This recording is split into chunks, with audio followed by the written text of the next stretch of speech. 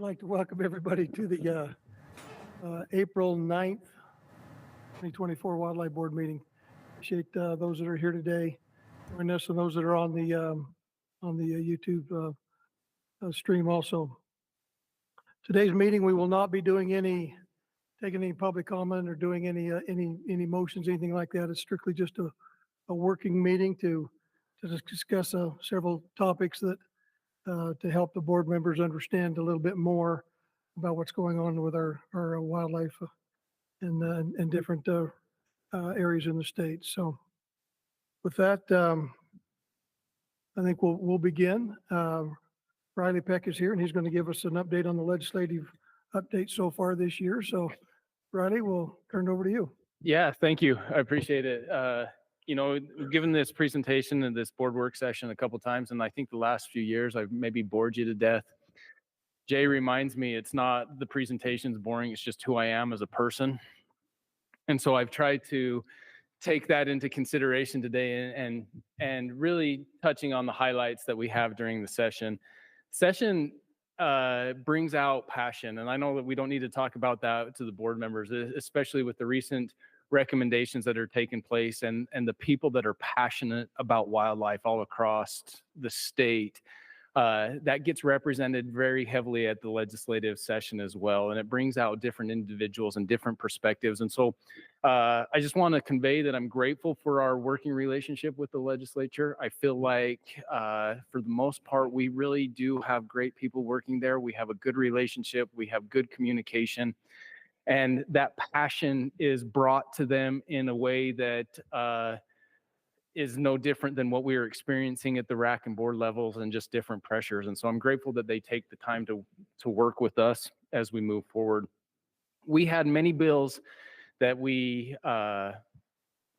worked on over the session, multiple. I'm going to keep it as high level as we can and talk about just a few of them today and answer any questions. With that being said, if you heard of anything or want to discuss or have questions on anything that you knew took place during our session, we're happy to answer those and talk about our involvement as well. The one on that list that I won't address too much because it does have its own agenda item is HB 469 and our natural resources law enforcement amendments. And it's I believe that Captain Bettridge is here and we'll address that more with his presentation. And so we'll leave that up to him and we'll just really talk about the four that we have there. We'll just start off with 222 wildlife hunting amendments. So this bill was brought to us by a sponsor that really wanted to take a look at what our hunter orange laws were and how we address that with hunters. And Representative Grecius was wonderful to work with. She did have a strong desire to clarify and to maybe just simplify our hunter orange rules. And so ultimately on the hunter orange side, it changed it to where hunters are now allowed to wear one or more of the following: hat, shirt, jacket, coat, vest, or sweater that are primarily orange. And so you only have to wear one of those, but you are more than welcome to wear multiple items as you see fit into the field. This is consistent with what we are seeing across the West. Another note to that is, you know, in past, the director had the ability to regulate hunter orange for big game hunts on our wildlife management areas, but had to do so with signs put outside of our WMAs. This bill allows the director of the Division of Wildlife to regulate hunter orange on big game hunts for the non-hunting public. This becomes particularly needful when we're talking about the areas where we have high recreational activities that are not hunting during the hunting season. One good example of this is the Timpanogos WMA, where we see mountain bikers regularly during hunts, and as they're moving forward now, we can regulate, or the director can regulate, the need for them to have hunter orange during that time as well.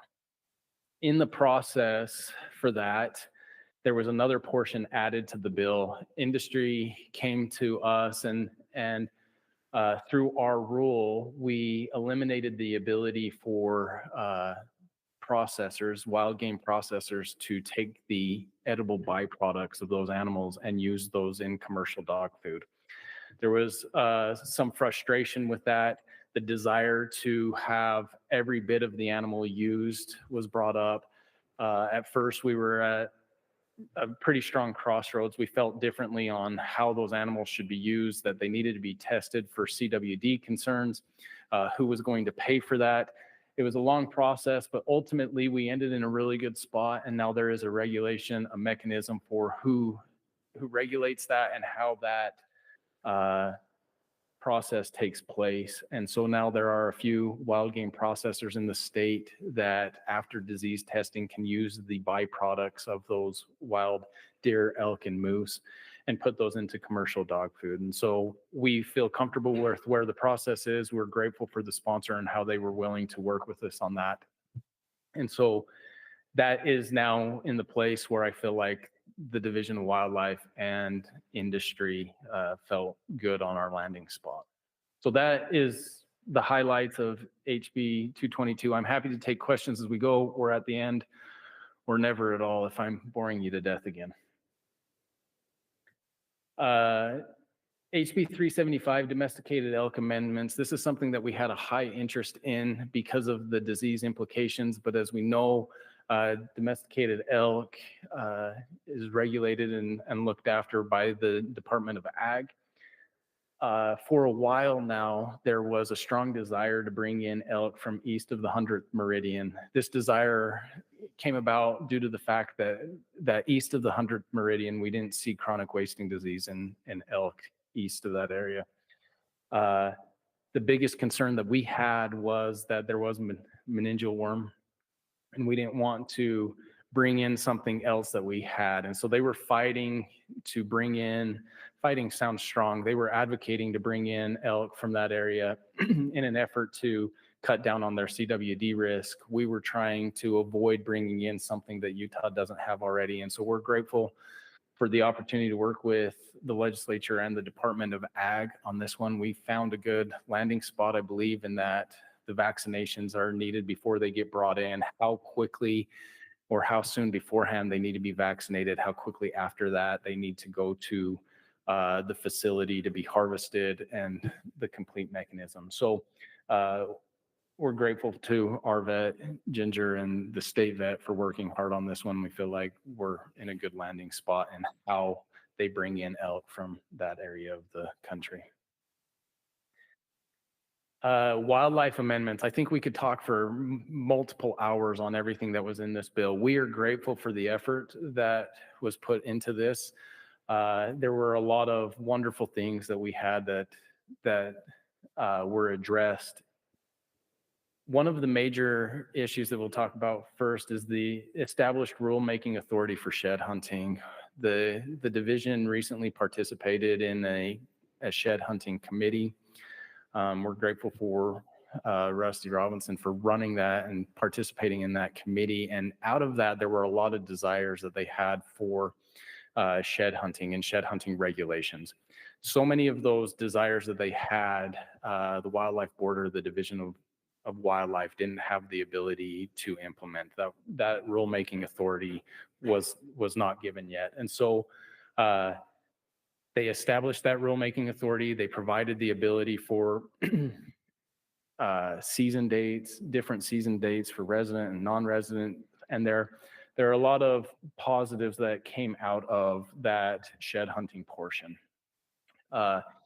In the same bill, they specified nuisance qualifications for new municipalities.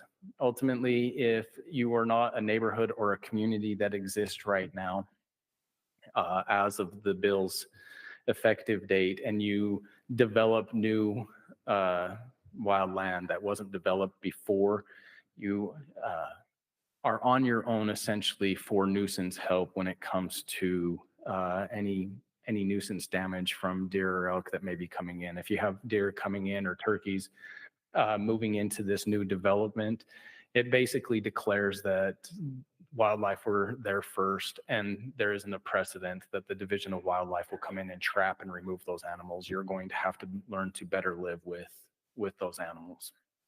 And still gives the discretion to the Division of Wildlife if it's necessary or harmful, or if we need to come in and do something, we can. It's just not a stronger requirement. It also clarified the role of municipalities in big game damage payouts. So we have certain places across the state, certain cities that regulate or address how the division goes about managing wildlife, either by a non-lethal discharge, making it difficult for hunting to take place, or not being as easy to work with in trapping and removing animals. And in some of those circumstances, the overpopulation or the population results in a fairly significant damage payout. And so the sponsor worked hard to say that if you're going to limit the possibilities that we have to regulate wildlife, then you need to, in certain circumstances, step up and help pay those wildlife damages. And so the League of Cities and Towns participated in this one, ultimately supported the bill, as we have the opportunity to work with them on the management of wildlife in some of these larger cities, and hopefully end in a good spot. It set an electronic transaction fee. As we've moved to a digital age, the transaction fee that we have for credit cards or digital transactions that get charged becomes significant, almost to the tune of $1 million. And so it allowed for the division to charge that on any digital transaction and recoup some of that money that it gets paid out to the credit card companies for electronic transaction fees. The bill is super long and also addresses a lot of other cleanup items. These cleanup items were necessary for the way that we do business. Moving forward, it's been an ongoing issue. We had multiple items addressed. I don't know that a lot of them have major impacts to wildlife and more agency needs. And so we're grateful to that. If you're looking at it and it's a super long bill, you'll realize that a lot of that was necessary for us to clean up the way that we've done business in the past.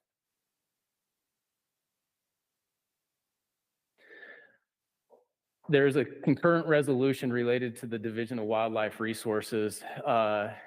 There weren't any changes made, as this is just a resolution, but ultimately the sponsor wanted to thank the Division of Wildlife for its work with partners regarding the Colorado wolf introduction. Ultimately, with wolves being regulated and on the endangered species list, if we see wolves in Utah, the management actions that we have are limited. We did not have a lot of ability to control them when we would see them, especially became concerning when Colorado was introducing wolves onto the border, and how would we manage that, and what would we do moving forward? And so we're grateful to the partners that we had. I know that Kim Hersey and Justin Shannon worked really hard with Colorado and our federal partners to really give us some options as to what we could do with the wolf if we saw that coming across the border. And so we're grateful for this opportunity to be able to say, if we see a wolf coming in from Colorado, we can trap and bring it back. And before their work on that and multiple others, we didn't have that mechanism in place. And so the sponsor was just saying, thank you for that work and providing this opportunity. And we hope that we can continue to do things like this in the future. So no changes were made. This one did get a lot of attention just because wolves always seem to be in the spotlight, but thought we would highlight that as well. We did have, just wrapping up, maybe.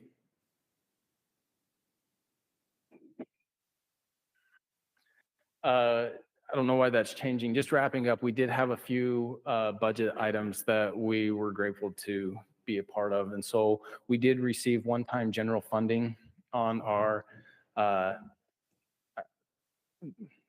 was going back to the bottom now when I was going from just off a recollection. So I was talking about species protection account. So we did see one-time funding for that, and I believe that that is a misprint. We did see $2 million in one-time funding for our species protection account. We received funding one time for property acquisition in Morgan County, the Golden Hills property of $8.5 million. And then out of the restricted fund one time, we did receive an appropriation for $100,000 for bison depredation payments. And so along with our other, budget needs and requirements that it takes place, these were in addition to what generally comes with our normal appropriation. So we're grateful for those. Every time that the legislature allows more of the public property to remain public, so our hunters and our fishers and our wildlife enthusiasts get to visit these areas, we feel like that's a positive thing. Species protection account for endangered species mitigation fund. We are all constantly challenged with this, and as others are being petitioned and other species are being addressed and concerned, it becomes an additional need for us to find funding sources to keep them off of that endangered species list and maintain management at the state. And so that will be an ongoing process as we move forward and try to work with the legislature every single year on a permanent funding solution. And with that, that is all I have. I'm happy to answer any questions that you had. I know that there are others here. If you wanted to talk more specifically on some of the other items, I bet that they could step up and help as well. Thank you, Riley. I just have one question, and it had to do with HB 222, and I'm sure it's in there, but it does state that if that one piece of our article of clothing that has to be on the outside, right? I can't put a vest on and then cover it with a coat. No, it does. It clarifies that. That's one of the points of clarification. I think technically in the past, that was one of those issues that was not as clear in code and where that article of clothing is. And it does state that it has to be primarily orange. So it couldn't just have a tiny piece of orange. It has to be a primarily orange article and has to be on the outside of your body, visible to anybody that approaches you. So it couldn't be belt or socks or underwear. It has to be a visible article of clothing. Thank you. Other questions for Riley? Kent? How much discussion was there pertaining to non-hunters? I mean, you mentioned that on the WMAs, but what about the rest of our public lands? We've got places where we have a lot of different users, and especially like the LaSalle Mountains up out of Moab, there's mountain bikers constantly. Other places we have people that are hiking or biking or motorcycling or whatever. Yeah, there was actually a significant amount of discussion and on how do we address the fact that our hills are being enjoyed by everybody. You know, like wildlife is valuable to everybody and nature is valuable, whether we are doing it with a rifle in hand or on top of a bicycle, it's valuable, or on a horse or whatever. And so there was significant discussion with that. Ultimately, the sponsor felt like a soft landing spot moving forward as we evaluate this would be on state-owned lands and not stretch that out to federal lands or other private property, but specifically not even just state-owned lands, but wildlife management areas that were purchased for the management of wildlife. And so that is where she desired to have it end, and there's always the ability to reconsider that in the future. She's made that promise that, you know, this isn't done. If we figure out that it is not being safe elsewhere, then we can address that. But we believe that it's in a good spot. We agreed with her on where it landed, but there was significant discussion.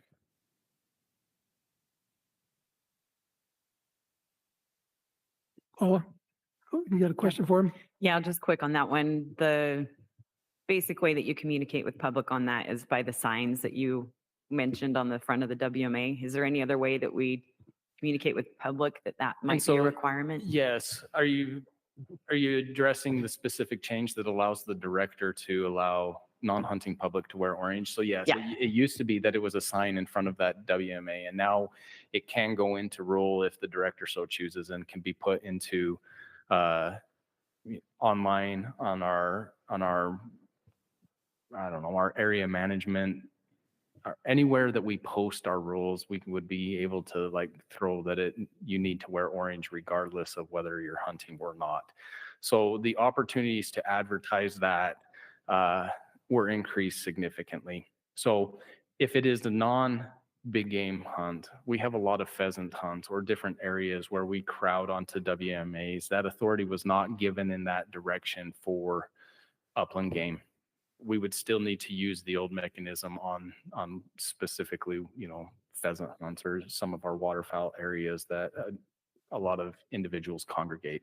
But for big game, we could post that in a guidebook or online.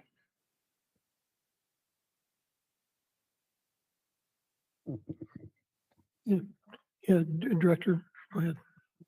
Just a quick comment to Riley's presentation. The legislative session is so important to our agency, obviously, and I think everyone understands that. And I just want to give a shout out to all of our partners as well as Riley and all the division employees that it's a big lift, and it's not just the 45 days that it exists. Riley is probably one of our busiest employees and engaged in great work all year. So when he reaches out or needs some help, he gets it from all of our agency and our partners. So great work, Riley. Yeah, I just want to add on that too. I know, Riley's working 365 days a year with legislators because they've got, different ones have different ideas, different things they want to try to pursue, and he's the go-to person to go get it done and deal with them and kind of be the mediator to kind of help. So we really appreciate the work you've done, Riley. We really appreciate the work the division has done. This is a big deal. What we just listened to, it's a big deal, and we appreciate our legislators too. I mean, to provide the funding that they've been providing it, that's a big deal to us. That as far as the public goes, that's greatly appreciated. So thanks to all of you, because this is I don't know how many people were involved in this, but there were a lot of people involved in all these different things. So thank you. Gary, you got something to say? Yeah. Hey, Riley, when they were talking about if you're going to build a new subdivision or a new development up in the foothills where typically is animal area that you're on your own, did that get a lot of discussion or did that seem logical to most folks? Surprisingly, it did not receive a lot of discussion. Most people that came to speak on that portion alone spoke highly of it and said, if we're going to expand, wildlife needs a place where they're safe and we're not just moving them because of simple conflicts. And we weren't talking about heavy agriculture areas. We were talking about tomatoes in the backyard and tulips and homes that just feel like they are a nuisance. We're not going to try and trap and move those. But no, that was not controversial at all. It seemed like most people were in high support for that. Anything else for Riley? Okay, thank you so much. Appreciate you being here today. Thank you all. Enjoy your next 4 months off.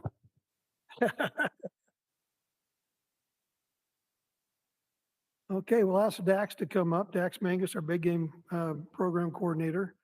And he's got, we're going to talk about our mule deer. Hopefully he'll give us a statewide update.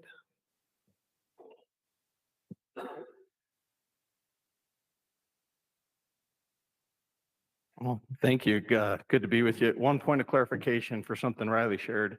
You could wear orange underwear to hunt in if that was your outer layer. So.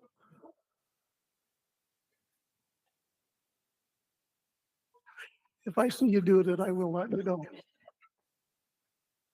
I'm just teasing with you. So, Mike's pulling up my presentation here. I really just have a pretty brief general overview of deer, what's happening with our deer population. I'm really excited for the presentation we have later today with Dr. Larson, Dr. McMillan, and soon to be Dr. Hersey, hopefully, talking about just doing a real deep dive into data. So what you'll get from me is, I think I just got like 5 or 6 slides, kind of just a real basic overview of what's happening with deer. And for a lot of the meaty stuff, we'll go through it with those guys. So.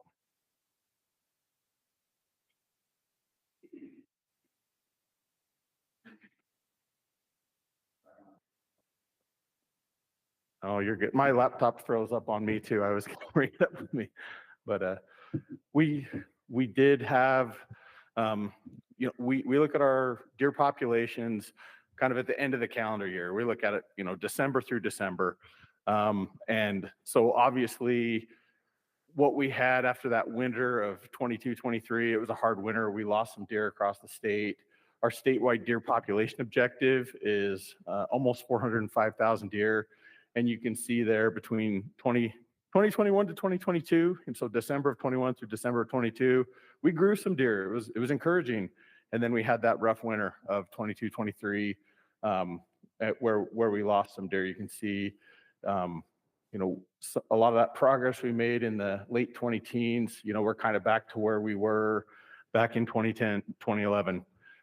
Most of those losses were in northern Utah. They were pretty severe on some of the units in northern Utah. It's a prettier picture in the southern part of the state, where we're probably into our third year in a row of pretty reasonable deer recruitment and population growth. But it was rough in northern Utah. We lost a little over 50,000 deer, and we're under 300,000 statewide, which is a bummer, but we've been there before. It's not unprecedented. We're not at a level we've never been at before, but we are down a little bit. And this graph kind of tells the story of why we are where we are. And you can see that line there at the top is adult doe survival. This is data from our collar studies. That blue line at the bottom is fawn survival. You can see it tends to be a lot more variable than adult doe survival. And that mound there in the later 20-teens, mid to later 20-teens, when fawn survival was really high, that's when we grew a lot of deer. We grew about 100,000 deer in the state. And then, since 2017, when fawn survival kind of tanked, long-term drought impacts really affected us there.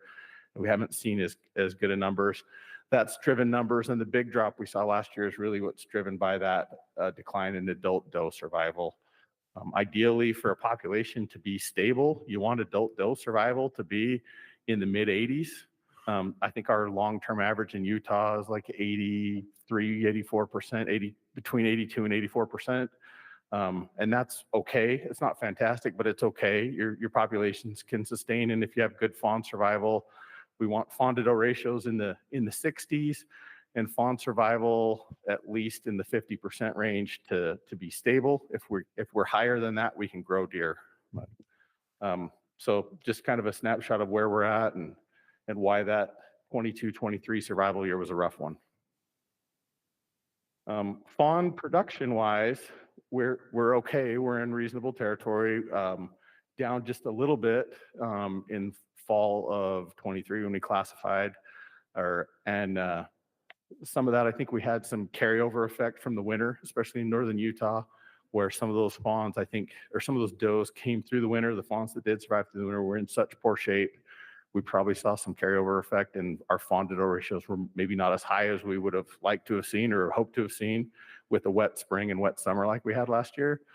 But our fawn production's not horrible. We just got to keep them alive. But we're in that 60s range. The prognosis for the year that we're in the middle of right now, I do think is pretty positive. And I think I'll really let Kent and Brock and Randy jump into this more with some specific information. But the animals that we captured this last December as part of our annual collaring projects, where we monitor body condition, fat levels, and just what we saw in the harvest, we saw really fat animals in good condition. And then we had kind of the custom order perfect winter. If I could custom order a winter this year that we're just coming out of, is what I'd ask for is great snowpack up high, but on our deer winter ranges, temperatures were wetter and warmer. So we had good storms, but the snow settled or melted, and we've had the survival that we're looking at right now, tracking our collars, is looking really positive. So really encouraging. And I think we'll go into a little more detail on that in a later presentation. This graph, and maybe I sound like a broken record, but this is one I keep showing you. And this is one of the concerns and one of the things we're working on in the deer committee and thinking about a lot, is that that top line is our deer population. And you can see mule deer populations, they ebb and flow. They cycle. You have good periods and you grow deer. You have crummy periods, you lose some deer. That green line is hunters afield, which is really representative of the permits that we offer. And we're really good at reducing permits when we see declines, but we're not very good at adding permits when we see growth or when there's potential to add permits. When we grew 100,000 deer, I think we only added about 3,000 permits during that period of time. And then when we lost 100,000 deer from the peak of that, we've cut over 20,000 permits. So same number of deer increase, we increased 3,000 permits. Same number of deer decrease, we decreased 20,000 permits. And that's one of the things I'm hoping we can look at and address in the statewide deer plan committee. And I'll talk a little bit more about that committee in a minute. And this graph kind of shows that we're really good at cutting permits, because you can see this is our statewide buck-to-doe ratio average on our general season public land units. Those green bars represent our objective. We have units that we manage for 15 to 17 and units that we manage for 18 to 20. So anything in between those green bars is in between that 15 to 20 range, which would encompass all of our general season units in the state. That blue line shows where we are, and we've definitely come up quite a bit from where we were in the mid 90s after a big population decline. We made some big changes there, cut permits to manage to those buck-to-doe ratios. And you can see there in those kind of mid to late 20 teens, the statewide buck-to-doe ratio really shot up. And then we had some declines associated with drought. And then we've made those really aggressive permit cuts that I mentioned to you. We've cut 20 plus thousand permits since we've kind of been on that decline. And you can see our buck-to-doe ratio is currently sitting at about 22 bucks per 100 does, and that's the statewide average. And you got to keep in mind that there are a decent number of units that are managed for 15 to 17. So we, there's a lot of concern from folks. They say, oh, we're hunting too many bucks. We got to cut permits to save the deer herds. And this is just kind of to remind you that what's happening with how we hunt bucks isn't what's driving our deer populations. It's largely climatic conditions is probably the largest driver.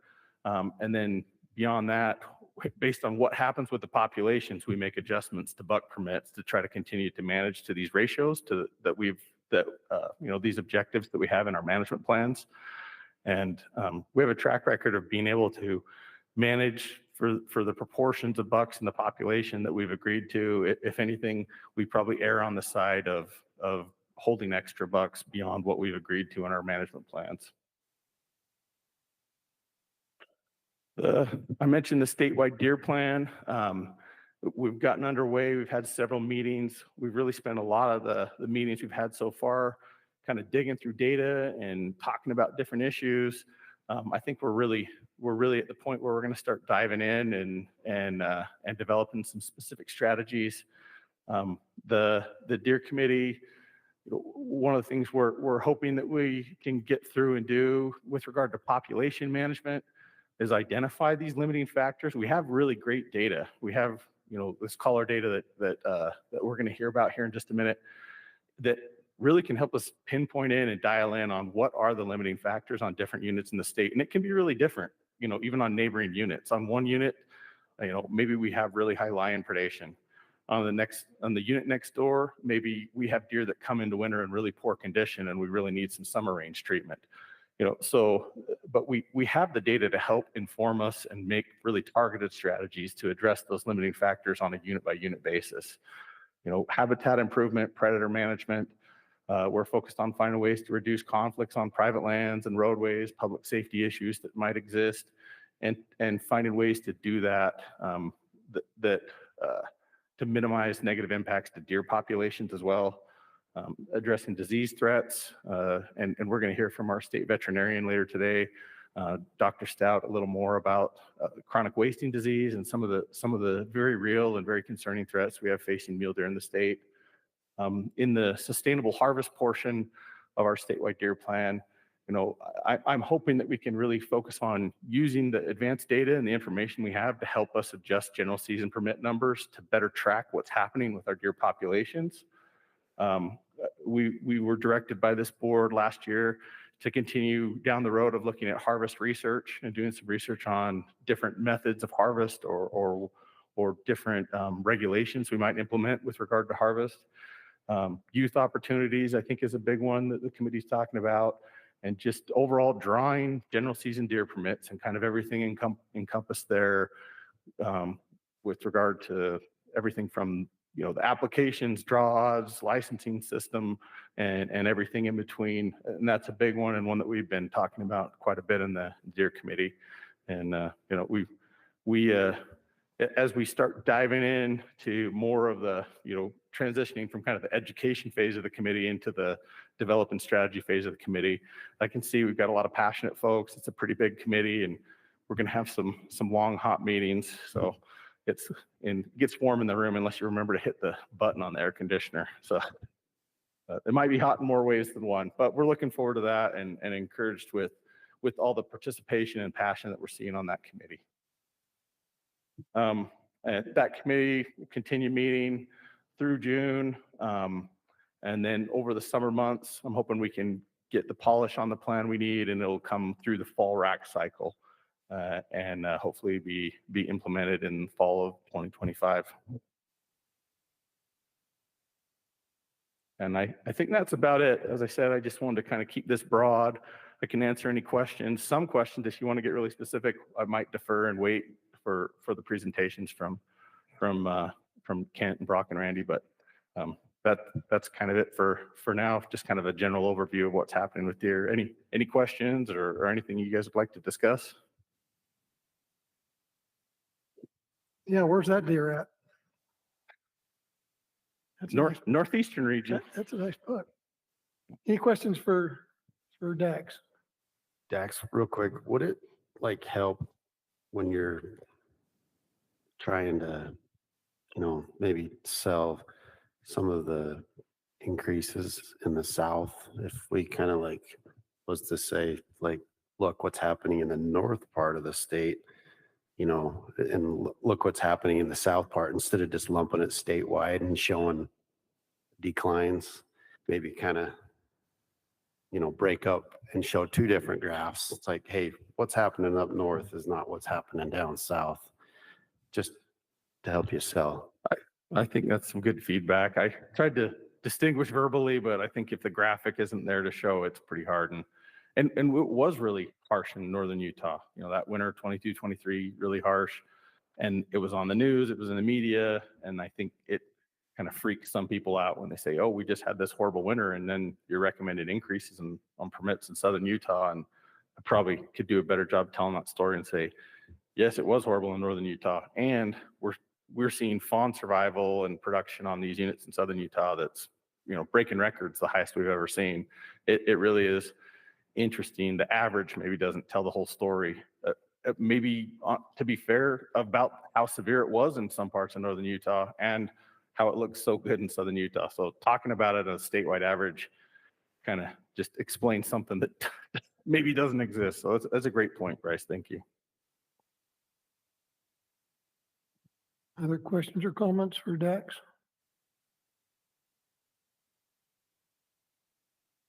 Even going one further than that and then do it by region.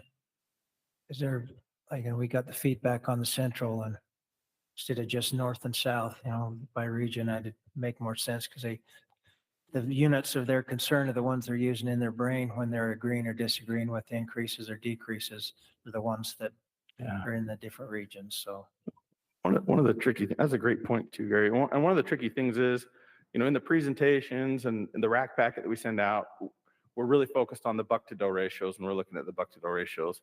And I think so many of our hunters are really concerned. They say, well, if deer numbers are down and we want to grow more deer, we should shoot fewer deer, period. It's that simple. And it's not quite that simple. Our biological thresholds for having enough bucks to grow a population, those sideboards are pretty wide. We've agreed on our general season units that we're going to manage between 15 and 20 bucks per 100 does. That's a relatively healthy place for populations to be. And if we manage to those ratios, if we have the right conditions, we've addressed other limiting factors like, range or habitat conditions, predation, roadkill, whatever they might be. we can grow deer on a unit, even if it's only at $17 per 100 does.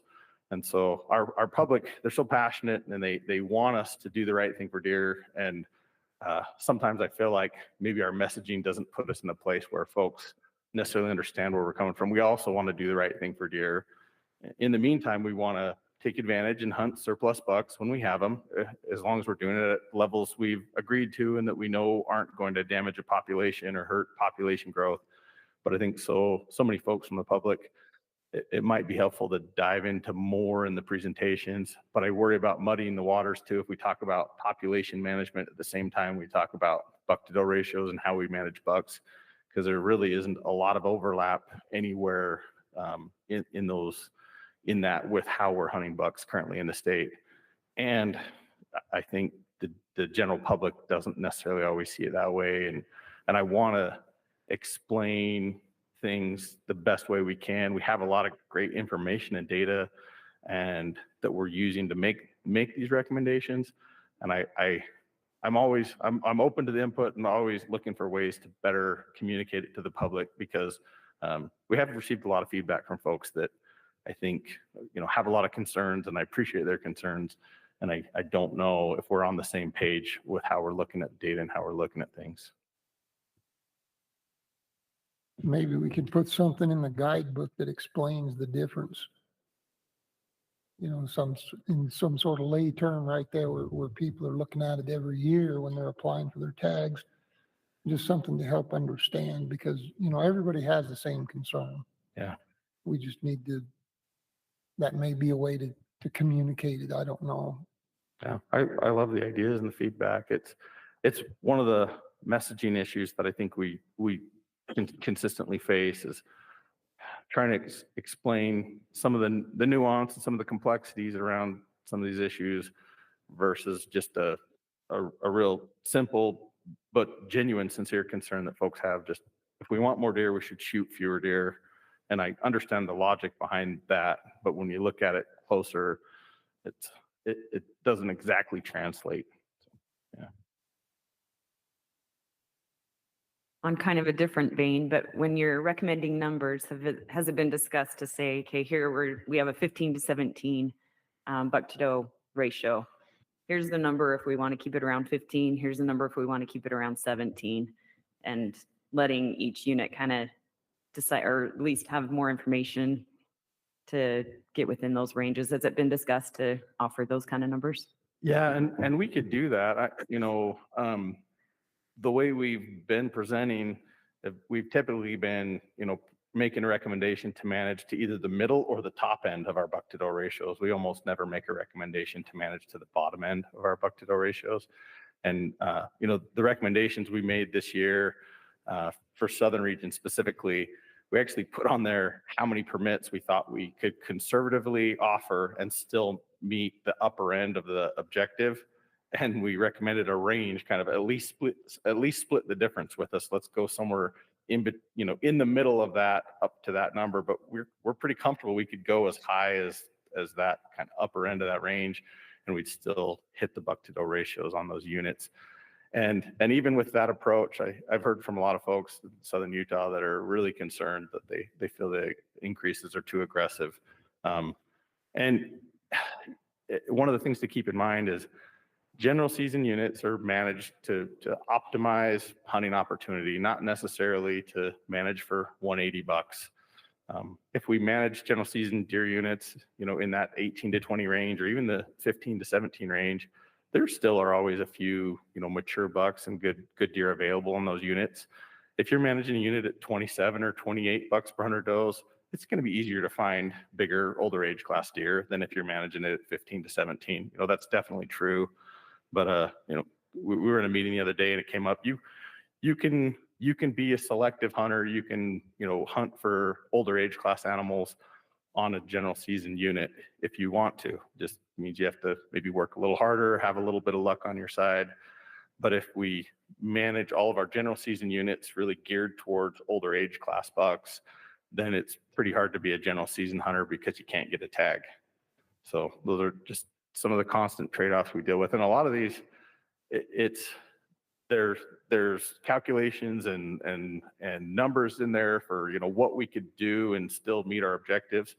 But really, there's a lot of right ways to manage. And it's just, a lot of it is decisions and feedback and input from the public, and what do they want? Do they want to hunt, every year or every other year on a unit that's managed for 16 bucks per 100 does, or do they want to wait 5 or 6 years for a unit that's supposed to be managed at 20, but we currently manage it at 24 or something like that? So those are kind of some of the decisions that, why our rack and board process exists, to get feedback from the public. And I think we could do that, or we could give more information, and it's not exact, but it's pretty close. Great, thank you. I do want to just say biologists are awesome. I appreciate the work they do, and they're out there a lot. I feel like they get a bad rap sometimes, but I feel like I just want to say that I see it. I know that they're out there working hard and trying to get the counts as accurate and possible as they can. So thank you, biologists. One thing it seemed like in the responses, at least from the central region, is that they did not listen to all of your presentation, because you did a really good job explaining why you were doing what you were doing, explained the increases, that kind of stuff. It almost seemed like they just read the details listed underneath the presentation and then responded based on what they took from that. So I thought the presentation was great. Thanks for both those pieces of feedback. It is hard. It's probably too long-winded. If the presentation lasts 30 minutes, maybe that's too much to get through, but there are a lot of details and a lot of factors that we take into consideration. Yeah, if anyone has a really good, quick, concise way to convey that, let's get together and help me work through it. I'd love that, whether it's in the guidebook or on the webpage or wherever. But there is a lot of data that's used, and I really appreciate you saying that, Paula. We hear a lot of times from folks that they wonder if our biologists spend much time in the field, and I need to have all the biologists send me pictures of their worn out boots so I can prove that they do have boots on the ground. One huge component of the collar study, we have hundreds, thousands of collars across the state, and we get some really good data. I talked about, identifying really specific limiting factors on units. And the way we're able to do that is by getting cause-specific mortality. So when an animal dies, we have someone, whether it's one of our biologists, most often, or our friends and partners that we work with at the BYU, we have folks that are out recovering those collars typically within 24 to 48 hours after they die. And then we can figure out, was it a lion? Was it coyotes? Did they get caught in a fence? Did they get hit by a car? Did they starve to death? And because we can identify that, we're able to make really prescriptive management to address those factors on units. But the only reason we have that is because we have boots on the ground. We have biologists like Mike Worrell that do a 14-mile hike to recover a collar in deep snow, where he probably should have waited till this summer to recover it, but he went and got it because he wanted to know what happened. And that's just one example of biologists doing that all around the state. And they put a lot of miles down, and while they're out there, they're maybe running into other animals incidentally that have died, and they're looking at those animals. They're breaking open femurs to look at bone marrow and body condition on other animals they might run into that might have died. They're looking at range conditions and what's happening, on our winter ranges. What kind of condition is our sagebrush in? Is our bitterbrush in? The biologists are spending time in the field. They are getting out there, and when they recover collars, as well as when they're doing flights and counts or doing ground classification for deer in November. I had someone ask, like, "Oh, are you sure this classification data is good?" And I looked at it, and biologists had classified between 2,000 and 3,000 deer on a couple of these units, and that represented a lot of mornings and a lot of evenings of covering ground and glassing deer. So our biologists do work really hard and spend a lot of time on the ground, looking at stuff. I'm the one that probably is modeling stuff on the computer in my sweatpants in my basement, but our biologists are out there on the ground. If you want to accuse me of not having boots on the ground, that might be fair, but our biologists, it's probably not fair. They do put a lot of boots on the ground. Anecdotally, I used to pride myself on being able to cover a lot of ground on the mountain on foot with a pack. And then I started going out with the division's biologists, and they run me into the ground. They go and go and go, and they cover a lot of ground, and they're very dedicated to their job and their wildlife. Yeah, we had to make Guy Wallace retire because he made all the rest of us feel bad hiking us into the ground. After 45 years with the division, he'd still hike us into the ground. So Yeah, Guy's one of the ones I went with that I didn't know if I was going to survive.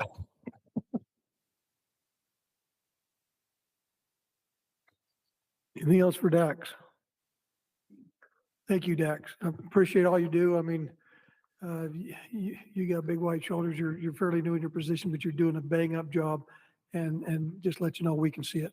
We can see it. We appreciate, I mean, the weight you have to carry for all the different things you do is a lot, and we do appreciate it. Thank you. thanks. Just one last thing, please, any of you, if you ever need anything or have a question or want to do a deep dive on a specific unit or a specific hunt or something, don't hesitate to call. Give me a call anytime. We're happy to jump into stuff with you or point you to the right person that can help answer a question. And sure appreciate you. Thank you.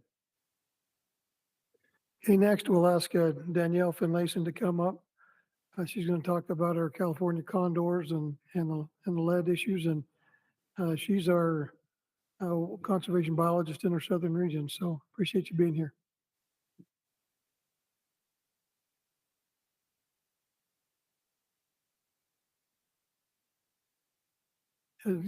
Push that. Yep, got it. Hello. Whoa. Okay. So yeah, thanks for having me. Today I will be talking a little bit on lead and its effect on wildlife. How does this thing work? There we go. So yeah, my name is Danielle Finlayson. I'm the conservation species biologist in the southern region out of the Cedar City office. Just for some background, I got my master's in wildlife and wildlands conservation, studying golden eagles under these two guys behind me, Brock and Randy McMillan. And I'm also the Utah non-lead program lead for the state, as well as a hunter. And I bring this up right away just to emphasize that this is in no means an anti-hunting or anti-gun presentation. I am all for the Second Amendment, and I want our hunting rights to continue for future generations. So you've probably heard about condors, but I'll just kind of go over their history a little bit again. So they're North America's largest bird. They have I think it's a 10-foot wingspan. And in 1987, there were only 22 species left in the entire world. So they made the decision to capture those remaining 22 species, bring them into captivity, and start a captive breeding program. Now, the breeding program was successful, although slow going. Condors only lay one egg a year and usually one every other year.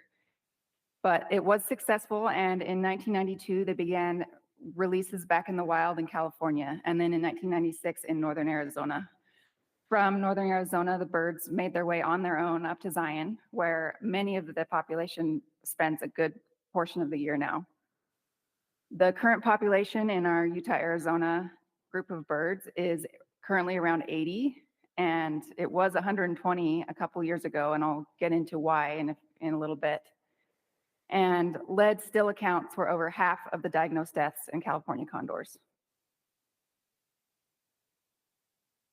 So one of the reasons why condors have such a problem with lead is that they're obligate scavengers. So they only eat carrion. And in the process of eating carrion, they will often digest spent ammunition in that carrion. And so this is just a chart of different causes of death from condors. And as you can see, lead is by far the leading cause. But how do we know this lead is coming from hunters, from spent ammunition? Isn't there lead in the environment anyways? I get this question a lot. Yes, there is lead in the environment, but there have been many tests and studies done on condors as well as other species, and it shows that this is recycled lead. It is not environmental lead. And it also strongly correlates with hunting season. Then, like I said, there's many scientific studies that corroborate this. So this is just, I'm not going to go into these. This is just showing you, this is just a handful of the studies out there on lead and its effect on different species And here on the right is a picture, it's an x-ray of a condor, and you can see the lead fragments in its gut. So condors have had a bad year, really a bad couple years. So at the beginning of 2022, we were around 120 in our Utah, Arizona population. And then you probably remember avian influenza. That hit that population pretty hard. We lost 21 birds. And then since then, we've also had a high amount of lead deaths and as well of a few unknown deaths. So this just shows what the population's done over the past 20, 25 years. And as you can see, we are now down to basically where the population was in 2012. So we've essentially lost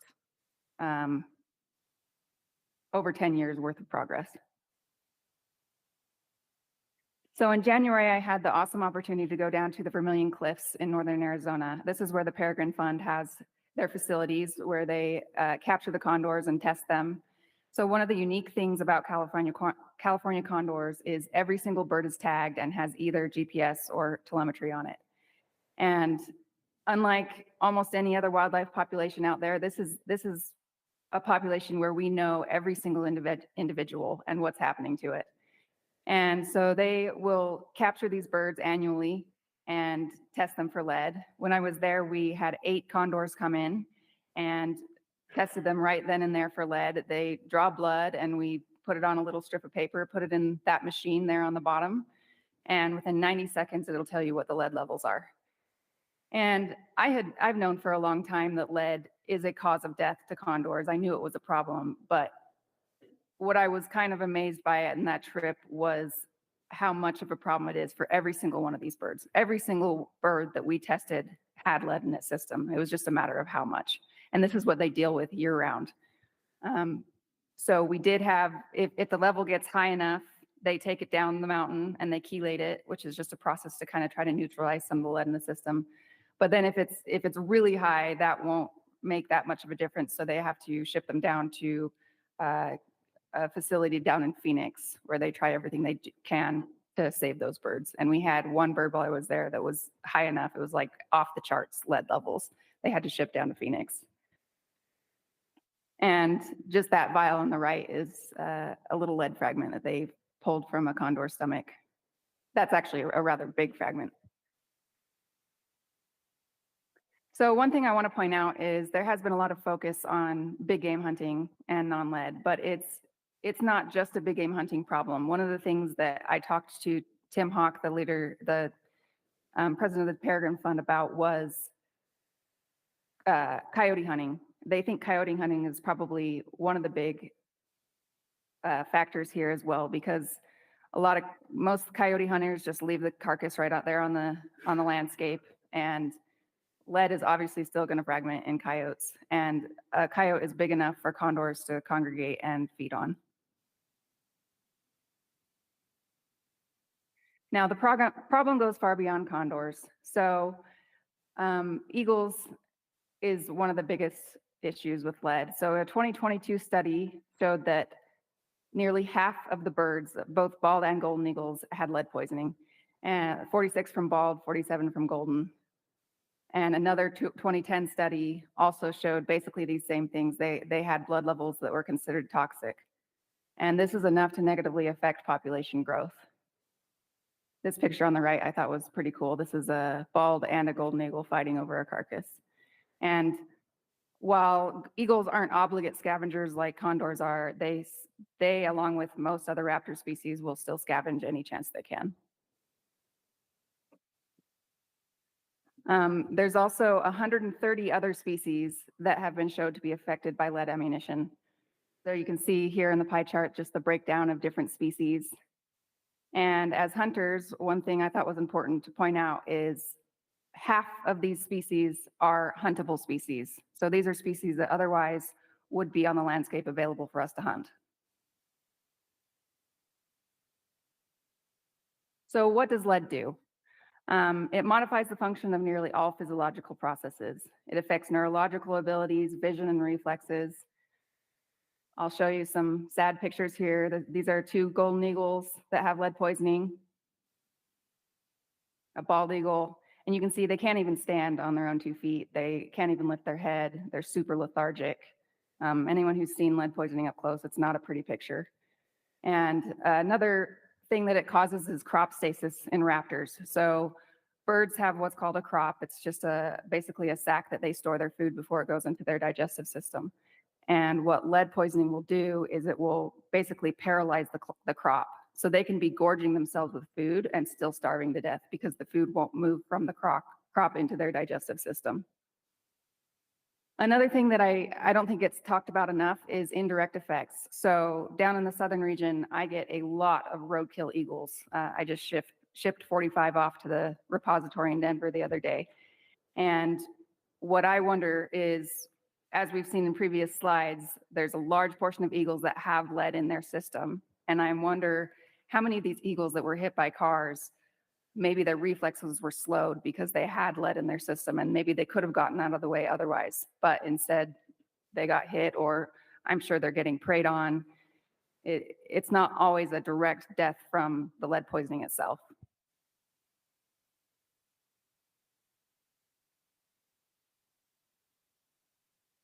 So how exactly does all this lead get into their system? The main problem here is fragmentation.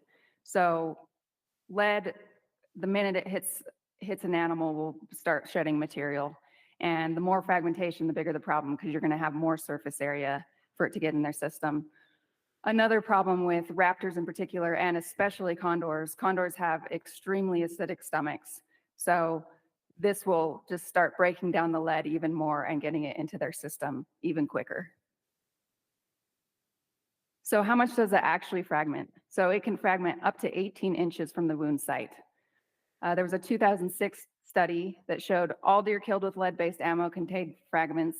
74% showed more than 100 fragments. 90% of the gut piles had fragments, and 5 of the gut piles showed more than 200 fragments. Another study sent 30 deer that had been harvested off to 30 different meat processors. And then they got the ground venison packages back and they tested them. 32% of the ground venison packages contained at least one metal fragment, and almost all of those fragments were lead. So this is just some pictures of what lead looks like when it fragments in an animal.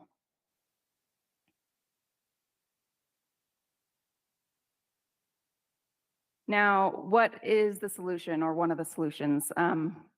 One of them is non-lead or copper ammunition. So here's just a graph showing the top is a lead bullet and going into ballistic gel, and the bottom is a copper bullet. And as you can see, there's no fragmentation. But copper doesn't perform. I get this a lot from hunters. And I am by no means a ballistic expert, and I'm not going to really go into this. But the fact of the matter is, there are some really great non-lead options out there, and a lot of the best hunters I know use copper for the ballistic advantages. So how do we make a difference? First and foremost, go hunting. This is by no means an anti-hunting presentation. Go hunting and use non-lead if possible. Expand awareness. Start talking amongst your hunting friends and talk about non-lead, talk about how it performs, talk about the issues. We also have incentive-based programs already in place, like down on the Zion unit, we have the Hunters Helping Condors, where we issue a voucher to get a free box of non-lead ammunition to every hunter that draws a tag on the Zion. And then we also have a drawing that they will enter if they stop by the station and can show that they're using non-lead, we enter them into a drawing. If you do want to still hunt with lead, haul out the carcass. I know that's a big ask, but it is an option. The more that we can get in and we can demand non-lead ammunition from vendors, hopefully the supply will increase. I do know that this is one complaint that I've had over the last few years is there's not always good options in the stores for non-lead ammunition, especially for some of the more obscure calibers. But the more we demand, hopefully the stores will hear and they will increase the supply. Another option that was suggested to me was maybe different weapon splits on units with vulnerable raptors. So down on the Zion and even maybe on the Panguitch, where the condors are kind of expanding into the Panguitch now, we could consider having more archery tags and maybe fewer rifle tags. So why am I not advocating a ban? So first off, I'm not your mama. I'm not going to tell you what to do. I think you're smart enough to figure things out on your own. I also really believe that education is more powerful than legislation. So if we look at California that banned lead ammunition a few years ago, I really don't think that was the right way to do it. And they've still had quite a struggle with lead poisoning in their California condors over there. And I think most of the people didn't understand why they were banning lead. And so I think in certain ways, I think it backfired on them. Also, there's no problem using lead at the range. And even in hunting, as long as you take the carcass, the problem is leaving that lead on the landscape. And finally, like I said, we want hunters to make their own educated and informed decisions. I really believe that hunters, once they have all the information, will be able to make a good informed decision. And finally, hunters are the original conservationists. One of the cool things about this issue in my mind is it's one of the few conservation issues that we can make an immediate difference. Every single hunter that switches to non-lead or takes lead off the landscape will make a difference to these species. It's also a chance for managers and hunters to do something that literally other people cannot do. We are the ones that have the power to make this change here. It's an opportunity to help recover North America's most endangered raptor, as well as help other species as well. Finally, I also think there's a lot of groups out there, that non-hunting groups or worse, anti-hunting groups, that are going to see this issue and they're going to try to take action. And I think it's our chance to step up and own this problem and basically be able to control the narrative ourselves. And so we won't lose any of our hunting rights that we love. So finally, I would love your input. I would love any suggestions. This is a complicated issue, and I know that I don't have all the answers. These are some awesome resources if you're interested in switching to non-lead. They kind of talk about how to get into it, and yeah, that's basically all I have. So thank you, and I'll take questions. Any questions or comments for Danielle?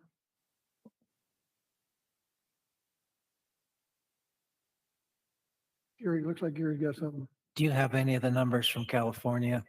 I know where they went lead-free completely for hunting, and it didn't seem to change the amount of lead poisoning they're getting in their condors. Do we have any data on that? I don't have California's data, unfortunately.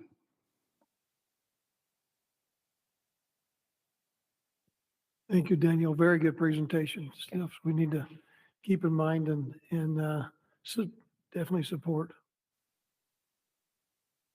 Next, we'll ask Kent Hersey to come up. Ken is our big games project coordinator. We'll talk about our statewide survival study this year. Looks like Brock McMillan's coming too. We're going to bring a group of 3 people here just so we all have it. Oh, there's Randy coming up. So I'll just start. Brock's going to start by presenting some stuff, just some basic background on deer, what drives populations. But I just also want to mention that we have about 100 slides with a bunch of data, really data heavy. And if we just talk the whole time, it's going to be really boring. So I hope we can ask a lot of questions, answer a lot of questions, and have it be pretty conversational so that we can not just bore the heck out of you. So go ahead, Brock, whenever you're ready. Here's your. I need to figure out how to use this thing. Big green button. The big green button with the arrow on it. That's the one. This is new for me. I'm usually not sitting down while I'm talking, so I won't be as animated as I normally am. Maybe that's a good thing. Everybody around agrees. Anyway, we thought, Kent said, well, last night when he was practicing, he wanted to call Randy and I so we could have an intermediate hymn or song between the three of us on Kumbaya, but we've decided against that. But anyway, we thought that we all wanted to start at the same place. So we'd just give a little bit background on general population biology or population ecology, and this is going to be remedial for some of you, and hopefully it's informative for some of you, and then we all get to the same starting place so that you understand the data we collect and why we collect it. So anyway, I wanted to start by just saying that this is an awesome group. I love working with everybody here. Randy and I both do. And it's a big group. So I hope I never say I. If I do accidentally say I mean we. And when I say we, I probably mean these guys up here, not me. And so these are the pointer doesn't work very good on the screen. Oh, this one's better. Okay, still. So these are the graduate students. These are all, not all. These are some of the key players of what we're going to talk to you about today. And so if you look here, Morgan Hinton, she's now the biologist on the Boulder unit. Tabitha Hughes, she's a PhD student at Nebraska. Matt Turnley, a PhD student at Oklahoma State. Sid Lamb, the wildlife manager for Central Region. Covey with Big Buck Down, and Dave Smedley, a biologist in the northern region. That is actually the buck that was, he said, Big Buck Down for. Jay Call, farmland biologist in the central region. Daniel Salee, he's now the biologist in the Box Elder region. Eric Freeman, he's a population biologist for southern Idaho. All these graduate students have been great, and there's additional ones, but when we talk here, we're talking a team effort with Dax, Covey, Kent, Randy, myself, and I didn't have a picture of Ginger, but she's out there on almost all the captures with us as well. And a whole bunch of other people. So Dax alluded to this a little bit at the beginning, saying that boots on the ground, get to every one of these animals within 24 to 48 hours, and these are the people that are a lot of the heavy lifters for that. And when one of these can't get there, Randy and I send a student, or on occasion, we peel away from the computer and we actually go out and pick up an animal as well. But you can see this is a huge group effort. And so, and one of the take homes that I want, maybe we want you to get today, is this is a Herculean effort. And it's very different than most, if not all, other states in the United States. Oh, back up. One other thing. Lots of money, fund this. And so even the average hunter that buys a hunting tag, those dollars go to matching dollars for Pittman Robertson funds. So really every sportsman and a bunch of other groups fund what we're going to talk about today. Okay, a little background on population biology. I'm sure this is review for most of you, but these are key characteristics of a population. So if we want to understand, we hear all the time, how do we grow more deer? Well, the only way we can grow more deer is if we understand every one of these. How many animals are in the population, what the density is, because there are density dependent effects. Meaning that if you get too many mouths on the landscape, there's not enough food for everybody, and condition goes down. Age structure is really important. If there's a bunch of grandmas on the landscape, they're going to have very different productivity than a bunch of 2 to 4 year olds, and so age structure is important. And then of course, reproduction, natality is birth rate, and mortality is death rate. So if we want to understand what's happening to any population, we have to understand each one of these characteristics. And just a few terms that we'll be using in here. When we talk about population growth, this is an equation for exponential population growth. We know populations can grow like this if resources are unlimited. We know resources are never unlimited, or at least once the population gets to a certain level, they're never unlimited. but we use mathematical models for all this. And this is a really simple one. And it just says D stands for change in the number in the population over change in time equals R times the number in the population. So N is the number in the population. So from year to year, the change in the number times some R factor, and R is the intrinsic growth rate. And for us to calculate the intrinsic growth rate, we have to know how many animals are being born, how many animals are moving into a population. That's the pluses. And we have to know how many animals are dying, death, and how many animals are moving out or emigrating from the population. And if we know this, we can predict what's going to happen to a population. To know this, we have to know all of these. We have to know age structure, sex ratio, natality, and mortality. And this is why. Oh, wow. I put this up here. Whoa, two more things. Two more, or three more. We often hear the term carrying capacity, which is K, and on this population, the line didn't show up, but here the K is 200, and you see a leveling off of the population when the population gets to K. This is a magical number. Everybody wants to know, what is K for a given population? And the one thing that we are learning is it changes every single year. So it's really difficult to manage any population to K if we have a wet year and K may increase by 50% from the previous year, and then we have a dry year and K may decrease by 70% from the previous year. And so this idea of K is kind of hypothetical. It doesn't really happen in a temperate region like Utah. And if K doesn't happen, then it's hard to get MSY. MSY is considered 1/2 of K. Some of the lines didn't show up on this graph, but it's where this curve is the steepest, and that's where the population is growing the fastest. And you typically think when our students take principles of wildlife management, we always say MSY stands for maximum sustained yield. This is where we want to keep the population if we want to have the maximum yield, if we want to be able to have the maximum harvest every single year. But MSY doesn't really exist if K doesn't really exist.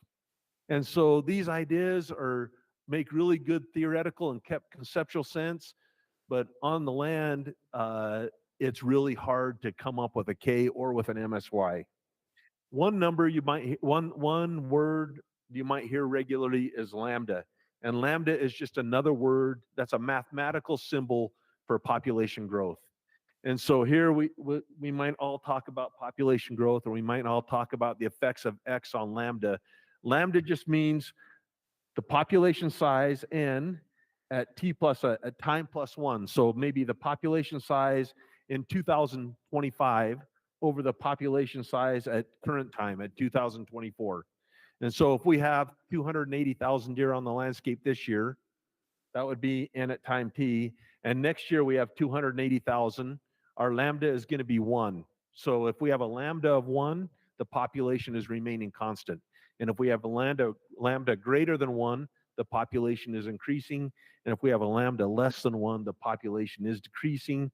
And we all want to manage so that we can have lambda in general. In Utah, we want a lambda greater than 1. There are places in the country they want a lambda less than 1. Like if you have a whole bunch of deer vehicle collisions in Pennsylvania and they have 2.4 million deer and they want to get rid of 500,000 deer every year, they want a lambda less than 1. We want a lambda greater than 1. And so we try to figure out what factors are limiting the population so we can increase lambda above 1. Oh, I took linear algebra from a guy named Ted Williams at Snow College. It's the only class in my undergraduate career that I had to take twice. In my own defense, the first time I took it was in the fall during hunting season, and it was at 1 in the afternoon. And I was hunting probably 50% of those class periods. I ended up with my only D in my whole undergrad. I took it again and got an A, but the first time, yeah. This is on the record. That's no excuse. Well, before this class, I had never had to study for a math class. This was the first class that I had to study for in math. Anyway, what this is basically showing is, this is called a matrix, and we use matrix models to predict what's going to happen to a population. And to understand a matrix, we have to understand this little figure right here. And each one of these numbers, 1, 2, 3, 5, are a life stage. So I could put in here for deer, stage 1 is neonates. Stage 2 is fawns.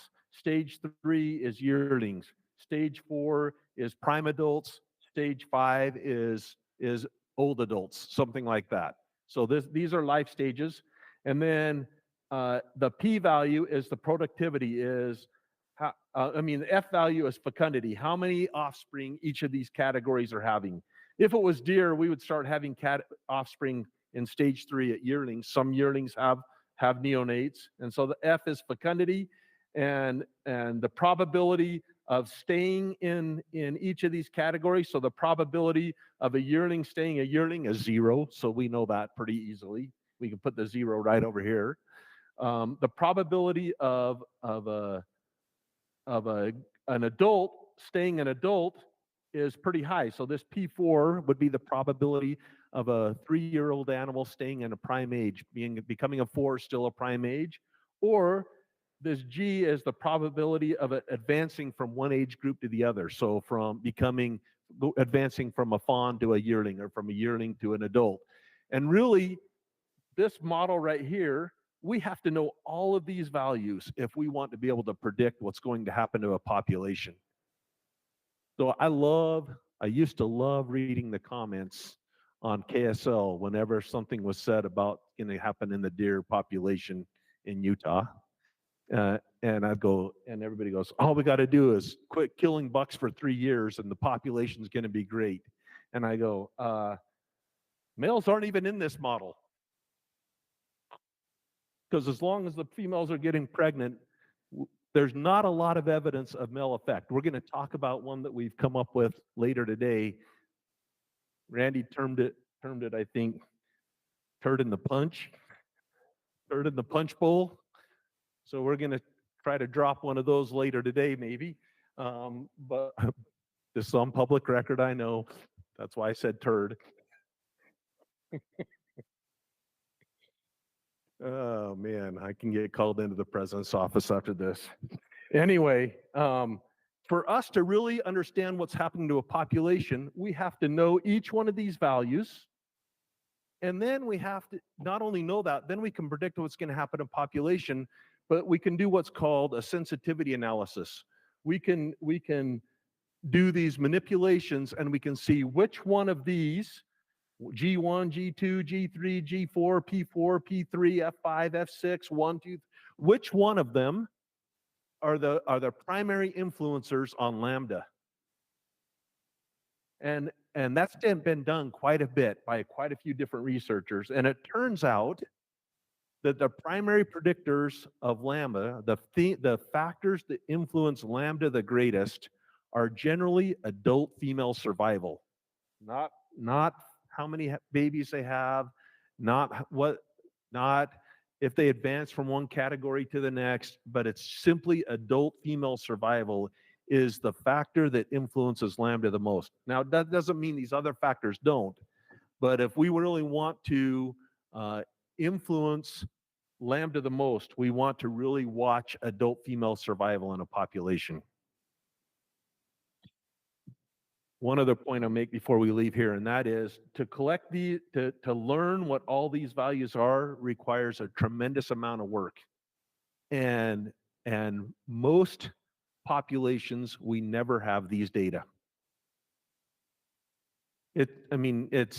It's either impossible or almost cost prohibitive. And so most states go out and we do a count every year and we say, oh, the lambda was this, but we don't know what drove that lambda. We know how many there were last year and how many there were this year. In fact, this is the latest and greatest model of this matrix model. It came out in this book. Several people in this room are authors of chapters in this book. This book was published in 2023. This is the latest and greatest on mule deer management, mule deer biology. And what you can see is they have juveniles and adults. Juvenile babies, juveniles, adults, and juvenile and adult male. These are females, so females, juvenile females, adult females. They have three categories if we go back to this whole thing, their model is comprised of three categories, a 1, 2, and a 3. Completely insufficient for deer. So the latest and greatest is completely insufficient is the point I'm trying to make here. And let me show you why it's insufficient. We know, it's maybe hard to see, but here is survival rate for fawns, here's survival rate for yearlings, here's survival rate for prime age adults, here's survival rate for old adults, and here's survival rate for grannies or ancient adults. And if you use that previous model, they are treating all 4 of these bars as having the exact same survival rate. And as you can see, it ranges from 40% survival to 85% survival. That model is completely insufficient if we want to understand mule deer biology. And it's the latest and greatest. So now, I'm going to turn the time over to Kent, and he's going to tell us why he's the latest and greatest.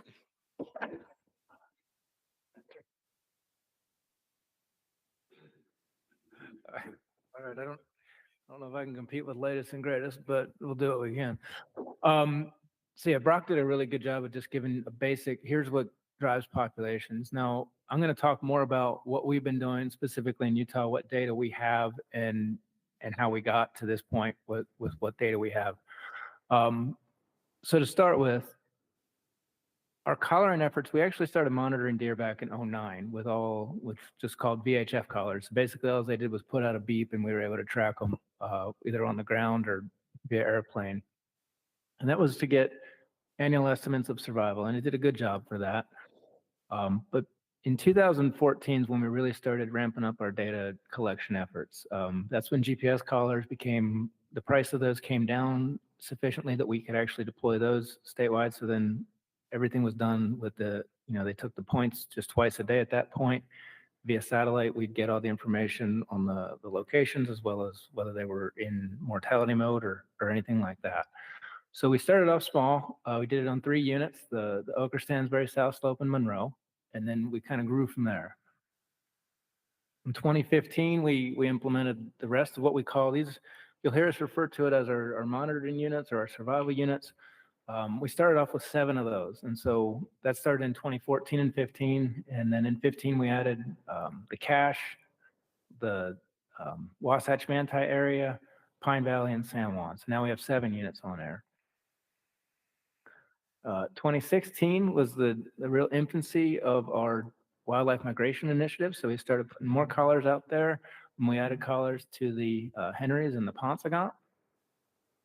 2017, we added more to the initiative and some other research studies. But then, so we've put collars out on the what do we add? Book Cliffs. Went a lot more onto the South Manti to address some of those potential predator concerns there. And then also in the Ogden unit. 2018, I expanded a little bit more. 19, we really started getting going and up to nearly 3,000 animals. 2020, up to 25 of our units. 21. 22. And then we're currently here, we're at 5,500 deer, unique individuals collared. We also do some recapture, so it's a lot more animals actually being captured, but over 5,500 unique individuals, and we now have collars on pretty much every unit across the state. We still have. Just to clarify, those are winter locations. Oh yeah, I'm sorry. And so some of the holes you see on the upper elevations would be filled in as those animals move throughout the summer. We still do some of our desert ranges. One of our bigger areas, the Oak Creek unit has never had collars on it as a specific range where we get a lot of hunting and focus there. But for the most part, we've really done a good job of expanding that data set over the past 10 years.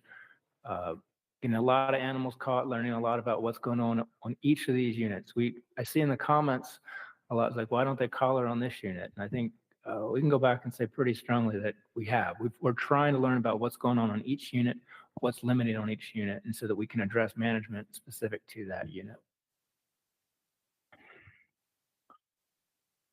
So, as I said, this is over 5,500 collars now. These collars have taken over 27 million points.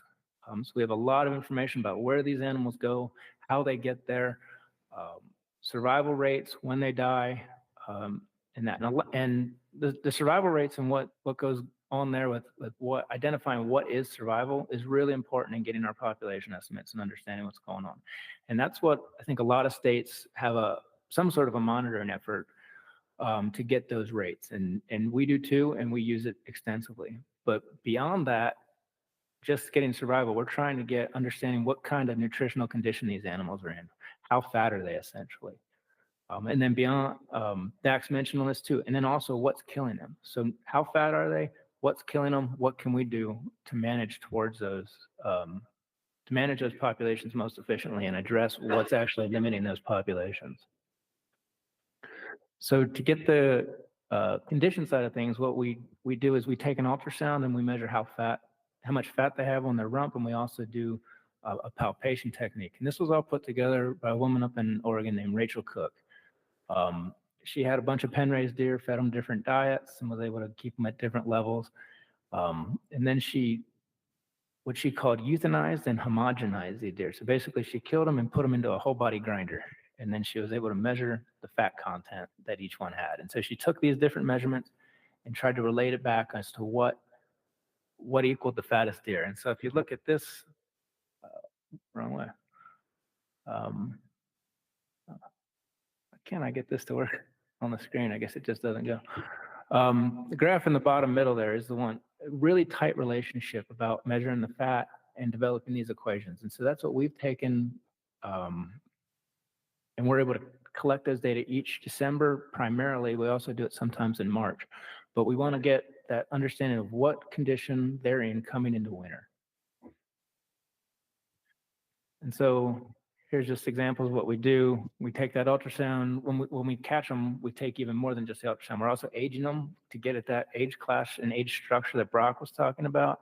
We weigh them as an overall measure of health, and then we do that ultrasound to get these images. And so we can look at how much fat they have. That first one is a nice healthy deer, 10 mils of rump fat. Middle is a picture of a much skinnier deer with only 2 millimeters.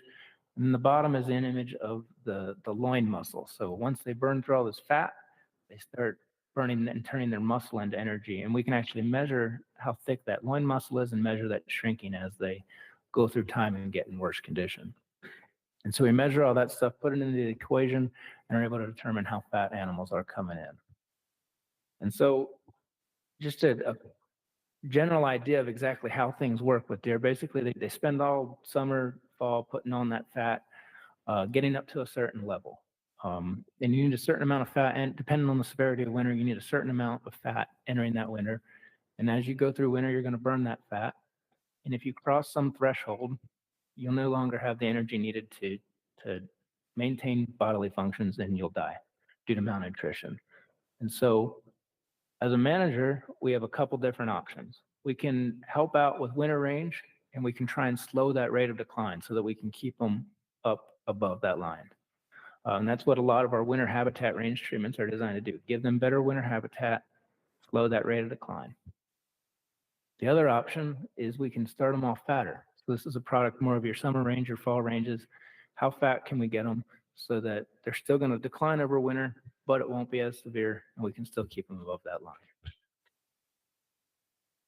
And so that's what we're trying to do, is look at these fat values and see where are they at relative to that line, and how can we keep them above that minimum threshold there. So this is, I don't want to get caught up on the numbers here specifically, but this is all the fat measurements we've taken over the past 10 years.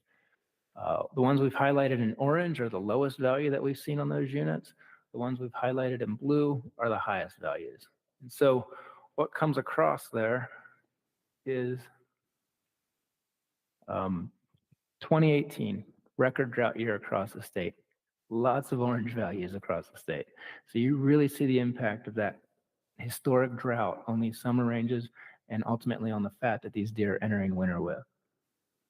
The past couple years, past year especially, lots of blue on there. All that moisture that came with that record snowfall Yeah, it killed a lot of animals up north, but it also put a lot of water on the landscape. And so we're seeing a ton of fat deer this past year. That gives us some reason for optimism for some population growth going forward. In addition to the adults being fat, we also, fawns don't have much fat on them at 6-month age. They're spending all their resources on growing, but we do measure the weight entering winter, and I'll have some data later on that, but that weight is really important. The bigger they are, the better they live. This past year, what we saw was record fawn weights across the state. It didn't hold in every population. I'll get into that in a minute, but for the most part, really heavy fawns, which bodes really well for having great overwinter fawn survival, is what we're looking for. If we look at that fawn weight by unit, so each one of these lines represents a year. And so we're just looking at the purple one on the right primarily. What we see with our northern units, Cache, for example, it's very average fawn weights. South Slope, very average fawn weights. So that northern half last year, really harsh conditions, deer exited winter in really poor shape, the ones that lived. And so what we think we're seeing here is these carryover effects. So they were in such poor shape, they weren't able to give birth to really heavy fawns. They were putting energy into building their own selves back up and getting their own muscle structure going again. Weren't able to put it into their fawns. So we only saw average fawn weights this year. Versus down south, if we look at, say, Pine Valley, some of the highest we've seen. Monroe, the highest we've ever recorded. Or San Juan, same thing, highest fawns we recorded. So very good fawn weights down south, which should bode well for populations here. And just right now, I'm going to go over, this is our latest survival estimates for the year. This is adult survival here. Yeah, Brock, you're better than me. So that brown line is where we're looking at. Overall, right now, we're running about really good adult survival is what it boils down to. We're running about 92%, tracking about in the top 3 of where we've been. Hopefully that starts to level off here with this light winter we've had. We shouldn't see much more mortality. And if we can get good over spring, summer survival, we might have the highest we've seen in a long time, which is fantastic. Just to reiterate, that's current as of this morning. So like, yeah, fresh. I think Randy sent that to me at like 2:30 in the morning, so he was dedicated. I won't go into each individual unit for adult survival. It's pretty consistent statewide at this point. Some are in the mid-90s, some are in the upper 80s, but overall looking really good across the state. We don't have any units that we have big concerns on at this point from an adult survival standpoint. For fawns, you can again see we're doing pretty good overall. We're in the top 5 or 6 from a year, so it's overall really good survival.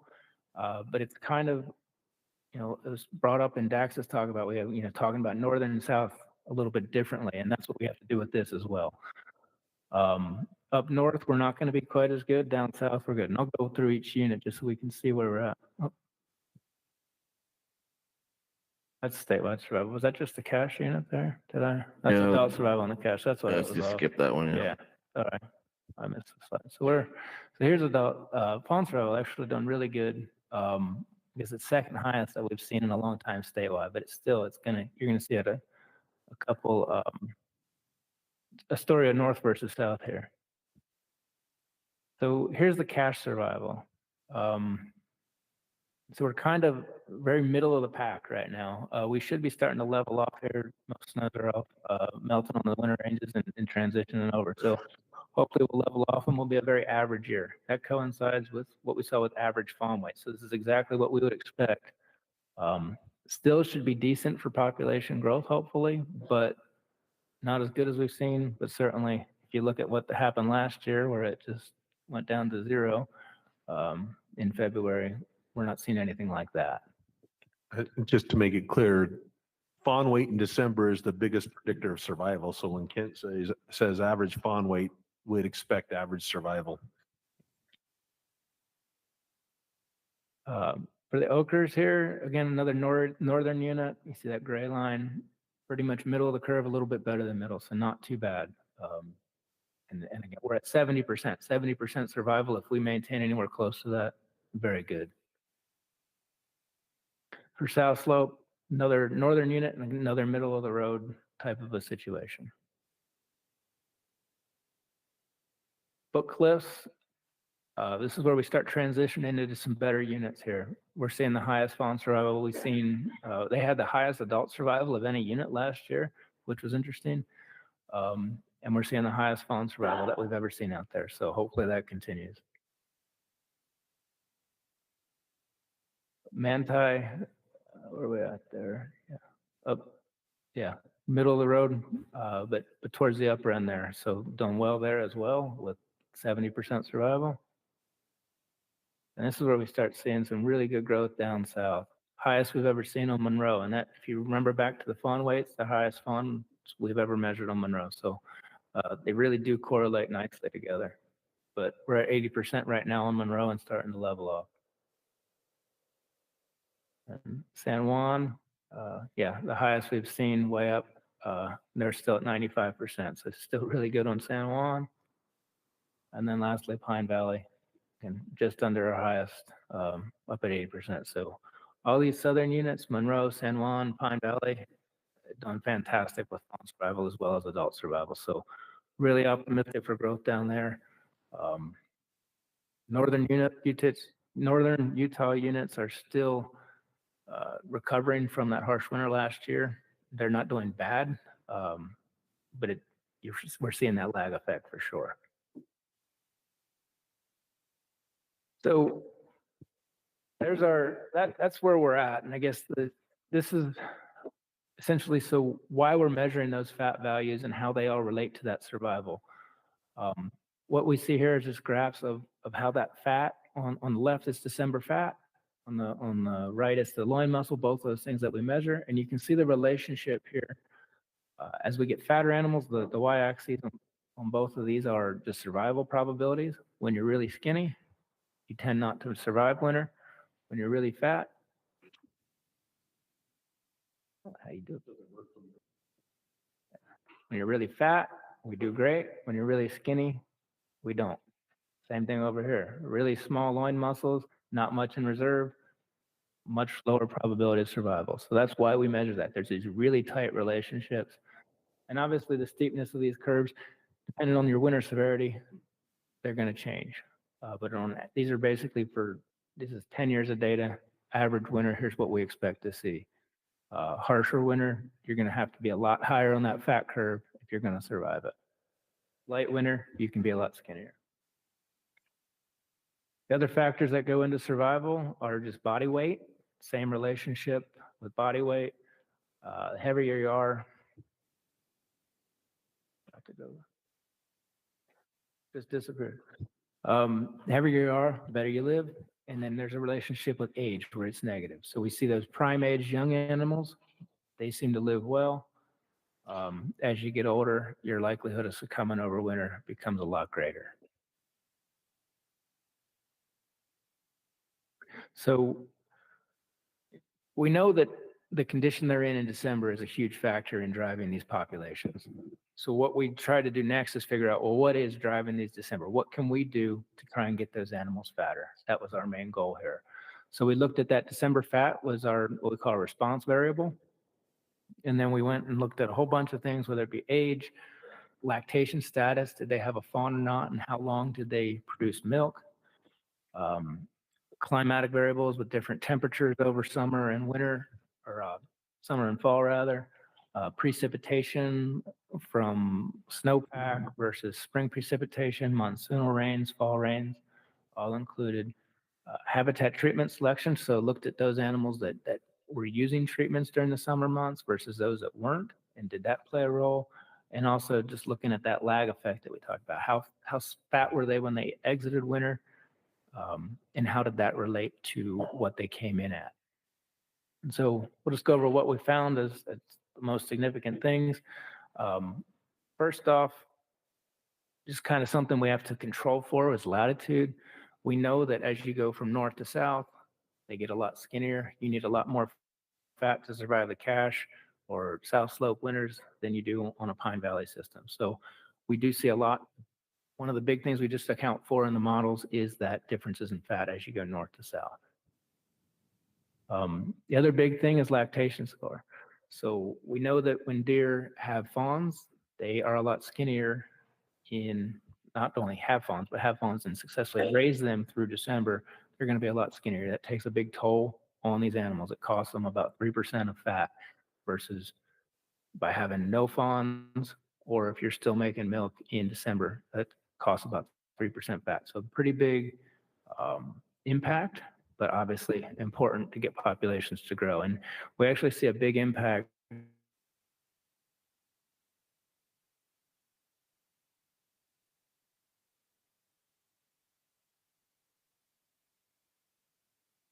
it increases their fawns' chances of survival, but it does hurt them, hurt their own a bit. So the things that really go into the doe status from a climatic standpoint, monsoon precipitation, it's a huge factor. And it doesn't have to be a huge amount. We see it level off at about 10 cent. This is in centimeters, so about 4 inches of rain. But this is across the state, even on the cache unit. We get it more consistently down south, but even when it goes up into the cache, we see a huge benefit of that. And so the more monsoonal rains we have, the better off we are. The other thing is we often see in the literature about spring precipitation, and that came out as well, especially the April. So right now, we want a wet April. The wetter April, better chance of us getting nice fat deer come December. We also saw a giant negative effect of October temperature.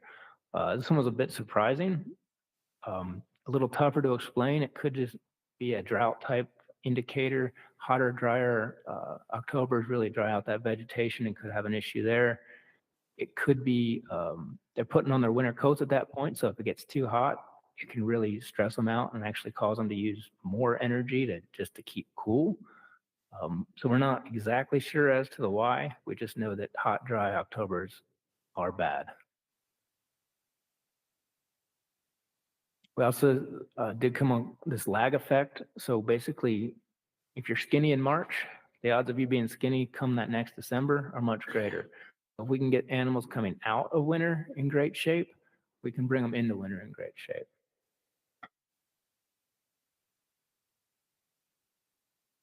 And then one cool thing here is, so those aren't a whole lot we can do about with those climatic ones. They just are what they are, and we just hope for the best. But we do see this effect of habitat treatment use. So those animals that are using treatments during the summer months, which most of our treatments are designed for winter, but even with the ones that were using those treatments during summer months, even though they weren't necessarily a summer design, we saw this effect. And it accounts for a couple % fat going into winter. So if you use a treatment more in the summer months, you come in fatter than those that don't. So that's a really positive thing that we can do on the ground, creating better summer habitat mechanically or through fires, and we can actually help deer out coming into winter. So we saw that effect of March fat. So the fatter you are in March, the fatter you come out. So that was, we wanted to look at what's then driving those conditions. What's driving March fat or March conditions? And we looked at two different variables. We looked at A, what is your just fat in March? And then B, what was that rate of decline? So if you remember back to that hypothetical graph, the other thing we can do is not only get you fatter in December, but we can slow that rate of decline. So we wanted to look at factors that impacted that. And it's same type of variables that we looked at: how fat you were in December, your age, your lactation, climate variables, mainly snow depth type variables here, and then that habitat treatment use. But this was winter habitat treatments. The big things that came out: December fat. Fatter you are in December, fatter you are in March. So we basically have a big circle going here. If you're fat in December, you can be fat in March. If you're fat in March, you can be fat in December. And it all feeds back on itself. So basically, we want to do both, is what it boils down to. Age is a big factor. Older animals aren't able to handle the winter nearly as well as young animals. They don't live as well. And they also, the biggest reason is they just don't keep their fat on as well. February precip is our biggest driver. So those long winters, they can handle some snow. Deer are made to do that. But if it keeps dragging on and we get these lots of precipitation in February, it's problematic. Same with February temperature. Colder, harsher Februaries equal less March fat. I mean, so some of these are pretty intuitive, but and kind of what we expect, but we can kind of pinpoint when it's happening more with these data. And I'm going through these really quick because there's a bunch to go through. I know it's a lot of slides, but so if you have any questions, please speak up. Then we also saw a positive effect actually of December precipitation. And this is primarily probably driven mostly by southern Utah, but you know, moisture is good for deer. That's the reality. If it gets too much, it can be problematic. But deer, February precip can be helpful for animals. Keep that soil moist, keep vegetation in good shape. So it can be a positive there. We just don't want too much of it. So that was what's driving March fat. This is what's driving that rate of decline side of things. And again, we see this effect of December fat. But this is actually basically saying the more fat you are in December, you're fatter, the bigger your rate of decline, which basically just means that if you have fat, deer are going to use it. I mean, they need that fat to maintain their body and grow their fetus and do all those things. So you're going to use it if you have it available. So it's not necessarily a bad thing that you're using it faster. It helps with other maintenance and other things going on with the animal.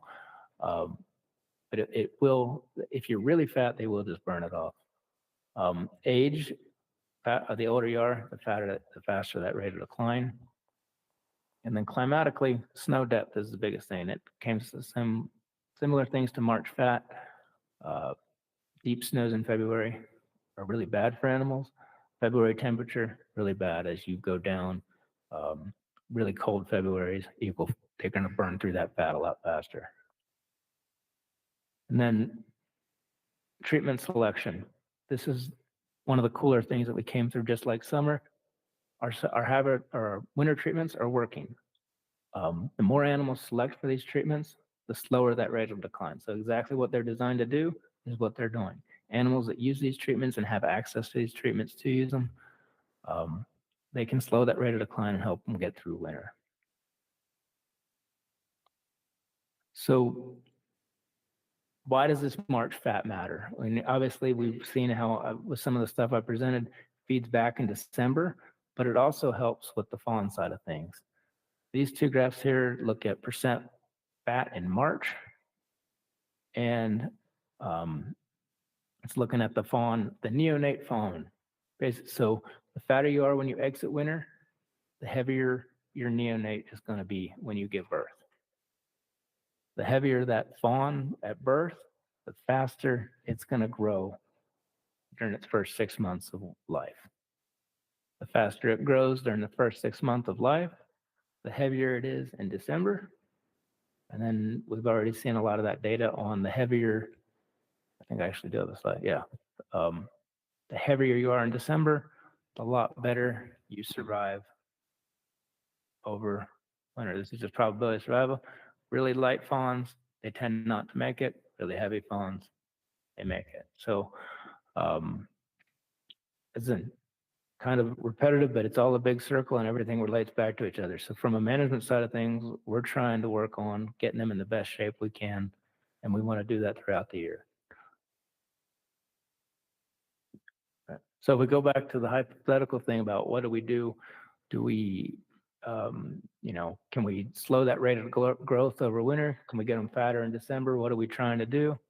Well, the answer is we want to do both, and we can do both, and we have tools to do both. And so that's the whole point of what we're trying to do. And most of our focus so far has been on slowing this rate of decline. What we're really starting to work on now is what can we do on this side of things into summer. And it's really, what's nice about the summer side of things is that if we start here, we're pretty limited in what deer can do. We got to hope for light winters, and we got to hope our treatments keep them above that line. If we start here, though, we have a couple options. They're already fat. We have a pretty good chance of them living Even if the habitat in the winter isn't great, at least they're coming in fat and they can probably hold off. So to address the summer side of things, we've started this project. A lot of summer range treatments mechanically have been done in that Range Creek area, trying to get that aspen rejuvenated, improve those for us. And so this is just some prelim results of what we're seeing. From that, we just started it last year, so we have 1 year of data. We're starting our second year this year. And these are points of animals from the Range Creek, and they're just, you see, these are all in treatments, and you can just see how they're really sucked into these treatments and really, and you can almost draw the outlines of those treatments just on the deer points alone. So obviously they're using it a lot. What is that actually translating to? Well, this is one buck that came off of there, which is probably one of the fattest deer we've ever seen on any unit. So huge, what is that, Randy? About 1.5 inches worth of fat on that thing? I mean, so just huge amounts of fat. And that's exactly, if we can get animals like that, we're going to do really good for deer. Some of the data we're seeing from Range Creek, this is just from February. Some of the fattest doe we measured in the state were those that were using these treatments and really hammering these treatments. So prelim signs really good. Here's the fawn weights. I didn't have it up on that graph because the Range Creek isn't part of our monitoring units per se, but we still caught fawns there this year. Heaviest fawns in the state were coming off those treatments. I think the capture crew, who's caught thousands, tens of thousands of deer, they even commented, like, man, these are the biggest fawns we've ever seen. So it speaks volumes to what we're seeing out there and what they're doing out there. So obviously really early, but really promising too, that if we focus on some of these summer range treatments, we might be able to have some huge effects on these deer populations.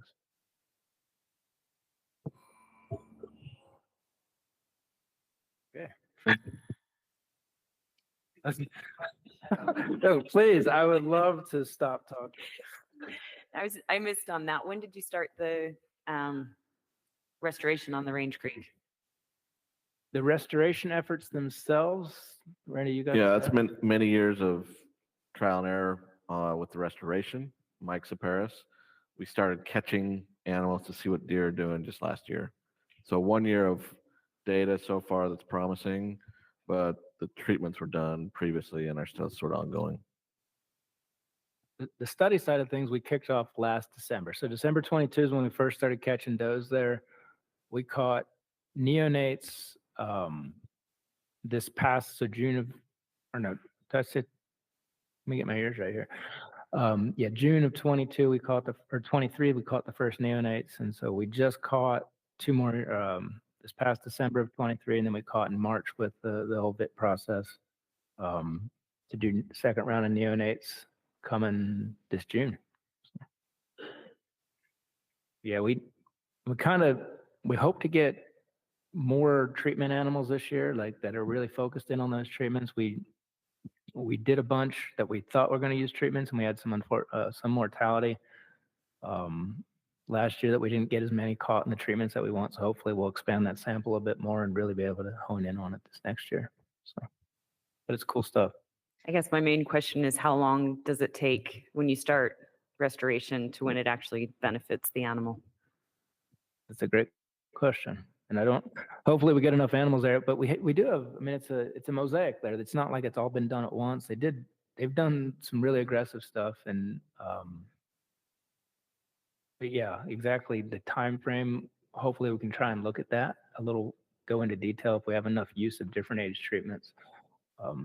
But yeah, that's always the toughest thing to answer with our treatments is how long does it take and how long are they valuable on both sides, the winter and the summer. Yeah, there'll be a lot that we learn over the next few years, specifically with all the GPS location data. We'll be able to understand sort of optimal designs of what those treatments are. If you make them too big, there's sometimes reluctance for animals to move out into there. And so we'll get quite a bit over the next few years, but it looks promising initially.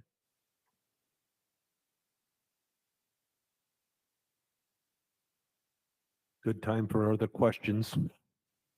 Please. With restoration, how effective have the prescribed burns been at restoring aspen and stuff like that?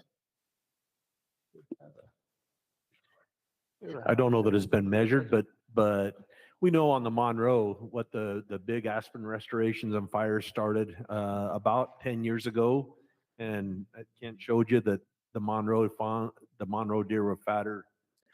So, I mean, we do have some anecdotal. I don't know that we've measured it directly. Yeah, and I think I think we're going to focus more in on that. We've mainly been focusing on the winter side of things. You know, I mean, not just with prescribed fires, but the natural fires too. We have several things going right now where we had that big Pole Creek fire on Nebo. We've got a big study on Nebo that wasn't initially part of the design per se, but it's going to be a big factor that we can look at.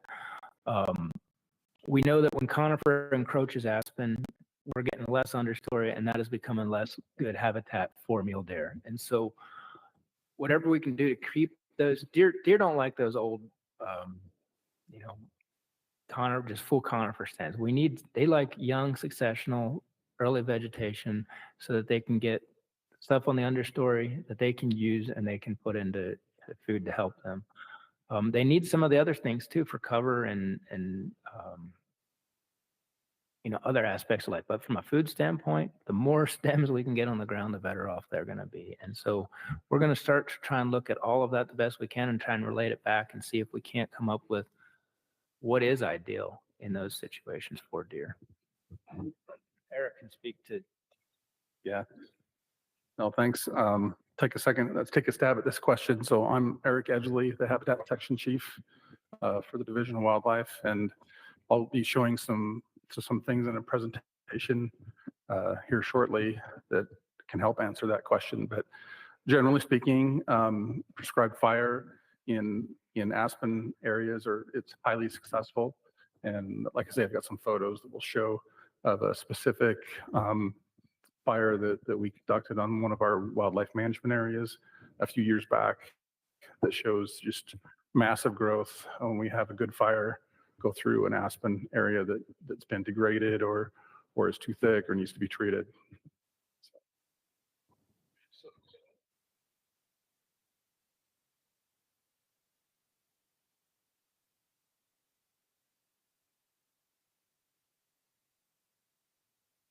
And Kent can correct me if I'm wrong, but the biggest predictor of March fat is the starting point. So that suggests that these summer treatments are really, both are important, but these summer treatments are really important.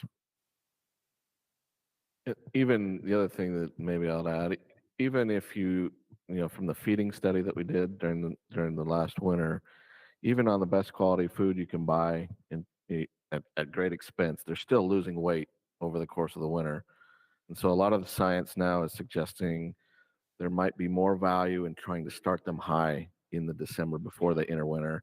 Yeah, we want to slow the rate of decline, but maybe that's less effective from a per cost dollar standpoint than trying to start them high with summer range treatment. Is the Forest Service starting to be more proactive on helping you do these projects? I'm not throwing you under the bus back there, Kevin, by the way.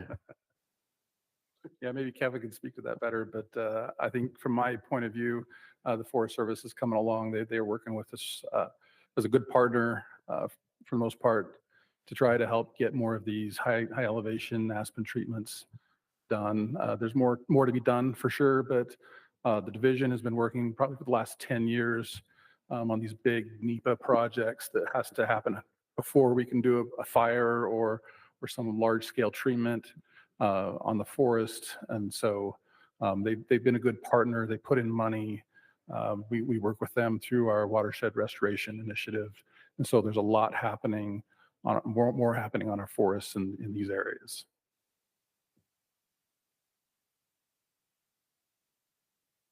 Kevin, will you come and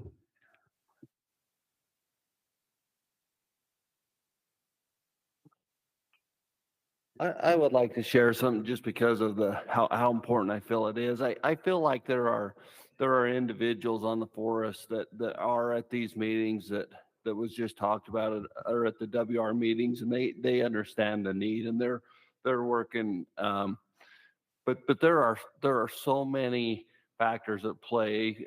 Forest BLM is multiple use, and so there are so many things. There's recreation, there's timber, there's so many things. And one of the big things that on our forest is timber production. And you'd originally think to pull that wood off would create more sunshine hitting the ground. You would have more, you would have early cereal species like they're talking about here. But we are seeing that if our timber staff could have their way, all of that timber would be harvested, would be replanted in very thick spruce forest. And so if that's the case, we totally negate what we're trying to gain here from removing that. Originally, that was probably mostly aspen, say on the Manti, Wasatch, those areas were probably originally aspen sands where they're talking, where they're seeing huge production. We are seeing a fight per se on the Manti where you're looking at possibly having that all go away and go into spruce. And so I think I was sitting in the back thinking we need this information to go to those forests, because there's a lot more at play than just a local biologist. There's a lot of people making those decisions. And so I think there's a real effort that we could take what these guys have learned and now help get that to where the people making those decisions can help make that decision. Those district rangers, those forest supervisors, they need to understand a lot of what's been shared today. So thanks. Thanks, Kevin.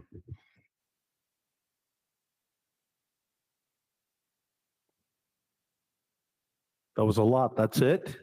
You've got it down? Kevin Bunnell for the Southern region. Let me just add a little bit to that discussion on aspen and the Forest Service. From our experience down in the Southern region, the Fish Lake National Forest on the Monroe has been really aggressive, and they've done huge treatments, and it's showing benefits as the data shows. They've learned from that, and I think that one of the biggest roadblocks with getting work done on the forest is NEPA, and doing NEPA on a project by project basis rather than doing large scale NEPA. We have the Fish Lake National Forest and the Dixie National Forest right now looking at large scale NEPA, or in the process of doing large scale NEPA that will cover the entire Boulder Mountain, instead of doing a project here and a project there. Now the Boulder's split between two forests, and the two forests are working together. And within a couple of years, we'll have NEPA that covers almost the entire Boulder Mountain, which just opens up the playbook to where we can go do projects across the whole mountain as opportunities present themselves, and it's fire and it's mechanical and it's everything else. So I think getting the Forest Service to think at this really broad scale and doing NEPA at a forest-wide scale that's specific to aspen regeneration over the next decade probably, in my opinion, makes as big a difference as anything in being able to have these impacts that we're seeing that are positive for deer and for elk and for cattle and for everything else. Kevin, let me ask you a question. How helpful, when we captured deer off the Boulder a few years ago, they were the skinniest in the entire state. Has that kind of information helped make some headway? Yeah, huge. And really it comes down to some of the, as Kevin mentioned, we've got two forest supervisors, Mike Elison and Kevin Wright, Kevin on the Dixie and Mike on the Fish Lake, that are seeing the benefits of doing NEPA and are pushing their staff to do NEPA at a large scale. And I think those forest supervisors that are thinking progressively can have a huge influence on getting that work done. And yeah, the data is very persuasive. So. Thank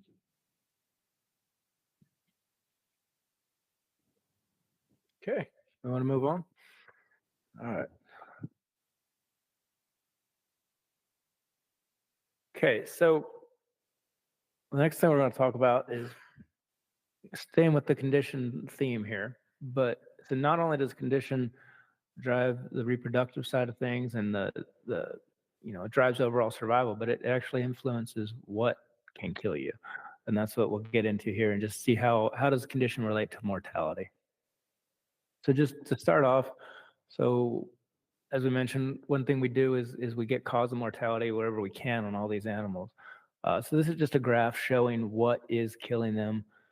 The red is the fawns, the 6-month-old fawns, and this is all just over winter. So basically from December 1 through April 30. Red is the fawns, blue is adults. And so coyotes, you see, leading cause of fawn mortality. Also kill a substantial number of adults, but not as many as lions. Lions are the leading adult mortality factor, and followed by malnutrition. And you can read them all there. We do have a bunch of unknowns there. One thing we do want to be is we want to be cautious about what we're assigning. If we're not sure, we just put it in that unknown category. A lot of those might be, scavenged by coyotes, or that they did die first of malnutrition, and vice versa. Sometimes there's just not much left to tell. Even though we're getting there quickly, sometimes it can be, obviously can be slicked up pretty fast by coyotes. So a lot of those are probably into that either or category, but we just want to be cautious about what we assign them to. For malnutrition, biggest thing we're looking at is just the whole carcass there. If you look at the bottom right there, you have 2 pictures of bone marrow. The one towards the left is when basically they've used up all their fat. That's what we look for as a prime driver of malnutrition. Okay. You can be my pointer guy, Brent. But yeah, you see that real dark red, clear, that means all the fat's going from it. They've basically burnt everything they have at that point. That's what we're looking for. Marrow gets a lot better than that, but if we see that late in March, there's still fat there. That's not malnutrition. We can see it. It can be completely white, and that means it's good, healthy, a lot of fat. But you'll often see them just curled up under a bush, completely whole carcass, just not touched. For coyote predation, we'll look for bite marks for active hemorrhaging, blood spatter on the snow. They can take care of a carcass pretty quickly, so that's where it gets sometimes tricky about was it compromised, was it not? Was it actually alive when the coyotes got to it? So hopefully we're there fast enough we can actually tell that. Lion predation, pretty straightforward, and we can get, often we won't get there for a few days after a lion kills it. They're moving it around enough to hinder us getting that alert. But they'll have it cached up, again, looking for bite marks. And the caching is a classic sign. And then rogue kills that was our 4th biggest one. Pretty obvious there too. But those, yeah, so for these analysis, we're just going to focus on those 4. Those were by far the 4 leading causes of mortality. And so that's what we looked at for these analyses. So first off, we just looked at how does fat impact what kills animals. So this on the x-axis here is just the percent body fat in December. And then the frequency of each mortality is on the y. And so basically you can see this is just every deer we caught. So 4,000 deer, or I guess only a couple thousand. But anyway, this is just what we sampled. So this includes animals that lived as well. When we looked at what was killed and what died of malnutrition for adults, you see that they're a lot less than what is available. So the skinnier you are entering in December, the more likely you are to die of malnutrition. If we look at what coyotes kill in terms of the adult deer, you see no difference between what's dying of malnutrition and what's dying of coyotes. So basically, when we talked about, we're cautious about did coyotes kill it, did malnutrition kill it? They're actually the same exact animals. The animals that are dying of malnutrition are the same ones that coyotes kill. For the most part, a coyote cannot kill a healthy fat adult. It has to be on that weak side of things. However, if we look at the lion side, what we see is a lot different story. They're killing those weak individuals, but they're also killing a lot of the fat animals as well. So if we go here, you can see this overlap here. These are animals really fat, high probability of survival. Lions have the ability to kill those as well as down here. And if we look at roads, same thing as lions. Yeah, they're killing some of those, but pretty much a proportion to availability, able to kill animals across the spectrum of fat. And we'll get into what that means here in a little bit. If we look at it from an age side of things, so we have age on the left here. So this is actually 6-month-old fawns on the left, and then it goes up to 13 years old. This is all ages across what we sample. If you look at what dying of malnutrition, a lot of fawns, a lot of 7 pluses, not a whole lot of the prime animals in between. So most of them, young, old. You look at what coyotes are killing, nearly 100% overlap with what's dying of malnutrition. Young, old, not much in the prime aged animal category. Look at what lions take, pretty much proportional availability. You're getting the young, and they're able to take these prime aged animals that have a high probability of survival. And then roads, same thing. Can kill everything across the board. So if we look at, these are now just the same type of data, but looking at survival curves on it. So this blue line is overall survival rates by skinny deer, by fat deer. You can see as fat goes up, survival probability increases. The green line here is malnutrition, and the red is coyotes. And so you can see they're able to kill those skinny deers that have a high probability of dying. And then once they get to about 8-9% fat, very, very few animals are being taken by or either dying of malnutrition or being taken by coyotes. Lions, the orange line here, yeah, they're taking these skinny ones, but right around here, around 6% or so, that's when that line crosses. So they're able to take those animals that have a high probability of living. And so this goes back to what we call additive and compensatory mortality. So this down here is likely much greater chance of dying, much more likely to be compensatory. Once we hit here, because of the high survival probability, those animals had a really high chance of living if they weren't killed by that line. So that's where they're probably having a much greater impact on these populations than these other sources. If we're seeing a lot of this malnutrition, that's a big concern. That's probably a habitat-related issue. And so certainly something we want to address. But if we're seeing not much malnutrition, but poor survival, probably it's associated more with a predation issue. And then the black line here is just the roadkill. Not nearly as prevalent as we see some of these other sources, but it's about 1 to 2% statewide. And so, but it is potentially additive. It can kill those animals that likely would have lived. Luckily, it's at a lower rate than some other sources, but certainly can be a concern on some units, especially or some particular spots on a unit. But it's just kind of that constant noise in the background there. But as I said, it could be additive, so it is a concern. If we look at that same data from the age side of things, really, this is the young animals. So survival on young and then survival on old. And you see the effects of malnutrition in coyotes, only taking these young and old primarily, very few of these prime age, and they're also taking the young. And then you just see that more of a constant effect of cougars being able to take all age classes. So again, from an age survival, if you remember back to Brock's graph initially about the different survival based on those age categories, by far, this was our highest probability of survival. So when we're taking out these animals from the population, that's where we're going to have the greatest impacts and the greatest concerns. Yeah. So Brock, I'm going to switch. So that's all I have. I don't know if we want any questions on that, but I guess just a summary of that. I mean, basically, so from a nutrition side of things, when we're seeing, obviously there's a fawn component there. I didn't go into the neonate fawn stuff or the 6-month-old fawns. And there's certainly some potential there from a coyote side of things to impact that population. Typically, we won't see a big impact on adults from coyotes. And if we are, it's usually because it's a malnutrition related issue as well. And so that's the kind of stuff we're trying to look at with knowing this cause-specific mortality and understanding how we can then direct management to influence these populations based on what we're seeing as to what's killing them, what's causing these low rates of survival.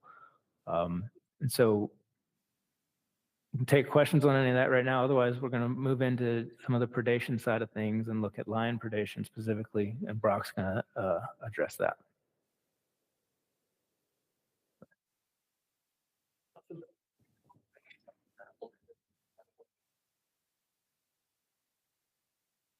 We should have Randy address this since he created this graph. But basically what we wanted to show here is that if we look at on the x-axis here, the percent of adult deer that are killed by lions versus the annual survival on the entire unit. And so each one of these dots represents a unit that we've monitored over the year, and how many of the animals on that unit were killed by lions. And we want to show, hopefully we try to convince you here that in this region right here, it really doesn't affect the overall survival of that population if lions are taking some of these animals. But there appears to be a point of inflection about right here, which is somewhere in the neighborhood of 7%. And once we have more than 7% of the population that is being taken by lions, it inflects, and the population survival, the rate of survival for the population declines. And so really, if that one of the take homes here is that we probably don't need, if our goal is to have more deer, we probably don't need to intensively manage lions on that unit as a management practice if the take is less than 7%. But if the take is greater than 7%, and our goal is to manage for deer, not for lions, we probably want to more intensively harvest lions on that unit to have a balance on that system. And there's two ways to get to here, but usually when we see something up here, it's because a population has had a bad winter and it's declined. So maybe one year you're only having 5% of the population taken by lions. And then we have a winter where 40% of the adults die in the winter, and now we have the subsequent year a much larger percentage of the population taken. But Randy, what do you want to add here? I just think that this is where we want to try to manage lions if we're going to manage in the name of deer, and not down here, so we can have a balance with other uses on the landscape. Yeah, the only thing I would add, this was put together when we as a state were in PMP, and we had the director and the agency picking which units should go under predator management. The legislative action has changed some of the need for it. The only other thing I would point out, if you see the dots that say SM, that's South Manti. And you can see that farthest one on the right, the next one there in the green, and then there's another one over there in the green. 3 years of really fat deer with really, really high predation rates. Can't grow deer in that scenario. The solution was to harvest more lions, which we did, and we've had much higher rates since then. So that's one positive example and story where we've made, I think, some change in a positive direction with management of lions. The other thing that you should note there is it's not all units, right? It's not for every South Manti there's a boulder that's limited by habitat, that kind of thing. So right, so that is a take-home message, that we had relatively low survival on the boulder, and that was primarily driven by a deer being in the poorest condition in the state. And so you go and remove lions from the boulder, it's not going to help those deer because they're already dying from malnutrition. And so that was one of the things that I thought was most exciting about that we've learned is side-by-side units can be limited by very different things. And if we don't understand what the survival and what the cause-specific mortality and what the fat level, nutritional condition levels are on each of these units, we're not going to be very effective at managing for deer on that unit anyway. Rock, got a question. So where we change from obviously management to just wide open on the lions. I know that we had mentioned in the mule deer, it kind of has stayed the same. It really hasn't intensified the lion. So how are we going to get creative to target those areas that still need it, where we've shifted kind of the way people are taking the lions, but we're not increasing the lion kill. Is that right? So my understanding, and Darren would be the expert here, but he did, maybe I'll let him come up and answer, but that's my understanding as well. Well, because it's one of the most important parts of trying to save deer, adult healthy deer. On some units. On some units. Thanks. Yeah. So Bryce, I'll go through the numbers, but yeah, essentially what you're saying is true. We haven't seen a huge increase in overall harvest with the new situation. And I think we have some flexibility within the code to have some discussions about how we focus harvest in areas or units that need it the most. And we'd certainly be open for those discussions. We will be bringing some lion stuff around in May, and we'll definitely look at that. But we did bring a lot of the NGOs in and kind of highlight some units that could really use some attention, and that might be one strategy. There may be some other predator management type strategies that we do with, for example, Department of Ag or some other methods that, coyotes have really received a lot of focus, but it looks like, cougars, especially on some of these units, could probably stand to have a little bit more attention to as far as densities. So hopefully that helps. And we'll get some numbers a little later. Yeah, thank you. The other thing, Bryce, there is a grad student, Wes Alexander, who's also a division employee who's working on a master's degree that involved collaring over 30 mountain lions along the Wasatch Front that you're all aware of. And part of that master's thesis is looking at what prey items they take across age classes. And there is an idea out there that especially the big toms, the big males, are less likely to take deer. Preliminary data from that study Wes is involved with suggests that. There's one big tom along the front. He's got the ear tag 42, so he goes by the moniker of M42. He has, over like a 2-month span, he took 2 deer, the rest were elk, and then 1 moose. And then he also was responsible for destruction of 2 dens associated with collared females. So there is that idea. That's an ecological idea out there. We need to be a little careful. Sometimes well-intentioned efforts don't lead you where you want to be. If we harvest mostly males in the lion population, especially mature males, there is some risk that you would kick that population into a higher growth phase, higher growth rate, and you maybe have more than you wanted to begin with.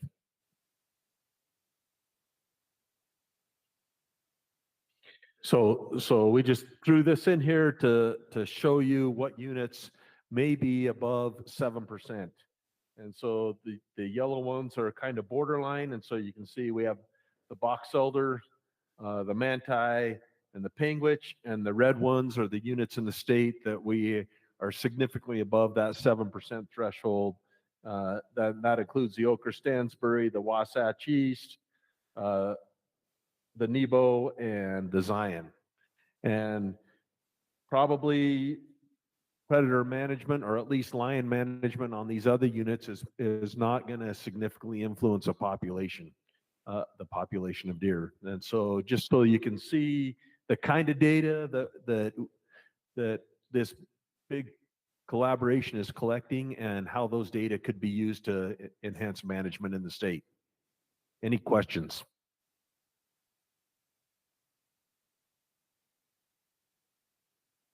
On those ones that just show 0 predation, there's no lions studied on those areas. So that means that none of the deer that we have collared have been taken by a lion. So that's 1 year of data from last year. And if you look, a lot of those 0s are in northern Utah, where the winter loss was really severe. And so that's also partly why those are low. Right. When we have a lot of winter loss, we think there's probably a lot more scavenging and a lot less need to actually kill. Randy, can you address what miscellaneous is there? what makes up miscellaneous? Just Well, so yeah, you bet. So we have collared animals, as Kent showed that map, all over the state. Collars are generally good for 4-ish years. If they're migration initiative units where we collar for a year or two and don't repeatedly collar, at some point you end up with 2 collared animals on Antelope Island. And you don't really want to label a unit and put a percentage associated with the sample size of 2. So that miscellaneous is just a collection of places we collared animals maybe 5-6 years ago that have just a few collars hanging on. And I do want to point out the manti here too, because the number itself is borderline, but it's a good example of across the whole unit, we didn't see a large lion issue on the most of it. But we did see on the south manti, especially the southeast manti, as the previous graph showed, really high predation rates. So on a unit of that size, maybe lions aren't a factor overall, but we certainly can see pockets where it was a concern, and we'll go through an example next year about how that's changed over time. But yeah, it can be just isolated issues in certain areas. It doesn't have to be an entire unit either.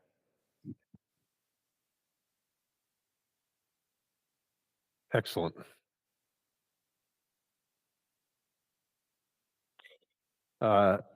Anyway, I think we put this back in here to just say that any of these oranges probably are not going to be top-down limited. These are units that are limited by nutritional condition of the female. And so again, one of the take-home messages is if we know nutritional condition of the animals on the landscape and we know why they're dying, we're going to be able to make much better management recommendations than if we don't know those pieces of information. I mean, and we can go by unit. So here we show this orangish or whatever you call it. These are the number of individuals caused by different causes of death, and lions are the big one on the South Manti. And these unknowns, I mean, Kent went into it. These unknowns, if we get there and we just find a collar, a lot of times, if the animal's scavenged, coyotes, for whatever reason, will pick up and run with the collars in their mouth and drop them 100 or 200 yards from a carcass, and we can't find the kill site. Or maybe the animal died on top of the manti or near the top of the manti, and if we can't get a snowmobile to it, it sits there for 2 months until we can get up there in the spring. And so we have unknowns on every unit, and Kent explained this very well. We don't want to try to guess an assignment if we don't know, and I don't think it really matters how many unknowns we have. The pattern of mortality that we have from the knowns is really clear, and a few unknowns is not going to change that pattern of the knowns.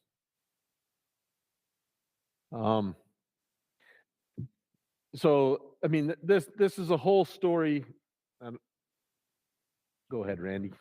So this is just an example. So we detected top-down regulation on the manti, measured their body fat, fat deer with low survival. You can Right see here. those 3 years down in the upper 70s. You're not growing mule deer with adult female survival in the 70s. Even actually probably lower 70s for those 3 years. The state implemented increased lion harvest in the upper bars and lines that you see there are post significant increase in lion harvest. But this is 1 unit of 30 that we detected top-down regulation in and went in and fixed. Even some of the most ardent Southeast region folks would say South Manti has actually gotten a little better in the last few years. The capture crew, actually, this last cycle, came back and said, well, what's happened here around Joe's Valley? And they said, we usually really struggle to find mule deer, and they were catching them pretty regularly, pretty easily. So that's one example of detecting top-down regulation with the combination of body fat and cause of death. The other units, there's some like this, but there are many others that have more and different issues.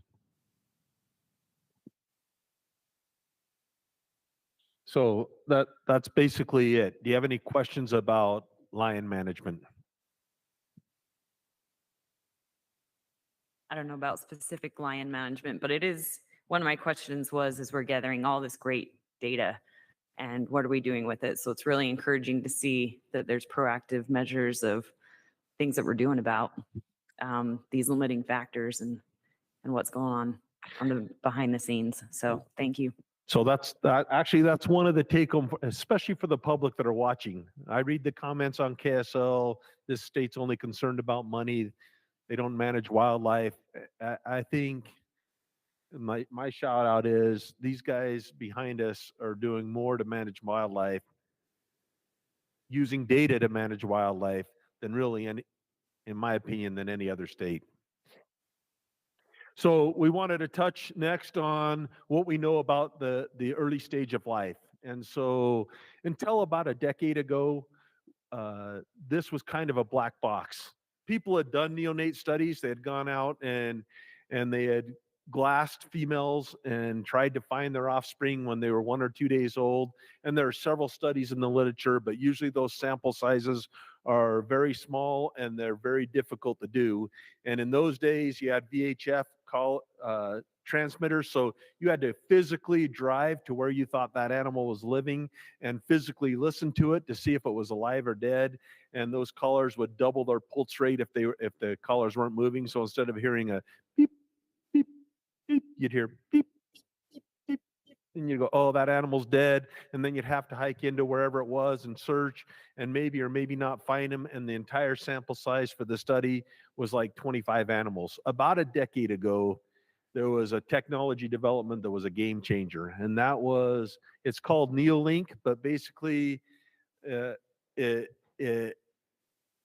an ability for us to communicate and for an adult deer to communicate with us through the collar.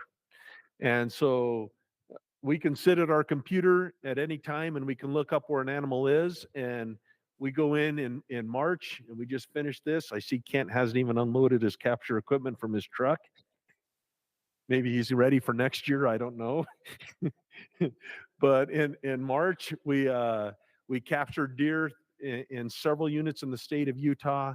And we use an ultrasound to determine if that animal is pregnant. And if she's pregnant, we implant a transmitter into her vagina, and that transmitter sits in the vagina until she gives birth. And as soon as that transmitter is exposed to light or it heats up by a few degrees, it communicates with mom's collar and it says, I'm exposed to light, or I'm warmer than I'm cooler than I'm supposed to be. And as soon as that happens, mom's collar sends us an email that says a birthing event occurred and it occurred at this GPS location.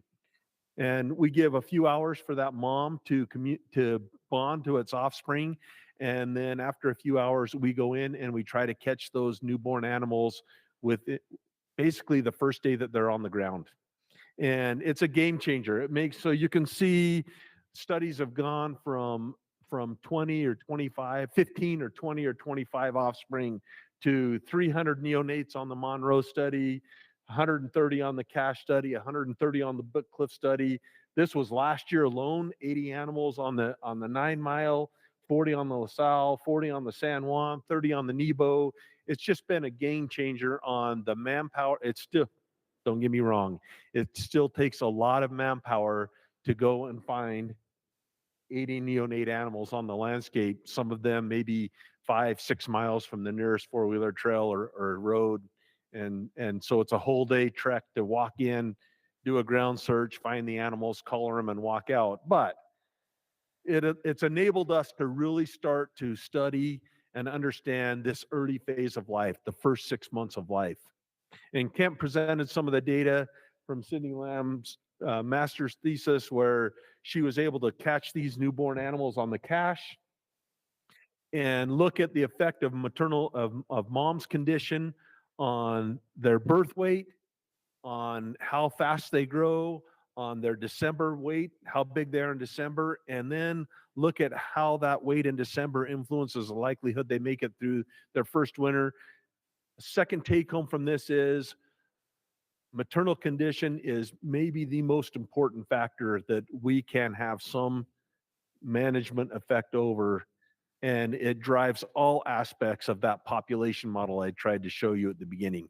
The fatter mom is, the more likely she is to have twins, the more likely she is to have big twins, the more likely those twins are to grow fast, the more likely they are to be healthy big fawns in December, the more likely they are to make it through the first winter and survive into adulthood. It really, nutritional condition is a primary driver. The only thing I would add is we're expecting a lot of help from everybody behind us and everybody here on this board this spring. So month of June, carve out some time and come help us catch these. So absolutely. So we just finished our March captures. Our goal is to catch 40 deer and 40 elk or 30 elk on the Nebo unit, another 80 or so on the 9 Mile, and a bunch down on another 40 on the LaSalle and another 40 on the San Juan. And so the month of June, if you have some time, we could use the help, and it's awesome actually to come out and help. So what have we learned? We've learned that this early phase of life, the primary cause of death is predation. There is some starvation, especially, this is from the Monroe study. So last year, this is Monroe alone, and every unit again here is different. Last year on the LaSalle, we had, I believe, 18% of the fawns that were either stillborn or abandoned at birth and died of malnutrition. And we think that may be malnutrition of the mother, but it turns out that it may also be CWD on that unit. We're starting to study that now, and there may be real effects of disease in these populations, and stay tuned. We don't know. I don't want to tell you what it is yet, but stay tuned. It may be an effect of CWD. Anyway, this is a pretty universal pattern. Predation in this early phase of life is a primary driver. We do have some that are abandoned. Some are abandoned right at birth. So a mom might be in really poor shape. Every deer on the landscape is pregnant. And deer make the decision whether to reproduce at birth, not when they get pregnant. So very different than elk. Elk make the decision whether to get pregnant or not. All deer get pregnant. They make the decision at birth. And there is some of this starvation that we could move into predation. So for example, if you have an adult deer that is eaten by a lion on the 20th of June, she probably has 1 or 2 fawns on the landscape, and we would categorize that as starvation because we'll go find a fawn that's dead on the landscape and has an empty stomach, and we say, oh, it was abandoned. It wasn't abandoned. Its mother was killed by a lion. So some of this could be indirect predation, but these things are minor. In this early phase of life, predation is the primary driver of survival. I'm talking the first 6 months of life. This is on the Monroe. I put this up here. This is over 4 years. We can see that 12% of all the neonates born are taken by coyotes in the first 16 weeks of life. This is only the first 16 weeks of life. So the first 4 months. And cougars take about roughly the same. These means are not different, and all other causes of death comprise a very small portion of what's happening on the landscape.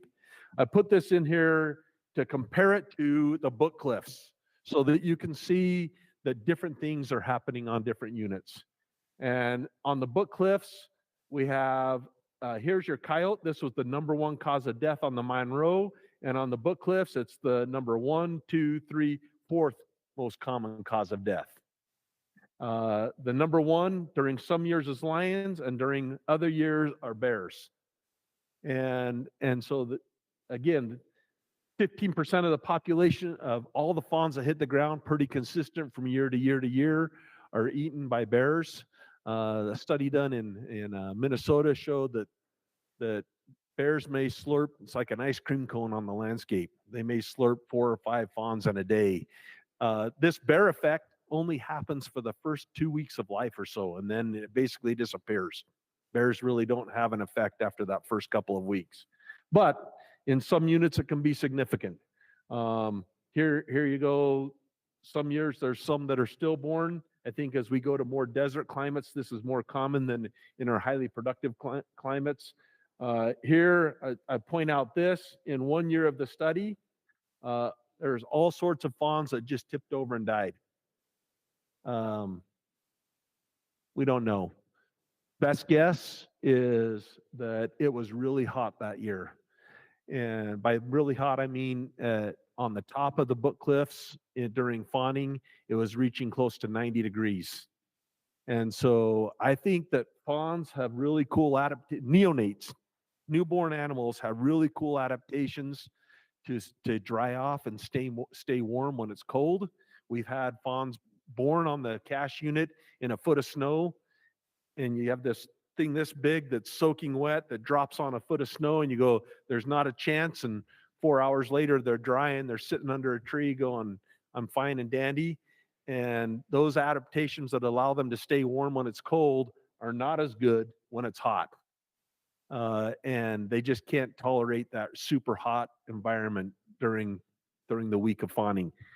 If we were to guess, that's what I'd guess, but we don't know for sure why so many died the last year of the study. They all died within 1 or 2 days of us catching them. So within 3 days of being born, we would do a necropsy on them. They had a full stomach full of milk, so mom was still feeding them. And it looked like they were just walking along a trail and tipped over, like they couldn't keep up with mom. They overheated or something like that is what I think, but I don't know. But the take home is each unit has different selective pressures on that early stage of life. Don't know why. I pushed the wrong button. The probability of surviving is higher if you're born early. So maybe birthing starts, depending on the unit, say around the 1st or 2nd of June, and it carries on till the first couple of days of July. And the earlier you are in this window, the more likely you are to survive. This is one place where buck-to-doe ratio may have an effect. We don't know in deer. We're looking at it right now. But there are some other ungulate species where the more males there are in the population, the earlier estrus occurs. And the earlier estrus occurs, the earlier gestation occurs. And so there are a couple of studies in other systems where male ratio can affect the onset of parturition. Preliminary data don't suggest that happens on mule deer, but we haven't completely looked at it. Randy. The other thing that plays into this is female conditions. So how fat the females are in November during the breeding season, and it'll move in Utah. It'll move as much as a week ahead. Right. So December 2021, we had really fat animals. June of 22, they're born as much as a full week earlier. And you can imagine what that does to you as a fawn in terms of being able to put on weight before your first winter. So that's the other thing that plays in here is female condition. Probably for deer, based on our data, way more important. What this graph is showing is year of treatment. By treatment here, we did aerial removal of coyotes on the Monroe Mountain. And what it shows is if we remove coyotes from the landscape between February and June, so from a few months before birthing to the month of birthing, we can have a significant effect on the likelihood that a fawn survives. This next graph, I think, is a really important take home. So this graph is the number of coyotes killed within one deer's home range of where that fawn was born. And basically what it says is if we are killing coyotes out in the desert, has no effect on the likelihood that a neonate fawn is going to survive. In fact, if we kill coyotes at the base of Monroe Mountain, it has no effect on whether a neonate is going to survive on Monroe Mountain or not. But if we kill coyotes in the zone of 7,500 feet of elevation to 9,500 feet of elevation, where neonates are being born, we can dramatically increase the likelihood that that fawns are going to survive on the landscape. So so this is different than adults. This is a place where coyotes can have an effect on populations in this early phase of life, but management of coyotes to be effective should occur in this birthing zone and at a time of year where it's going to disrupt mating systems. So from that February to June time period in the birthing zone. The one thing, Peter Mahoney studied coyotes on Monroe Mountain, and we didn't do that part, but we collaborated together. And valley coyotes were valley coyotes, and mountain coyotes were mountain coyotes. And of all the coyotes that he collared, only one moved between the valley and the mountain, or the mountain and the valley. The rest stayed where they were. Any questions? Kent, you look like. Yeah, have you noticed, is there less people hunting coyotes in the spring when it's necessary than there is in the fall and winter? I have no mean, idea on that. At one point in time, it would have been more likely when fur prices were higher to hunt in the fall and early winter, but in the spring, are people still hunting them, or is that kind of taper off? That'd be maybe Darren can answer that when they get turned in, but a lot of people save them through the winter to turn them in. But with our electronic reporting, it's probably getting better. Yeah, so we have dates, Kent, but it's primarily winter. They're taking them in the winter time, and about half of them are using traps, and the other half are shooting. So we don't see a lot of effort in the spring. Yeah, if you want to talk further about coyotes, we can certainly do that. But there are definitely some strategies we could employ to try and do this with coyotes, with the general public bounty system. But then we also have our partners with Department of Ag that are flying, and so they can even with more precision do some of that work as well. It was just part of the overall question. So as part of the other data that Brock shared with us, that coyotes are pretty much homebodies. They live where they live and they don't move around a lot unless it becomes necessary, I'm sure. But if we're hunting primarily in the wintertime, we're hunting coyotes are in lower elevations with less snow. We're hunting valley coyotes in the winter, basically, and desert coyotes. So We're not according hunting- to so- Peter's data, that's true.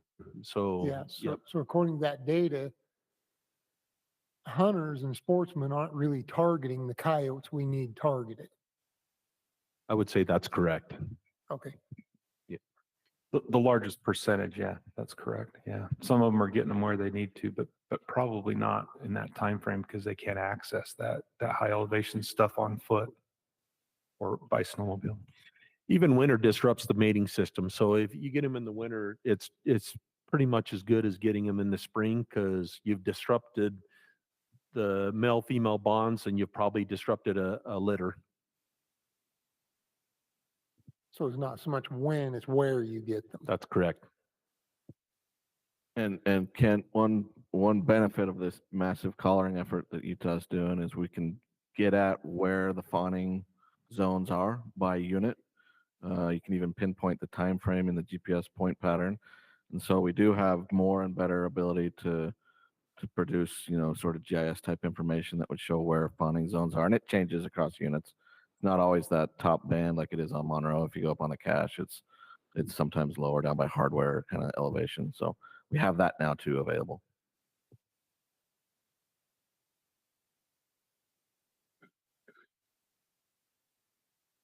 So the next thing we wanted, do you have a question, Randy?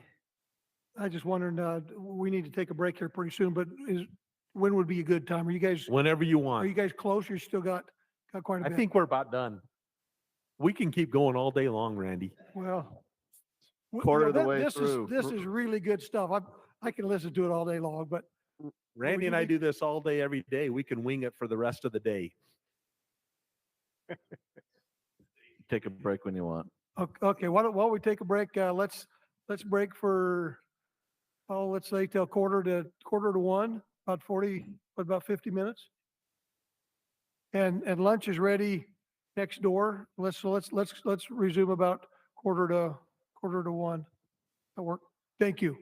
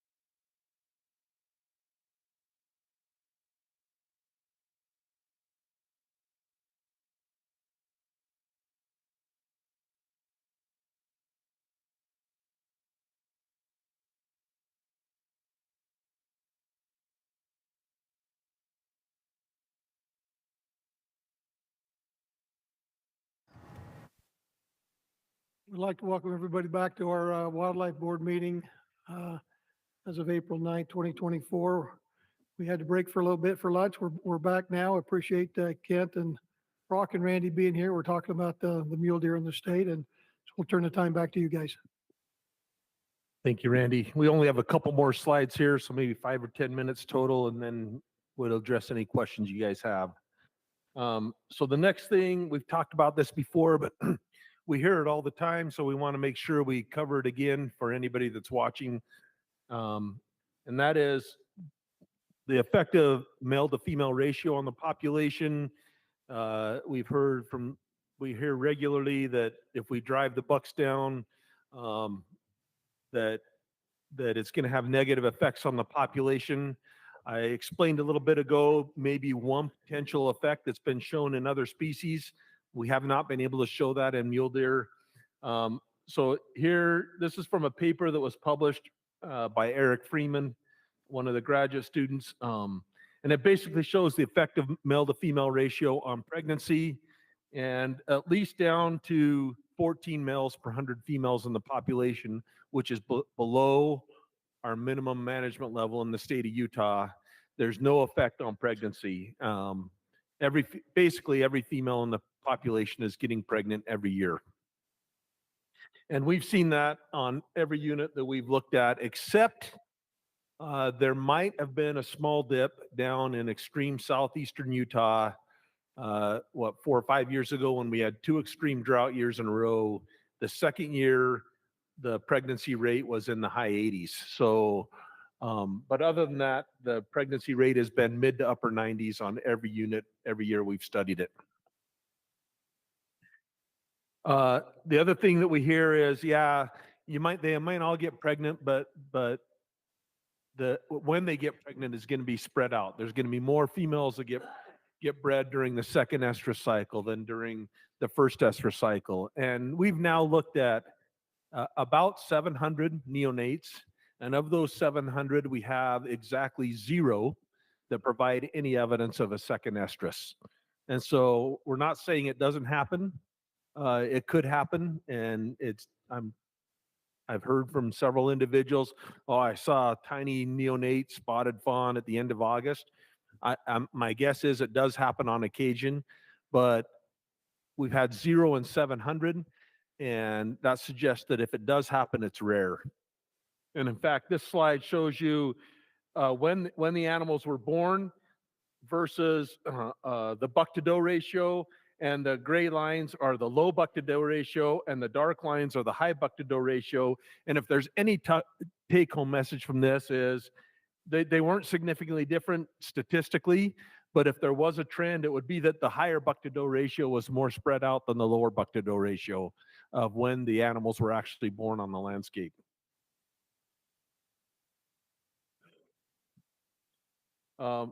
Here is the new information that everybody's going to love to see, especially the people at home. So on the x-axis of these graphs, this is looking at our general 8 of our general season units over the last 8 years. The data have been corrected. Kent showed the effective latitude. These have been corrected for unit, for precipitation, for winter severity, and what these graphs are showing is that as we increase the buck-to-doe ratio, the lambda, the population growth rate on that population declines. And if you recall, a lambda of 1 is when the population is remaining stable. And now, granted, several of these years over the last 8 years have been drought years. And so we would expect this whole line to be shifted down a little. But basically it's saying that we are going to have population declines if we have high buck-to-doe ratios. And the mechanism that we think is going on here is shown in the right graph. And the right graph shows the effect of buck-to-doe ratio on the x-axis on the December fawn-to-doe ratio. And it basically shows that we increase the number of males that are on the landscape, we decrease the number of fawns that make it to 6 months of age. And they go, well, how does this work? This doesn't make any sense to me at all. And this is what these are from data of a few thousand deer in the state of Utah. And basically what it says is, as we increase buck-to-doe ratio on the landscape, we decrease, this is how fast animals are putting on fat over the summer. We decrease the amount of fat that females are gaining over the summer. This suggests that the males are directly competing with the females on the landscape. And the more males we put on the landscape, the more nutritional condition females are in December going into winter. And so we've spent the last hour and a half or 2 hours trying to tell you the condition seems to be driving everything. And this is consistent with research that's been done in Colorado, and it's partially contrary to research that's been done in Montana. In Montana, they didn't look at nutrition. They just looked at fawn to doe ratios in December, and they didn't look at big swings in buck to doe ratios, but they had a little bit of an opposite pattern. But it makes sense. If we have males competing with females on the landscape, we would expect females to be in poor condition. And we really think condition is a primary driver of most of these populations. Randy, it looks like you want to say something. I was going to say, so this is brand new, just recently completed big analysis. We're still trying to wrap our brains around it collectively. But one thing that I've done since this came out is try to think about, okay, where in the state do we have reasonably comparable units that might be differing drastically in buck-doe ratio? So, just thinking out loud to myself, called Kyle Christensen down on in Southern region.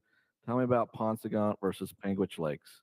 Yeah, it's always lower. I always count fewer fawns per 100 on the Paunsaugunt than I do on Panguitch Lakes. Maybe there's something else driving that. I called and talked a little bit up northeast region. Tell me about Diamond Mountain versus the rest of the South Slope. Same basic pattern. What about the Cache unit versus Morgan South Rich? And if you look around the state, if this is true, you can make some predictions about what you might see with these sort of side-by-side comparisons, and just start thinking about that and looking at those data, and it looks like it might be something. So, Quick question. yeah, go ahead, Kim. I guess this begs now, we have the question, we have to develop some sort of way to study this and prove it out. But it's been my observation, especially in the summertime and outside the breeding season, the bucks don't hang around where the does are at. You'll have some yearling bucks that are hanging with the does, but the 2-year-old and older bucks, they form bachelor groups and they go live somewhere else by themselves. So there's a whole field of study that looks at sexual segregation in ungulates, and Terry Boyer from the University of Alaska, and more recently from Idaho State, spent much of his career looking at sexual segregation, males and females being separated on the landscape. And there are some key hypotheses from that that have been developed to explain why that is.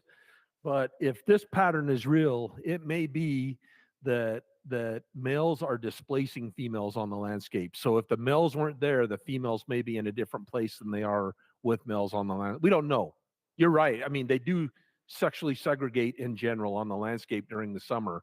But the reason for that might be that males are displacing them from the best quality habitat.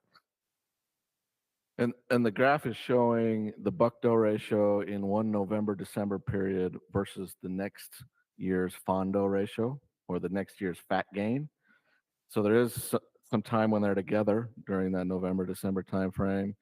One alternative hypothesis, other than this idea that they're eating and competing for the same food, would be if you run high buck-doe ratios, are the females pushed more and moving more and not able to put on as much fat during the rut cycle, November-December? That's an alternative idea. It's new.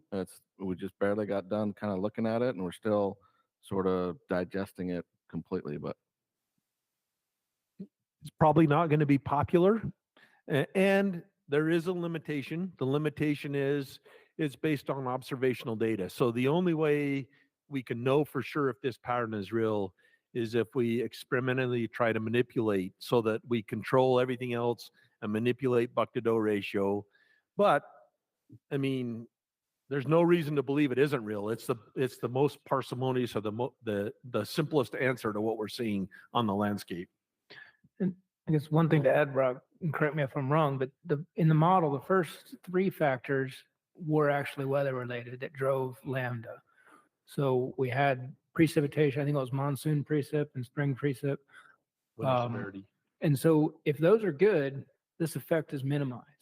However, in times of drought and when things are limiting is when we really start to see the effect of buck-to-doe ratio show in the population. So that's exactly right. We had several things in the model. This is the first thing that we have some management control over. And the most important thing of all the things that we have management control over in the model. We don't have control over those climatic variables.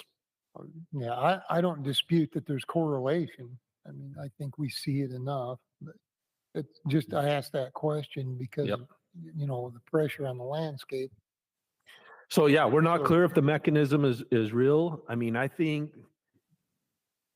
let's assume, just for argument's sake right now, this is real. This could explain the decline in deer over the last half a century in the entire Western US, if this is real. But back in the good old days, we had buck-to-doe ratios on the landscape of 9 to 11. Another way to think about it, if it's real, is if you're going to manage at high buck-to-doe ratios, you're just going to accept that that's a drag on the population. And you can overcome that in some ways, maybe with good weather precip, good habitat work, maybe in some cases some predator work. But if you're managing at a high buck-to-doe ratio, you've got kind of a drag on population growth. You'll never have the lambda potential as you would at lower buck-to-doe ratios. And it's still a social decision. It's just a social decision that's got some biological consequences. Any other questions? Okay. One last thing that we thought we'd just touch on to just drive home.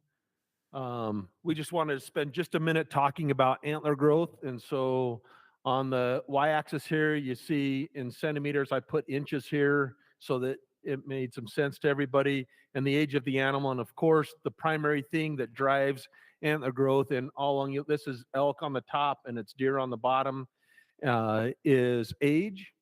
And everybody goes, oh, so every deer on the landscape has the potential of getting to 168. That's the average. And I would say no. These data were from 4,000 deer and 5,000 elk taken from private land on highly selective hunts.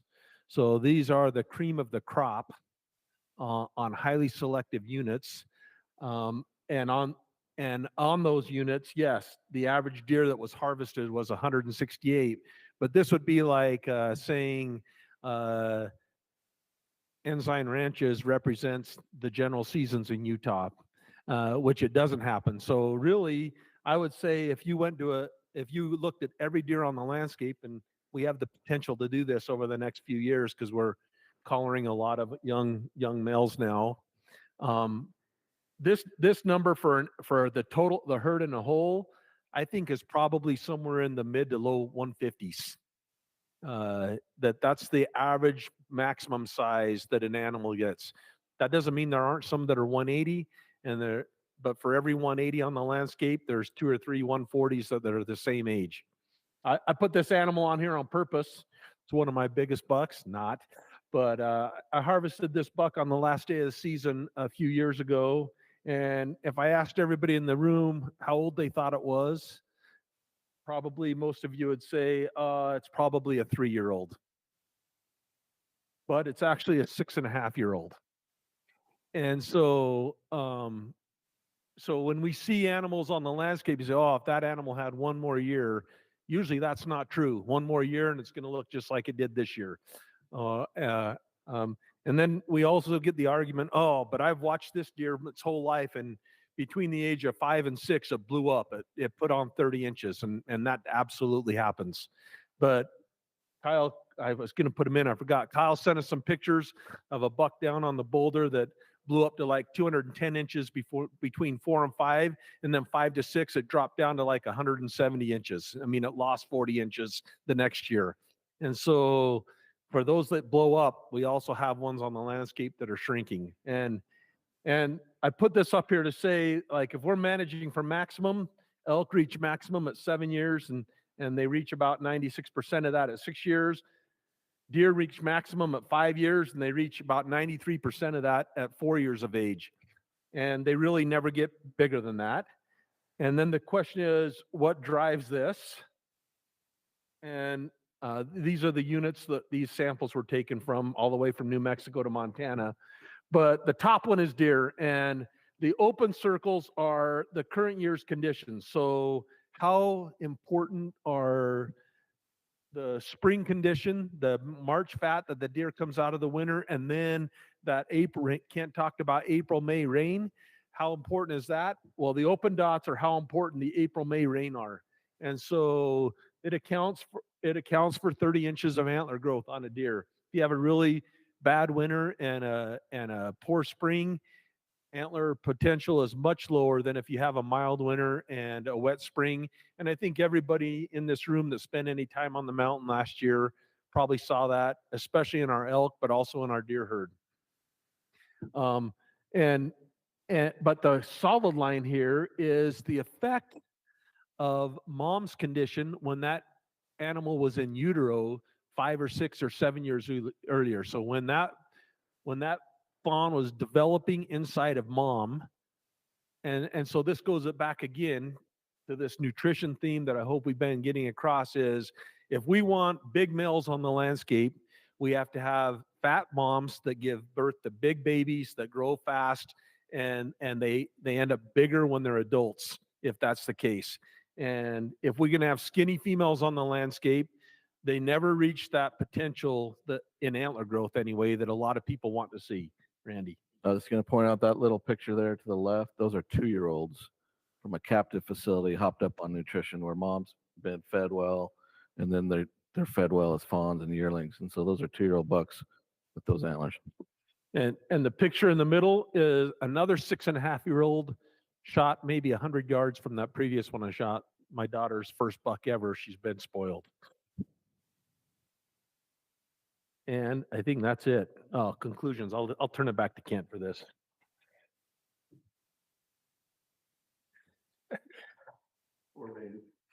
Yeah, so I guess we just wanted to end with just going over some things that we've learned over the past 10 years, and particularly things that surprised us or really go against what's out in the literature. The first is this variation in adult survival. I think with what we've seen over the past few years, last year we saw a low survival of 14% on the Morgan unit, which is the lowest probably ever recorded for an adult population, as high as upper 90s. That's quite variable. What's out in the literature suggests that there's constant adult survival and there's not much variation from year to year. To add to that, and most states use that constant. They've used the number of 85% and they never vary it. That's what they put in their models every year. So, I mean, when you look at that, clearly a lot of variation, and that's why we do this annually so that we can keep track of that. We've also seen that 50% yearling survival. A lot of what's out there say once they reach 1 year old, they live just like any other adult, and lots of data that suggests that's not the case. It's not the case with yearlings, not the case with 10-year-olds. Got to really keep track of that age structure. And as Brock alluded to early, depending on what that age structure of your population looks like, it's going to really affect your growth. These young prime-aged animals are the ones that have the greatest reproductive output, greatest survival. There's what's driving your population most. And so if we get into these drought years where we're missing those cohorts, you're going to see that population drag down. And we might have been seeing that over the past few years, particularly in southern Utah, because of that 18, 19, 20 drought periods where they just weren't recruiting many animals in. So the next few years, you're missing those prime-aged animals. And what you have on the landscape is a lot of those 8s, 9s, and 10s, which just don't allow you to grow as much. Up north, we don't really see that problem. You get a hard winter, it takes those 6+ year olds out pretty quickly. You're left with nothing but prime animals. So just something to keep in mind with these populations. Another thing we hit on already, top-down regulation is possible. We don't think it's everywhere in the state by any means, but it certainly can happen on units. And a lot of it, it's not always habitat. Often it is, and that's something we're concerned about. But, that's why we want to look at what is driving these particular units. Also, I think we hit on pretty hard the importance of the summer range issues. Both summer and winter are important. We're starting to shift focus to summer a little bit just to kind of get them ahead of the curve and make them, if we start them as good as they can, we're going to be in the best position. And so that's what we want to try and do. Monsoon moisture is a huge factor. So when we get, even if we don't have ideal conditions everywhere else, if we can get that big monsoon, it really will help with that second green up, help them put on those fat reserves. So we always want to see that take place where we can. Drought. We've had 2 of the worst drought years we've ever had in Utah recently. By far and away, drought is worse than a hard winter. Last winter sucked up north, no doubt about it. But the drought in 18 and 19 probably did a lot more harm to our herds than last winter did. They'll get a lot of moisture from last year. They can bounce back pretty quickly, we hope. Some units took it really hard, and they might be the exception. But for the most part, those droughts were probably worse, and it killed all the vegetation. So they're not going to even bounce back very quickly. And then lastly, is this just neighboring units concept? We were surprised. We used to do those 8 units as representative across the state and be like, oh, well, this Monroe represents the beaver and the Fillmore and these others. Well, then we colored on beaver one year, and I don't think there could have been any bigger difference in these populations. One was fat, one was skinny, and the survival was all over the map. So, you do the best you can, but it's amazing how different units, even 50 miles apart, can have drastically different things impacting it. So, we always got to be aware of that and direct management accordingly. Is that it? I guess, and just some future directions, we're really trying to look at this buck-doe ratio thing. Right now it's observational. We want to try and maybe look at it from a study perspective and really try and get at what's driving it and make sure it is real. But it's certainly something that we're concerned about. The age structure thing I just mentioned, the summer range, we got that really cool study going on Range Creek right now, and we should get good results from that and try and implement those across the state. One thing we're really looking at right now across southern Utah is that yearling buck survival. Kind of presented some of this about in the fall about what we might do, and we are moving forward with the yearling buck survival just to understand what's going on there. Why is it so much lower? Is it additive? If we don't shoot them in the during hunting season, are they just going to die of another cause? Or if we do harvest them, is survival improve on it? So that additive compensatory nature of yearling bucks. And then just another thing, that competition with elk, especially in a hard winter like we saw last year. Did the number of elk we have on the landscape in northern Utah hurt deer populations? And trying to get a better understanding of where is it a problem, at what levels is it a problem, and how do they coincide? There's a lot of mixed information out there. On the book clips, we found that deer and elk were doing better when they were together. Some studies say it's an issue when they overlap. I think a study out of Wyoming says that elk negatively impact deer near Flaming Gorge. I think it's called Little Mountain.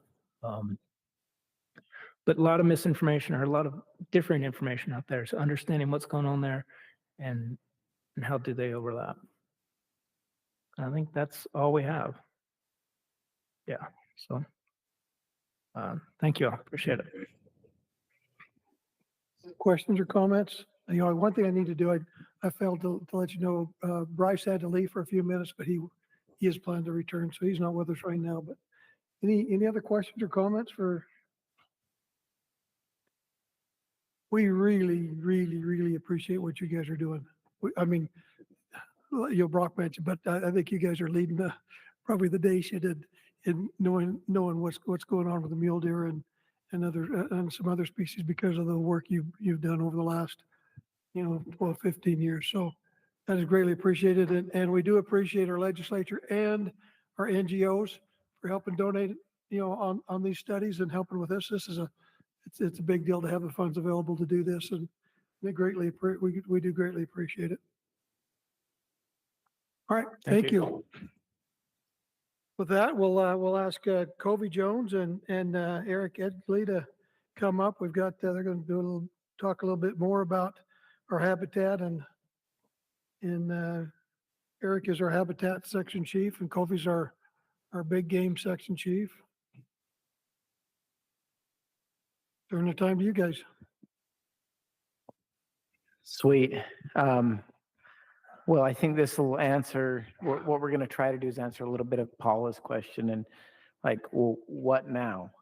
We have all these great data. What now? So, again, hopefully this spurs some discussion and conversation.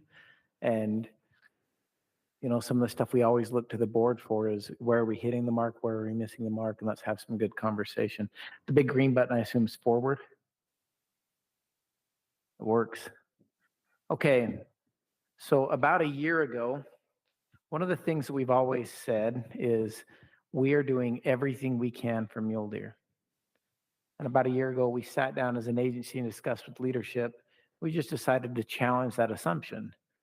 Are we really doing everything we can for mule deer? And it's a good thing. It was kind of uncomfortable. Justin Shannon spurred a lot of this conversation. He said, let's test it. Let's see if we're really doing this. And then he said, in that, let's evaluate what we're doing well, what we want to keep doing, and where we can improve. And so Eric and I took on this challenge. And we decided to go on a road trip because that's where the rubber meets the road, right? And just like this, it started out pretty good. We were pretty excited to go. And some of it was a little bit rocky. And some of the feedback was really good. I learned a lot about Eric on this trip too. I've got to be honest. I learned that we have very different approaches and leadership styles. We'd come into a region and I would say, let's go, let's get it all out there. Tell us what you guys like, what you don't like. And it got a little combative sometimes. And I found myself getting a little excited. I was like, yeah, let's have, and Eric's like, well, we don't have to be combative. We can still get this out there. But I was the dad in the photo there. And but it was fun. It was really, really good. We went to all 5 regions. And every time we met with a region, we'd ask them some questions just to get the conversation started. What are we doing that's working well, or what are you all really, really proud of? What are you proud of? What do you want to keep doing? And then we said, help us understand your pressures. We know what our pressures are at the headquarters office. Help us understand what you're feeling at a local level when it comes to mule deer management. And then help us understand where we can improve and do better, or what strategies you feel like we could employ to address some of these pressures. Eric, do you have anything to add to that? Have I missed anything there? No, I think, like you said, it was really good to get together and just have our regional offices, have people from Salt Lake office, the leadership, come in and have frank discussions with them about what they're doing and why they're doing it. And it was really productive overall.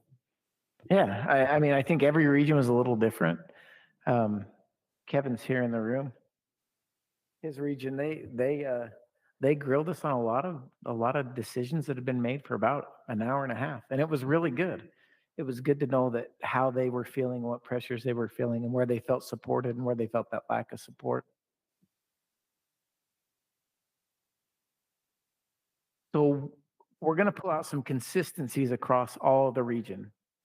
And one of the things that they were really, really proud of in the wildlife section was our deer survival and monitoring efforts. So what I was trying to capture in those bullet points under the wildlife section is everything that was just presented by Brock, Randy, and Kent. they're really, really proud of that. I mean, I don't know how many people know this, but this data set is unique to Utah. Having this many animals, this much information on body condition, cause of mortality, impacts on neonates, fawn survival. A lot of states are getting basic survival from collars. And when we go and meet with our colleagues and great partners and friends across the West, they always ask, how are you doing this at the level you're doing it at? They can't, to get this type of data on this many animals it's unheard of. And so as a section and as an agency, we're really proud of that. Okay, for the habitat section, just so that you're all aware, we have this thing called the Watershed Restoration Initiative, where for the last several years, basically since 2006, we've been laser focused on habitat work and specifically mule deer habitat work. And that's the machine that helps us get work done.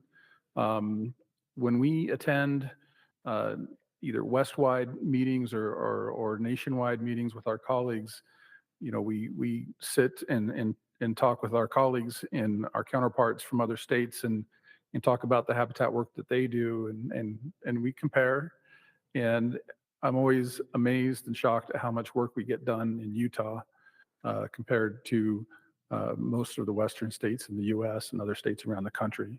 And so over many years and through many significant people in the division and others in the past, this machine called the Watershed Restoration Initiative is what has been enabled us to have a really great habitat program. And as we met with our regions around the state, we talked in depth about what we can do different, what should we be doing more of, what do we not need to worry about. And as we see research like that was recently presented to us, we do our best to incorporate that moving forward.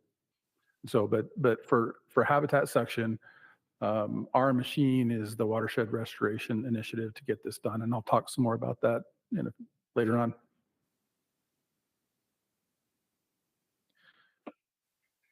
Okay, one of the other things that that we discovered through these conversations, pretty much with every region, is we talked about all the work that's happening. We realized that from a habitat perspective anyway, and I think yours as well, from a wildlife management side of things, we are not getting our message out to the public and even internally to maybe some of our own folks as to how much work is going on out there for mule deer. And so as part of that, we're looking at lots of ways to get that message out. Yeah, I think that we all recognize that we're trying, but the regions felt pressure here that they wanted to see more. That was their message to us. We're doing all this great work. We want you to help us get it out there. We said, okay. In the wildlife section, there is a lot of pressure to grow mule deer populations. And this means addressing limiting factors, whatever they may be, nutritional and habitat needs and predation. And there's also this insane pressure to provide an opportunity to hunt. And what I mean when I say that is they feel pressure to provide public land and to provide a quality hunt with lots of deer, lots of big bucks, and everybody wants it to be just them, no other hunters, which is really hard. I mean, some of these pressures, a lot of them we try to address. And quality hunt may mean different things to different folks, but it's a lot of pressure on our biologists across the state, and they're trying. Do you have anything on that one, Eric, you want to add? Another pressure was just to build strong partnerships with both hunters and landowners. They're both our constituents. All the citizens of the state of Utah are constituents, but hunters and landowners both really have the ability to impact mule deer populations at a landscape scale.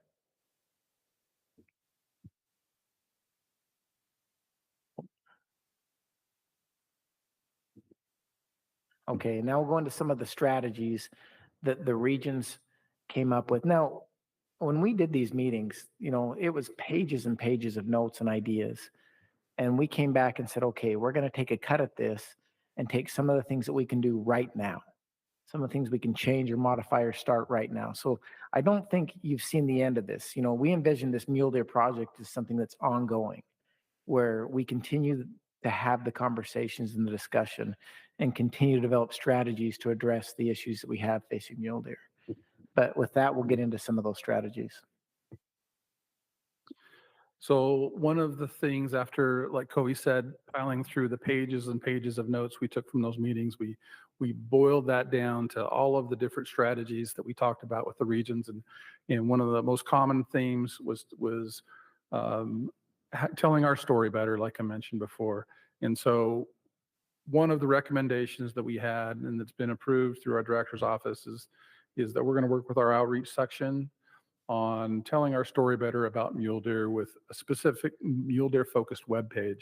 And maybe some of the other questions that you all had previously that you were asking Dax, and I'm not sure how much aware he is of this project moving forward, but it might provide a lot of that information and answer those questions that you have, because I'm pretty sure that our hunters and our constituents are probably have those same questions that you have already asked, plus a lot of other ones. And so we have agreed to move forward with working with our outreach to basically build this mule deer focused webpage that provides information from a general standpoint, and then also gives them the opportunity to perhaps drill down a bit further into more detail if they want to. And so that could include some additional video work that shows management and habitat work that has been going on and will continue to go on. And so that's something to look forward to that we'll be working on over the next year and beyond that, to have a good picture, tell our story about what we're doing for mule deer so that everybody's informed or can be informed, including policymakers, about what we are doing for mule deer. Other strategies specifically for the habitat section that came out of our working with the regions is as part of that information about mule deer is our habitat section will generate yearly summaries of all the habitat work that has been done specifically that benefit mule deer, and we'll provide that information on that webpage. Each of our regions, we had spent a lot of time coordinating what habitat projects were happening in the region each year, but to kind of create a more prolonged schedule of what those habitat projects are going to be into the future, we asked them to complete, together with the habitat management section and the wildlife management section staff in the region, a 5-year plan and a list of the most important mule deer habitat projects that they want to implement over the next 5 years. And then they'll revisit that every year and update that as those are completed or new priorities come in for mule deer. And so I want to report back, that's already been completed, that's done. Each region has that 5-year plan in place moving forward. We are going to continue to focus on strategic land acquisitions and easements that benefit mule deer.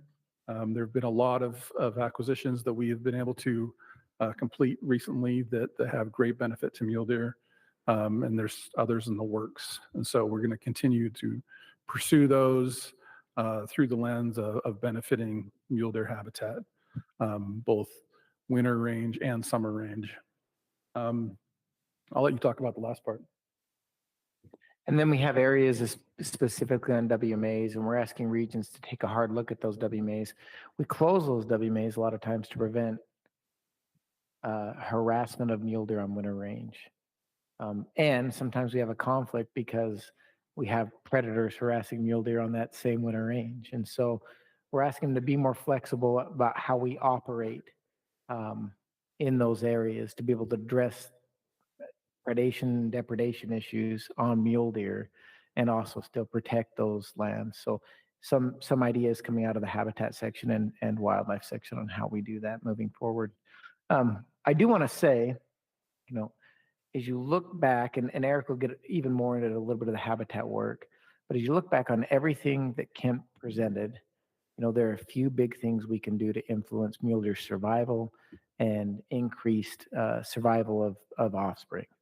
And one of them is to get those things in good, get does and deer into good shape, right? If they come into winter heavier, if they come into winter fatter, the likelihood of their survival is higher, the likelihood of their offspring survival is higher. And one of the really interesting things about Kent's study is we finally have enough collars and we have enough treatments that we demonstrated a beneficial effect. Like, we know the habitat work is working. It's time to not pull back, but time to double down and keep doing it. Keep doing more of it, do more of it in more areas. And that's the thing that's going to help mule deer. One of the things that I've asked myself several times is, okay, we hit a peak 2017. Since then, deer have struggled, right? We grew a lot of deer from 2011 to 2015 to 2017, grew almost 100,000 deer. And then since then, we've probably lost almost 100,000 deer.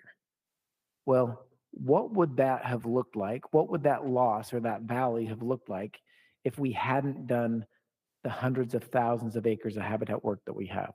How much worse would it be? I don't think we know the answer to that, but what we do know is that deer that use these projects are fatter, and it's moving the needle.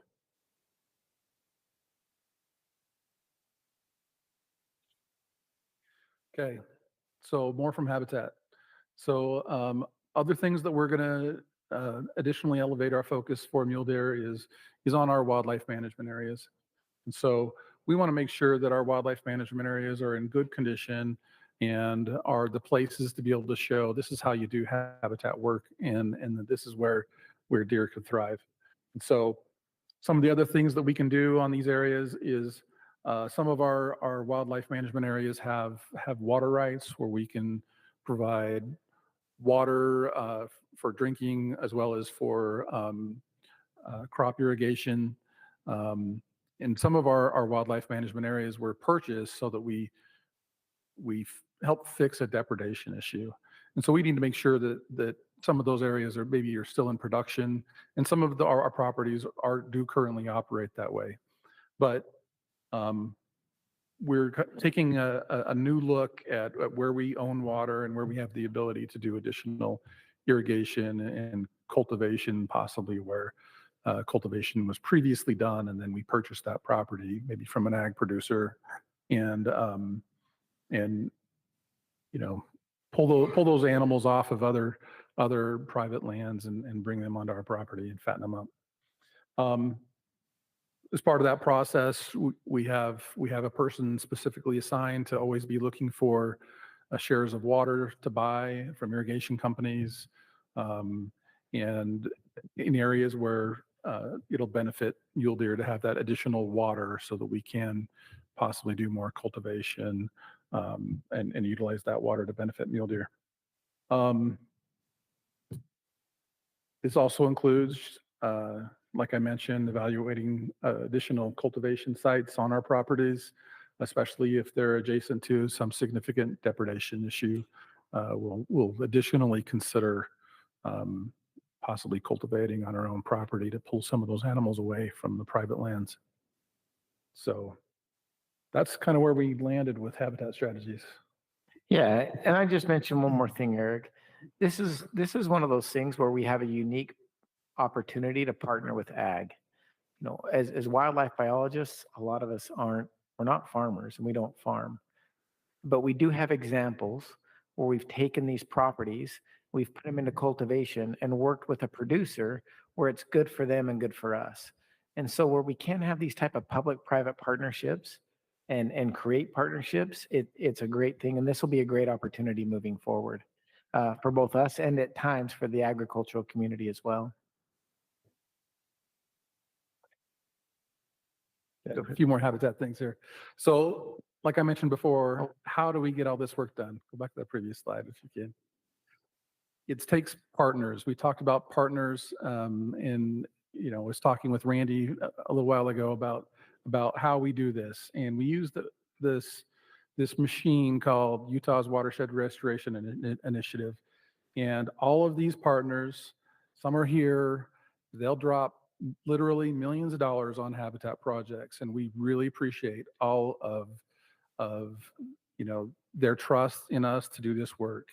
And you all need to know, and they need to know that, again, we're laser focused on doing work for big game and mule deer specifically. And this is how we get it done, with all of these different pots of money provided by a lot of these partners and projects, good projects on the ground. Like I say, nobody else in the West is doing it like this and putting this much money on the ground every year like we do. And go ahead to the next slide.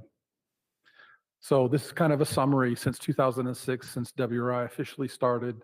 There were a lot of pioneers in our agency, both at the DNR level and the wildlife resources level, and other NGOs that really helped spearhead this years ago. And we owe them a real big debt to starting this, and our staff right now get to continue all of this. But just some highlights, the polygons that show there's a lot of fire rehab that happens after a big fire, and we get to influence that process, make sure that those areas are rehabilitated to benefit big game and mule deer specifically.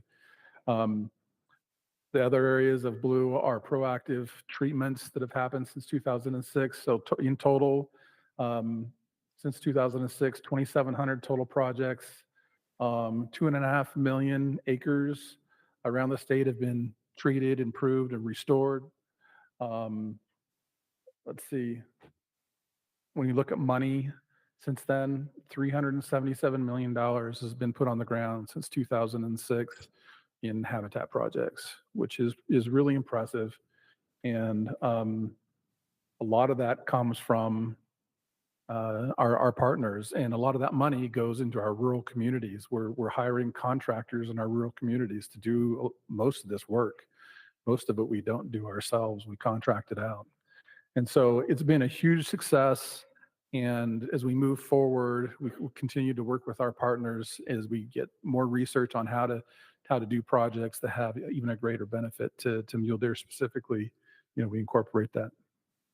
I'm gonna hit that next slide there, Kobe.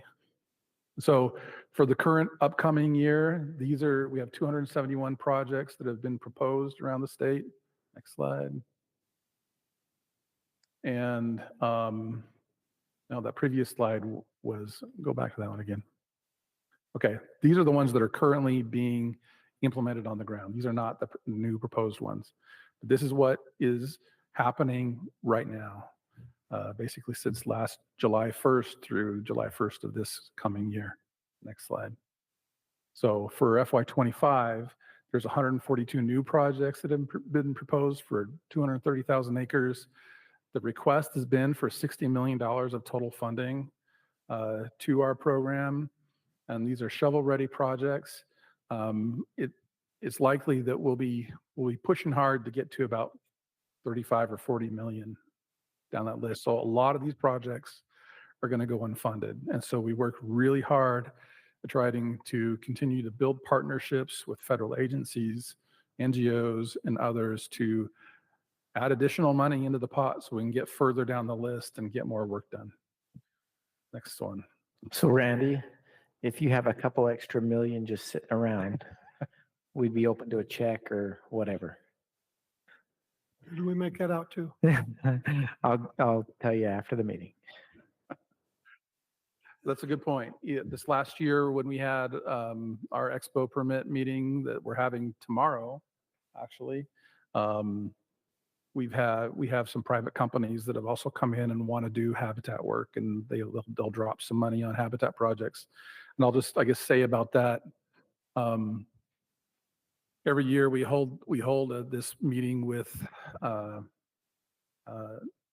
conservation groups, and 2 years ago they dropped a cool 4 million in one day on habitat projects, and last year I think it was 3.5 million. And so it's amazing what they'll do, and they'll put forward on habitat projects, and they're really successful. Do you have a question? You look like you had a question, Randy. Yeah, and Eric, you mentioned this, so I'll just bring it up so the group knows. So last year, King's Camo reached out to us and said, hey, is there anything that would stop us from being part of this funding meeting? Could we come and contribute? And we said the more partners, the better. So they showed up and they donated. And then the Seed of Muse Association also reached out to us and said, hey, we love wildlife. We want to support wildlife. Can we come? Absolutely. And they'll both be back again tomorrow. And so the partnerships, they're not stagnant, they're expanding. And we want to do work with folks that want to do good things for deer. So Yeah, and so I'll say for the last 10 years, I mean, we're seeing research about aspen restoration is really beneficial. In the WRI and habitat world, we've been working on these projects for the last 10 years or so, and a lot of it requires a lot of work, especially with the Forest Service and BLM, where they have aspen areas that can be treated, and you have to go through these really long NEPA compliance processes like Kevin Bunnell had mentioned before they had done on the Monroe. But the success we're seeing now is really amazing. But we use treatments, everything from prescribed fire to mechanical treatments and others. And so go ahead and next one. So this is what an example. This is on our Cold Spring WMA down in our southeast region. And so we have what's called range trend studies where we have sites that have been an area to study the vegetation and the trend of the condition of the range in areas around the state. And a lot of these data points have 20 plus years of data, some of them 25 years of data at that exact point. And this was a range trend site that was on our Cold Spring WMA from 2011 on the left. A prescribed fire was implemented on this property in 2012, and you can see in 2016 all of the aspen regeneration that is occurring. And so, Kent, to your question previously, it's hugely successful in our opinion, in my opinion, that when we do a prescribed fire or the forest does prescribed fire in these aspen areas, that there can be huge success, especially, I guess, the bigger the fire is, the better is what we're understanding. And we get tons of aspen regeneration, which is really beneficial to the habitat. So one of the ways to look at this, and I'll steal something from Nicole Nielsen, and that is turning bedrooms into kitchens, right? So the photo on the left, it's the same photo as the photo on the right. The difference is the photo on the left, all that energy is up above the animal's head. There's nothing in there that's palatable. There's nothing in there that'll put fat on mule deer. And then you go to the photo on the right, and they turned that bedroom into a kitchen, right? They changed it to something that's highly palatable. Your aspen tall forb complex will come back in addition to all those aspen shoots. And that's what changes the game, right? Next one. Yeah, so this is an example using our wildlife tracker data and information. The circle on the right is an area of our Para 1 Front WMA before treatment back in 2020. Go to the next one. And so post-treatment, when we were looking at the data up through 2023, we were able to see that additional significant increase in mule deer use on top of that treatment. So go to the next one. Yeah, I think this is yours. Okay, so here are some of the things that we talked about, our strategies we felt like we needed to start to implement from the wildlife side. We know, based on the data that we have in cause-specific mortality, that around that 7% mark of take from any one cause, it could be predator take, it could be highway take, whatever that cause is, it gets really hard to grow mule deer after you surpass that percentage of your population dying from that one thing. And we know that we have areas that seem to be, quote unquote, predator pits.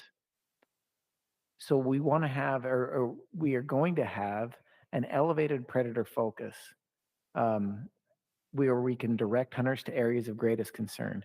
If you're going to go hunt a mountain lion, here's an area where it would help to remove a lion, where we're showing a lot of predation on deer.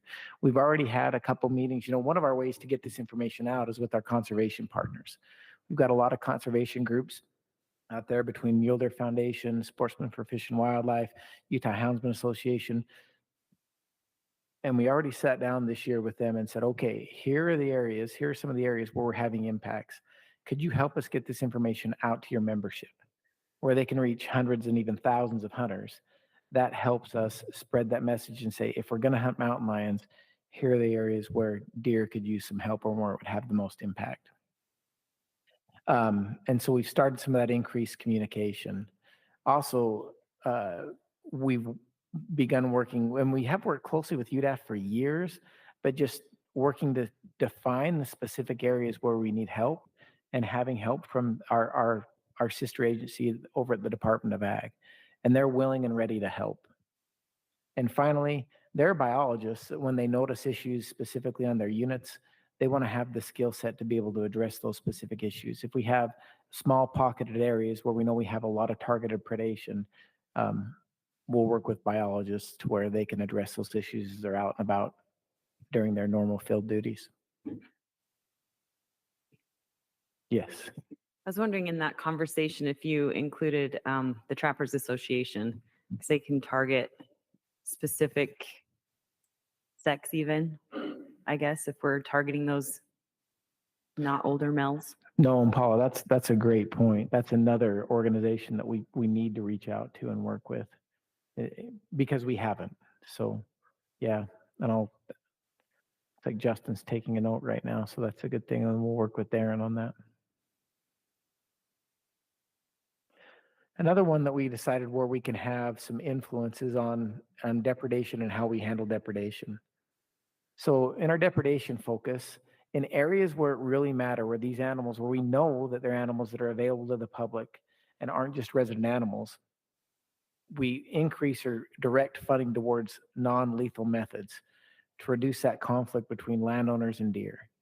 You know, we've said for a long time that we're not going to grow deer on the backs of private landowners, and we'll maintain that. We're not going to do that. And if we can find ways to grow deer and still have tolerance, we will do that. Some of that is through permanent fencing of haystacks and other things. Another way to grow that is continue to incentivize hunting opportunities on private lands, to really listen and be good partners. You know, we're committed to continuing. We have a wildlife ag working group that meets. We have one in the southern region, and then we have one that meets as a statewide working group where they sit down at least once a quarter to talk about what the pressing issues are. And continuing that is key in this, and understanding where the conflicts are and how we continue to mitigate those. Supporting the GIP program and other NRCS programs where we have that overlap, where it benefits us and them. And there's a lot of overlap. And continue to evaluate and seek the best programs for landowner incentives from other states. You know, we have the Mule Deer Working Group for WAFLA, and we'll continue to work with WAFLA and see what programs are out there and how we maintain that tolerance and work through depredation issues better. I put these slides in here a couple years ago when I gave the presentation. And so I don't want to offend any of the biologists. There are some biologists that have since retired, and then there's some biologists that aren't in here. And the goal in these slides is not to leave anyone out. So I need to refresh this and get some new photos. But the goal is to remind everybody that every one of us, you know, there's some elk up there, some deer, there's mountain goat. As biologists, every one of us have hunted at one point or another. And a lot of us are super passionate hunters that spend a lot of our discretionary income to try and do this more and as much as we can. We care. And because we care, we want this not only for ourselves, but we want it for future generations. When we make recommendations, that's always on the backs of our minds. No biologist ever would knowingly do something to hurt deer. And when they wake up in the morning, they're literally thinking about what they can do to help deer. And having that trust and that faith, you know, in these folks that are out there on the landscape it's really important. I'm pretty excited about this project. Like, I'm pretty excited to move forward, evaluating and testing the assumptions and truly doing everything we can to help mule deer in this state. And it's been good for us to to get together as an agency and have these discussions. With that, yeah, Eric, anything to add? Yeah, I think I just end by saying that I think our wildlife management and our habitat management sections are probably the most aligned that they've been in a lot of years. Not that they weren't misaligned, but they're laser focused on working together to benefit mule deer on both sides of the fence of our sections. Going back to you were talking about agricultural projects on WMAs. Is there any plan to do anything with the lower San Rafael WMA? Eric? There's a well on there. It's a 2-inch well. It's just running. And it just runs and it goes down into the San Rafael River and does nothing. It's my understanding that Rocky Mountain Power owns pretty much all the water rights in the San Rafael River. Do they own that well also, or can that be utilized? Yeah, I'm not sure specifically on that water right, but that's something we can look into. Like I say, all of our staff statewide and in our southeast region specifically are like I say, looking at all of our water assets and making sure that we're using them as beneficially as we can for mule deer projects. But we can look into that one specifically and get back to you. Okay, that's one I think that has a lot of potential, provided that we could get the water to it. Yeah. Yeah, and I think we're looking at all of our properties saying, okay, where can we do more? The recipe for success is pretty easy. If you can grow alfalfa, you can make deer fatter, right? So if we have the ability, if we have the land, if we can get the water, we're going to evaluate every one of our properties that hold deer and say, okay, will this work here? Okay, yeah, that was just one that came to mind because it's water it's a well that's coming up and it's just running down into the San Rafael River. No, it's really good, Kent. It's good to bring up. Something if you could find somebody that would contract out to raise alfalfa there, even if it's 20 acres, it's more than we had before. Yeah, 20 acres more than there was in the middle of that desert. So, yeah. Any other questions? I had one. I get hammered a lot down my way. We've got a couple of WMAs there, the one just past Santa Quin going south. And then, the people were under the understanding they bought that so the wildlife would have a place to winter, wouldn't need to cross the freeway, stuff like that. But then there was a bunch of cows in there all summer long. And when the big game finally got down, all they had left was dust.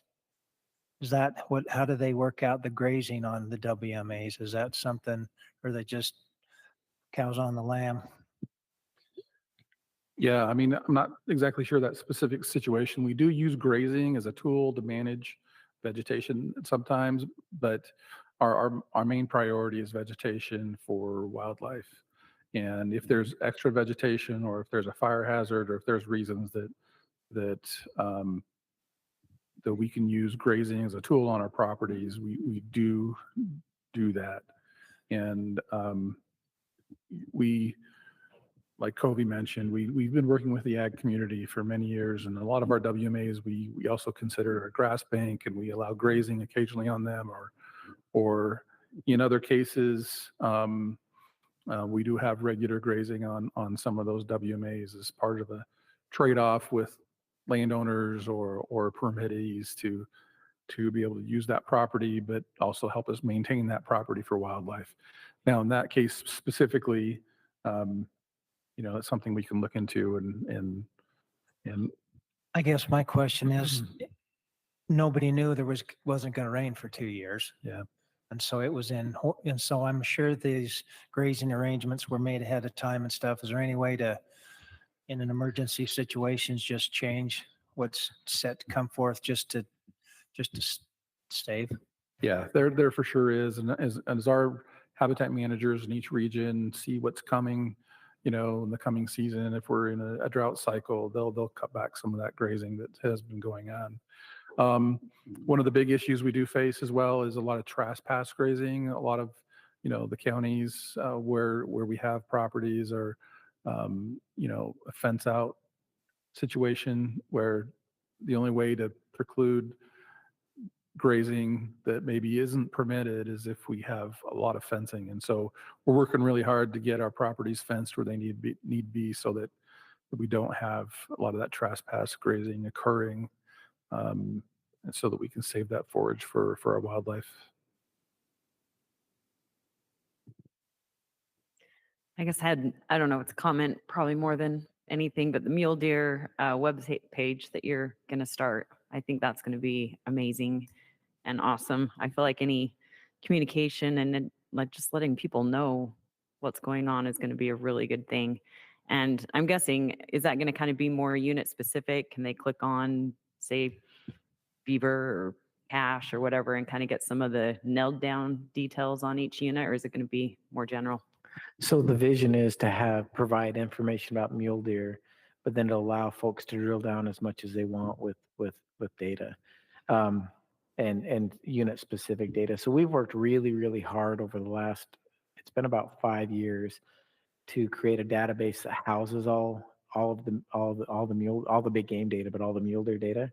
And so now the second phase of that is building products that allows you to look at and say, okay, well, what is survival on this? What is the buck-to-doe ratio on this? What does harvest success look like? How many permits have you been issuing? And so that's the vision, is like, if you just want to know like how mule deer is doing at a statewide level, you can dive in there and look at it.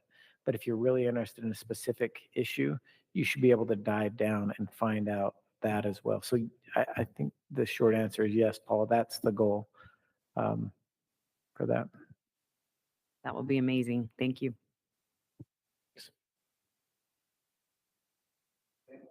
Very good. Thank you. Thank Yep. you so much. Appreciate it.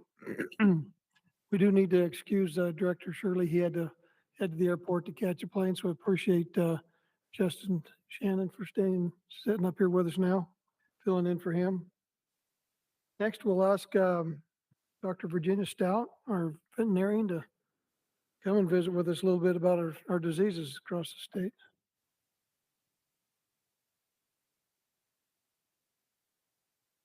Can you hear me? Okay. All right. I'm Ginger Stout. I'm the state wildlife veterinarian, as you know. Today, I'll be focusing on chronic wasting disease because that's our main concern with mule deer, and it's the most concerning disease that we deal with on a daily basis. I thought this fire picture was appropriate because that's how it feels when you're dealing with chronic wasting disease. It's just can be an uncontrollable thing. So I'm sure y'all are familiar, but I'll do a quick review about what is chronic wasting disease. You may hear CWD all the time, but not know a whole lot about it. But it is a fatal neurologic disease of cervids. It's in a category that we call prion diseases, or TSCs. And then other prion diseases that you may have heard of in humans, Creutzfeldt-Jakob's disease is the main one. In cows, you see mad cow disease. With goats and sheep, you see scrapie. So it's all the same family of diseases or type of diseases. And what a prion is a naturally occurring protein, but it actually misfolds and becomes infectious. So it's something that's in our body already, but when it contacts the misfolded form of the protein, it just creates the avalanche and causes that protein to misfold just by that contact. So, and another thing to think about is prions aren't alive, so there's not a great way to kill them like viruses or bacteria. So this is a very challenging disease, and if you wanted a disease to be successful, you would probably be a prion. It can be found in all tissues in the body, but it tends to congregate in the brain and the spinal cord and lymph nodes. So The species that are affected are cervids. Mule deer is our main concern because they seem to be the most susceptible. Elk is another species that can get this disease, and moose. So those are the three in our state that we're worried about. White-tailed deer, black-tailed deer, Sitka deer, captive elk are another concern, red deer and reindeer in other countries. Another thing to note is there is a classical form, which is what we have in mule deer and elk, and that's where it is a contagious disease. So if an animal comes in contact with the prion, they ingest it, they get the disease from that. With the atypical form, which is typically in moose, it just occurs spontaneously. So we don't really know why that happens and why it happens in moose. There's a lot of research going on about that. The other unfortunate thing about this disease is it takes a long time for a deer to show symptoms. So 18 to 24 month incubation period. So that means all that time it can be multiplying this prion, shedding it into the environment, and then, but not showing any clinical signs. So the clinical signs develop at the very end stage of the disease. And it's also scary because when you're out on the landscape, you can't look at a deer and say, oh, that one has CWD, unless it's that very end stage. And at that time, it could have been shedding for years onto the landscape without us knowing. This disease is always fatal, so it always ends in death. And it causes a very reduced reproductive potential. So I'm really glad Kent and Randy and Brock went over the reproductive lambda, all of that background info. Some studies have shown a lambda of 0.7 and 0.8 in the like a high prevalence CWD infected herd. So ultimately, our populations will decline if the prevalence gets over a certain level. The symptoms that we see at this end stage of disease is emaciation, which is they just get really skinny. It's like they're wasting away, which is how it got its name. They stumble around. It causes neurologic symptoms. So lack of coordination. They may get drooly, listless, have increased thirst. And you may see like drooping ears. They're just kind of depressed and trying to survive. But this happens over a very long period of time. So you may see these initial symptoms at first, but then those end stage symptoms is just that wasting. And another thing to note is it does make them more vulnerable to other diseases. So even if you see a deer, it dies of pneumonia, it could still be initially caused by CWD because it decreases that immune function in the animal. So you may ask, how is this spread around? This diagram shows it pretty well. With the shedding can occur through any bodily fluid. So nasal secretions, saliva, even antler velvet has prions in it. Urine and feces, milk, blood, anything that can come from that animal. And then a carcass is also another important thing to note. Prions are in that carcass, and if left on the landscape, it can cause infection in other deer. So you have shedding into the environment, which all of the things in italics here are things that are being studied, but they have shown that hotspots occur with carcasses. Anytime you congregate deer together, it's going to increase potential for infection because they have more chance of coming in contact with these bodily fluids. It does bind in the soil. Soil type does matter, but depending on the soil type, it will last a really long time in the environment, and also water as well. There's also indirect contact through other deer, through the environment, the water, soil, vegetation. It can even be uptake into plants, and the animal can eat that plant and get the prion.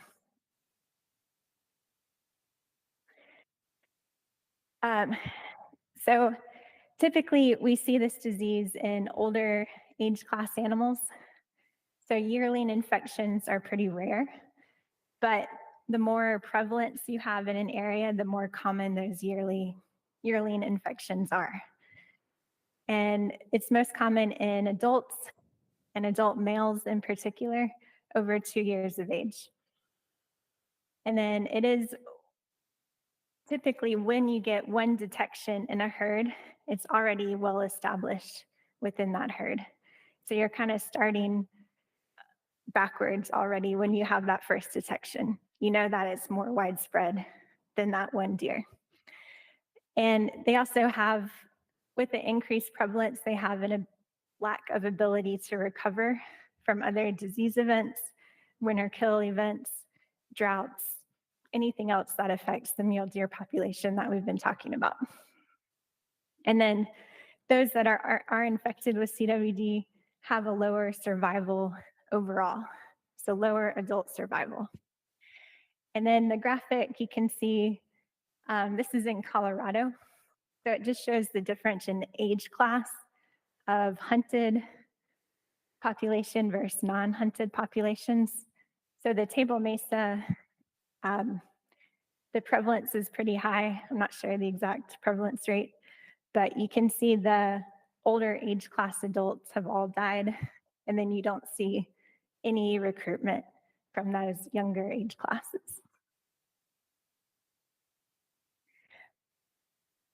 So I know this is probably the most important question for the board and for the public. So how does CWD affect deer populations? I wanted to show this quick video. Just, it says it more succinct than I probably could. So.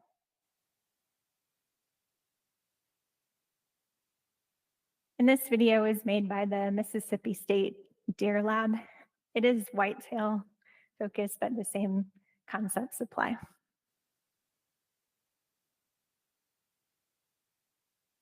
Any questions while we're waiting?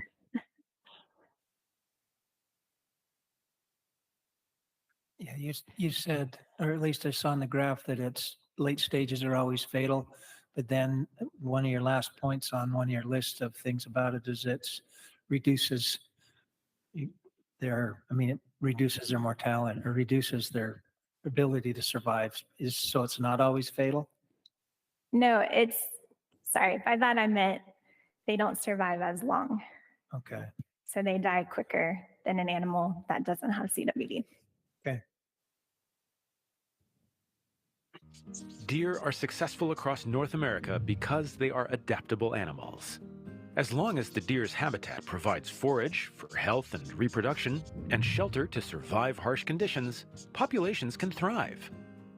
Short-term mortality events, including severe winters or outbreaks of hemorrhagic disease, will reduce the population.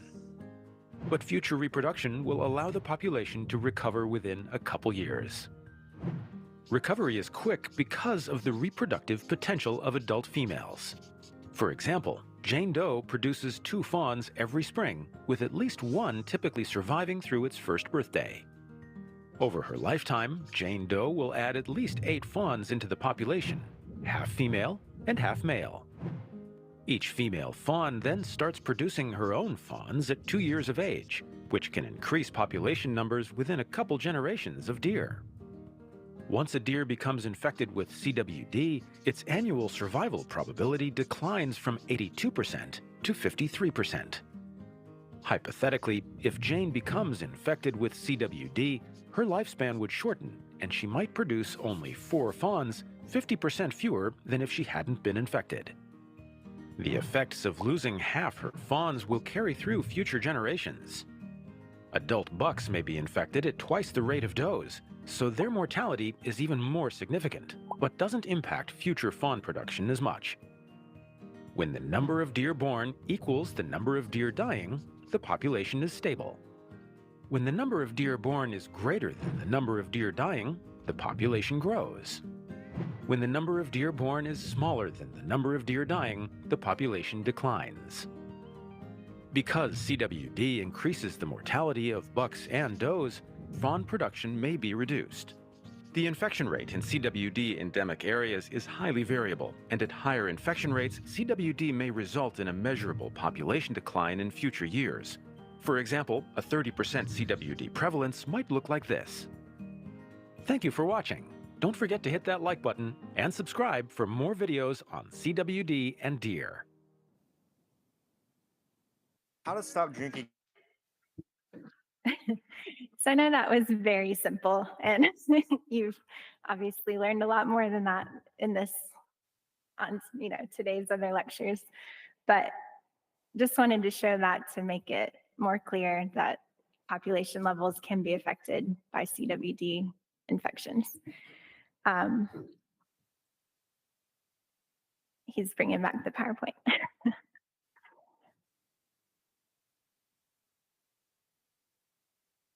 Okay.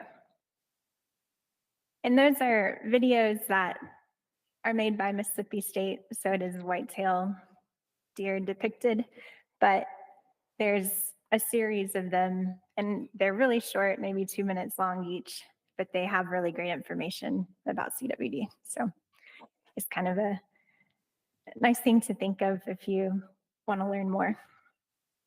So we'll get into testing next.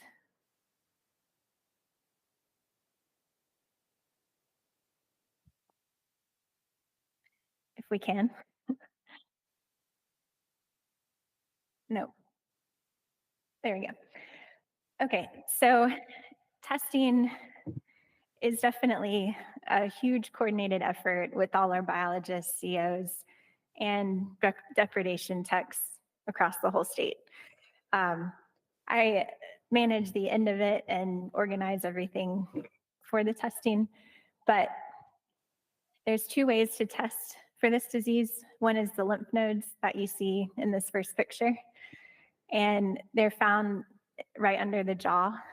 So and they seem to be the most representative of being positive or negative and the easiest sample to take. That will give us the most accurate results. The other sample we can get is the obex, which is part of the brainstem. It's a little bit harder of a sample to take, but especially in moose, we need both of these to confirm if they're positive, whereas mule deer and elk, we just use the lymph nodes for the testing. How do we get these samples? So it's a very big coordinated effort. Check stations are the #1 thing. So at the beginning of the hunting season each year, each region will have a check station, have people stop, get the lymph nodes from the animals as they drive through. We've partnered with a lot of taxidermists and processors just to get these samples, and we incentivize this. So we do pay them to get those samples for us. And the reason for this is because of our sample size needs to be at a certain level to determine an accurate prevalence rate, which we've struggled with for a long time.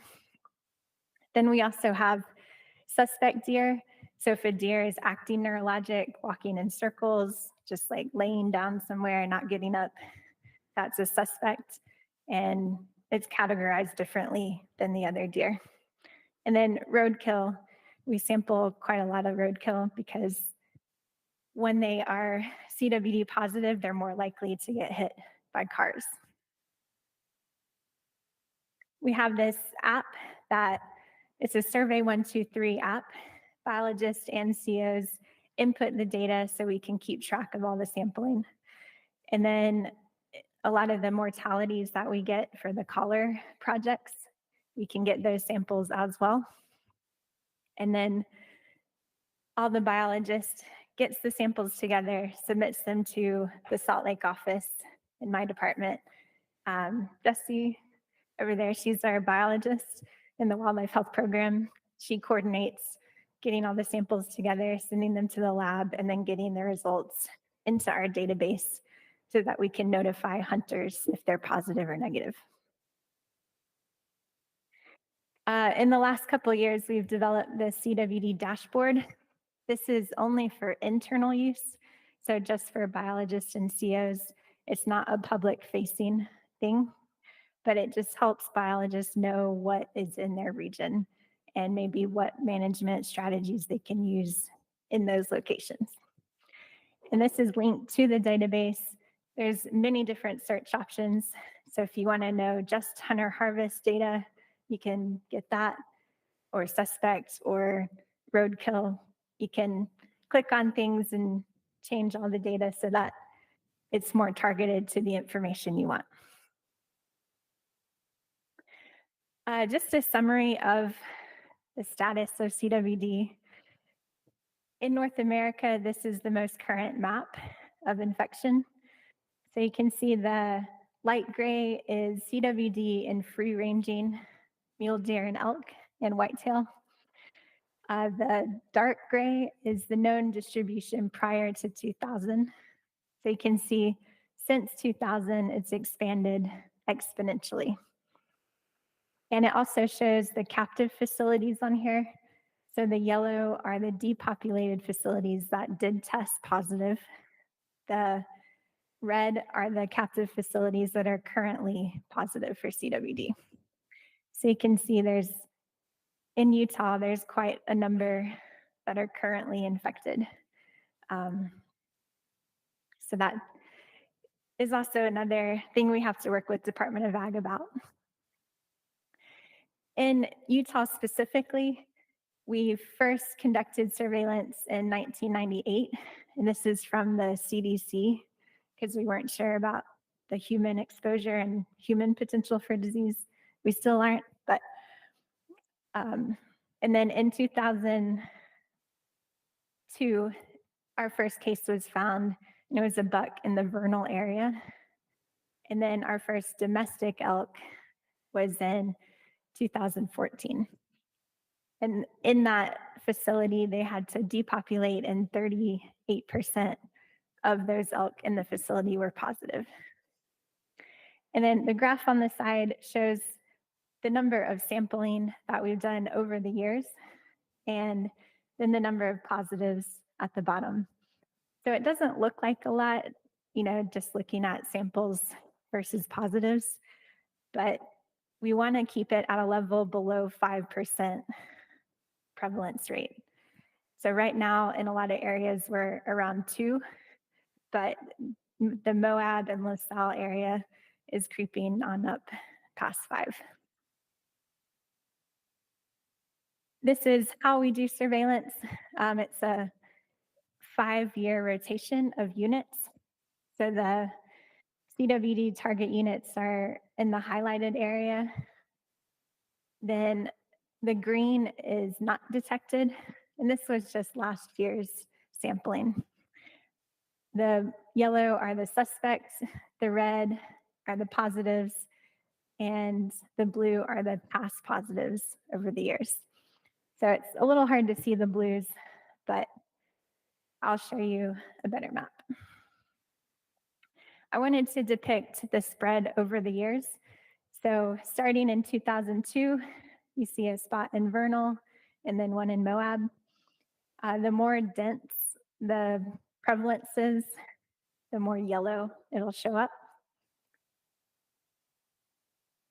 So 2002 to 2007, you see an increase in vernal, Moab, and then you have another hot spot in the middle of Utah.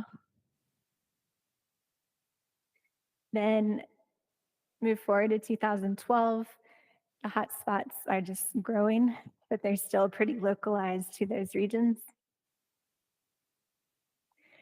And from 2017, you also get the hot spot near Mighton, and that's just south of vernal.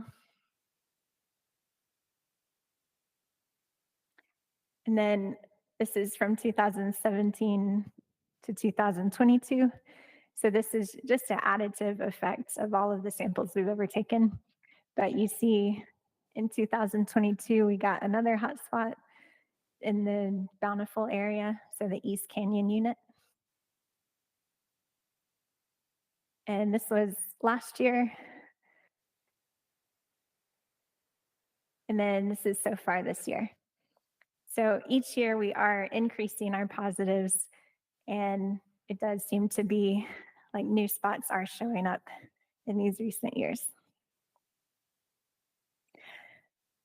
Any questions on that?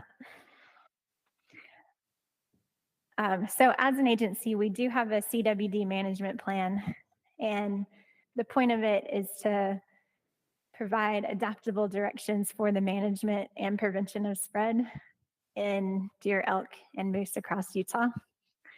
So the objectives of the plan, there's 3 different objectives. The first is to reduce the rate of spread of CWD in Utah and reduce the prevalence in those infected areas. Then provide guidelines for response to detection of new infection foci.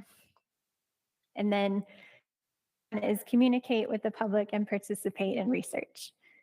So we'll go through each of those objectives. So the way that we're doing objective 1, so reducing the spread and preventing the increase in prevalence. So we do that by surveillance. So we need to know what's going on the landscape. You know, where is the disease? Is the prevalence increasing? Is it not? And then harvest management, we can decide what we need to do in those areas for hunts to target the CWD infected spots. Another thing that's important is carcass import restrictions. So this is probably the easiest way for CWD to spread across the landscape, is to take an infected CWD deer from one state and move it to another. And then once you've processed the animal, just throw it in your backyard, then it becomes a CWD hotspot. So movement is really one of the biggest ways it can move across the landscape. There's definitely natural movement as well with the migration of the deer and elk, but humans can play a big role in this. With baiting and feeding, that artificially congregates animals, and the potential for spreading disease is a lot more risky. We've stopped translocation of deer and elk due to this disease, and we don't allow rehabilitation of these animals either. Another thing that we've worked on is limiting other livestock species that can actually get the disease, and then focusing on carcass disposal. For our second objective, we want to implement population reduction and sampling when that initial infection is noticed, and we want to know what the prevalence is at that time. So for the East Canyon unit, we have focused our sampling efforts on that area where we found a lot more than we were expecting.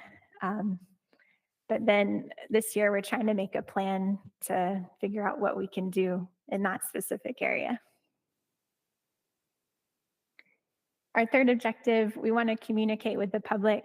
So we have a website dedicated to CWD where the hunter can plug in their number, get their results from the testing. And then we also communicate when there is a new area by press releases and updating the website accordingly, as well as putting new maps out each year, as well as summaries of our testing that we've done. Then we also participate in a lot of research. So every year we get a grant from USDA that helps with funding for this disease, and we'll continue to do that each year going forward. I wanted to highlight a couple of our CWD research projects. So with our first project, live animal testing has not been that successful. So they've tried tonsil biopsies, rectal biopsies. Also, a newer technique they've developed is a molecular technique instead of where you actually look at the tissue. And so we're developing some live animal testing projects. So in conjunction with our capture, we do ear biopsies to check the live deer for CWD. But if we can help validate this technique, we'll have a lot better information to go forward on than to just waiting until they die to confirm if they have the disease or not. And then the second project. Virginia, yeah. what does that ear biopsy, how do you do that? What does that mean? So it's just a tissue plug that you get from the ear. So it's like a little circle knife, and you just plug the tissue and then test that tissue. All right, so you're actually taking a part of the body Yeah. away to do something, okay. Yeah, so just the skin and the cartilage. So our second study is trying to predict CWD spread in Utah, and then help us develop a better surveillance method as well, just to make sure that we are doing our surveillance in a way that we will know when our prevalence increases. So we're working with USU on all these projects, but we're getting hunter CWD samples, and then we're modeling migration as well as putting in the CWD positive negative information and trying to develop a model to help us target those areas that are more at risk for CWD. And then the third project is developing a survey of hunters to figure out what the attitude towards this disease is in the hunting community. I know it's a very controversial thing in the last couple of years, especially with COVID. Disease in general has become controversial. So we just want to get an idea of how hunters are feeling about this. Is it real? Is it not real? And that will help us to target our education and our management going forward. Did you have a question? Yeah, I guess kind of comment, question both. Currently, what I hear in talking to hunters, there's fear of CWD. Like, can we or can we not eat an animal that's positive and things like that? And I know of several people who have reached out to me that they killed an animal and it was tested and it came up positive and they threw it away. Mm-hmm. They wouldn't consume it. Is there any knowledge one way or the other? Can it make the jump to humans? Is it possible, or what's that? Yeah. So there's been a lot of research on that exact question, but unfortunately we don't have a good answer yet. I think to what we know so far, no human has gotten infected with CWD, but there has been some studies that show it may be possible. So if the right environment was there, I wouldn't be surprised. But that's why we're so cautious about telling people not to eat the meat. And it's more of a thing of it's better to be safe than sorry, and we don't want to put people at risk for consuming potential infectious diseases. So hopefully we'll have a definitive answer in the future, but there's been some controversial studies, so there's no solid evidence one way or the other. Yeah, so we're in the process of finalizing this survey, and we'll circulate it probably in a couple weeks just to get an idea of what the attitude is out there. So what can we do? It seems like an impossible disease to manage. And the main point that I want to say is we want to prevent the spread for and foremost, because once it's in a population, we're not getting it out. There's no way to depopulate a whole area and then not have it reinfect after that, because it persists in the environment. And they actually did that in Norway. They depopulated a whole reindeer herd, and then 5 years later, they still had positive animals.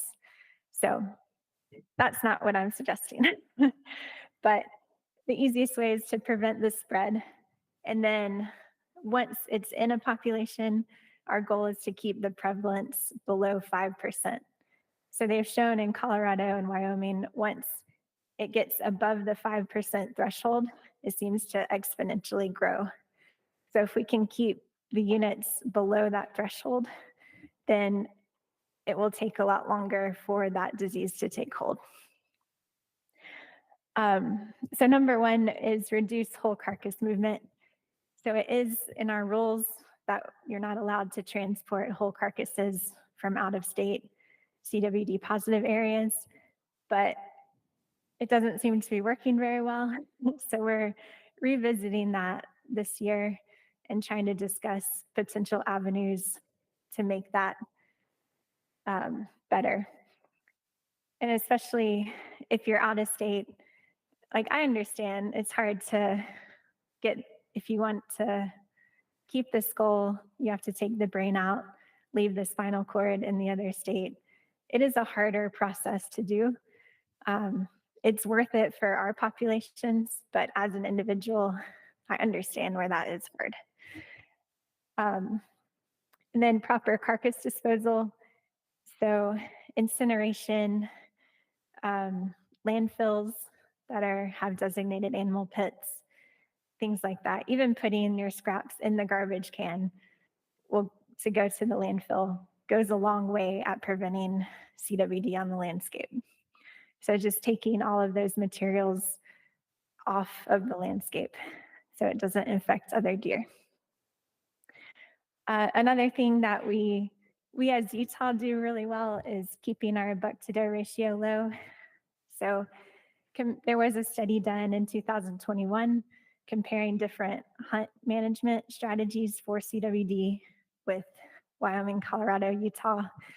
And in those other areas, their hunt ratio, they manage it, buck-to-doe ratio is in the 30s range, even up to 40. But in Utah, we tend to go a lot lower than that. So I think that's helped us in these past 20 years that we've had CWD keep our prevalence low. And that's another thing to think about when we're managing units. If we have CWD in the herd, if we go towards that lower number of buck-to-doe ratio, that will go a long way in preventing the exponential increase in those particular herds. And then another thing we can do is do specific hunts targeting CWD positive areas. So unfortunately, this affects older age class bucks the most, and those are the ones that we'd want to target. So, does it go along with our hunting management normally? Sometimes it does, sometimes it doesn't. So it's just keeping that in the back of our head when we're planning our hunt strategies. Another thing that I'd like to work on is working with cities like Moab to try and reduce that urban deer population, because exponential growth of CWD has happened in Moab specifically. So those urban deer where we don't have that hunting pressure, we can't keep things at bay, that's where we're going to start to see the explosions of CWD. And then the last thing is education. So yeah, I know there is a lot of fear and questions around CWD in general.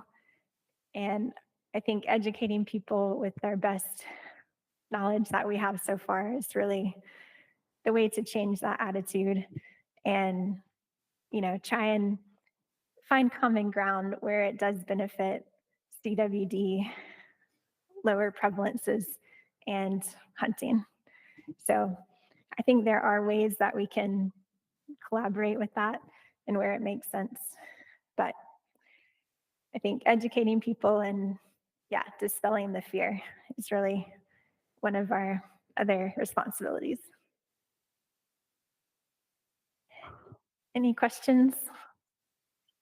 It sounds pretty simple that to encourage more hunting in some of those prevalent areas, but I know in the Northeast region, we got that Mighton area and we've done such a good job over the last 30 years to encourage landowners to tolerate our wildlife that now they like them so much they don't let the hunters in there to help us try to eradicate that problem there. So it sounds easy, but it's a little bit more difficult than it sounds. Oh, no, it doesn't sound easy at all. But, but yeah, private land is a whole nother ball of wax where we just need more people on board, more people educated about it to try and reduce those prevalences. But all in all, it will result in population decline if it gets, some units in Wyoming and Colorado are already showing that. So my goal for managing CWD is to help keep those prevalence levels low. But Listen to your presentation where you're talking about some of the ways it affects the animal. Many years ago, I was with a friend that had a tag on a feed ground in Wyoming, and there was an elk that was acting just kind of very lethargic. I mean, didn't even care we were there. And it had something, I think they called it scabies, which is a parasite that eats the hair follicle. Yep. Bottom part of the hair. Anyway, it did have any hair on it. So, and it is, we don't see that in this state at all, do we? We do see it a little bit. We do. It's not as bad as other states, but yeah. A lot of times it'll just be in the ear. Okay. So it can be a localized infection, or it sounds like that one was had a full the body. biologist there said that it was worse what he's seen. So. Yeah. Yep. Any other comments or questions? Very good presentation. Thank you so much. Very informative. Yeah, you're welcome. I guess I did have a question. There was other disease issues. Oh, was there anything else on that? So I think CWD is the most important. We do have a lot of other things that happen to mule deer, but they don't have the same population effects of CWD. So I just thought I'd use all my time to focus on that. Which is fine. I did have a question. We had a email and just some other discussion about pack goats and things that are going into areas with sheep causing Pneumonia. disease to be spread. Have we seen that too much in Utah, or how concerned should we be about that? Yeah. So that's actually a question that I've been planning to coordinate to address.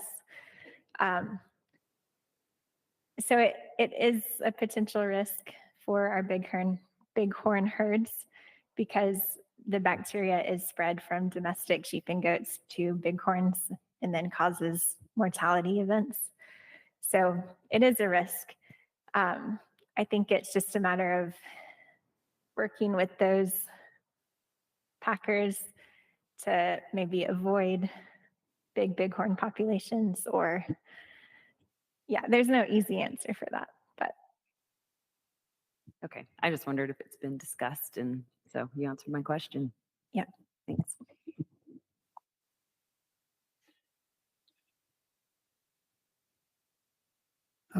I guess up next, Chad Bettridge is going to visit with us a little bit about our law enforcement updates.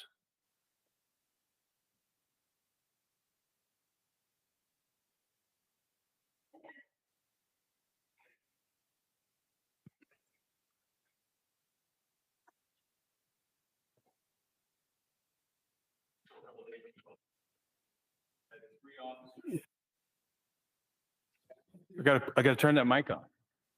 So I had 3 officers meet with Dr. Stout to talk about all the diseases they could come across dealing with dead animals and investigating this and this. And for the most part, these 3 brand new officers walk around like they're 10 foot tall and bulletproof. And when they got out of that meeting, they were terrified.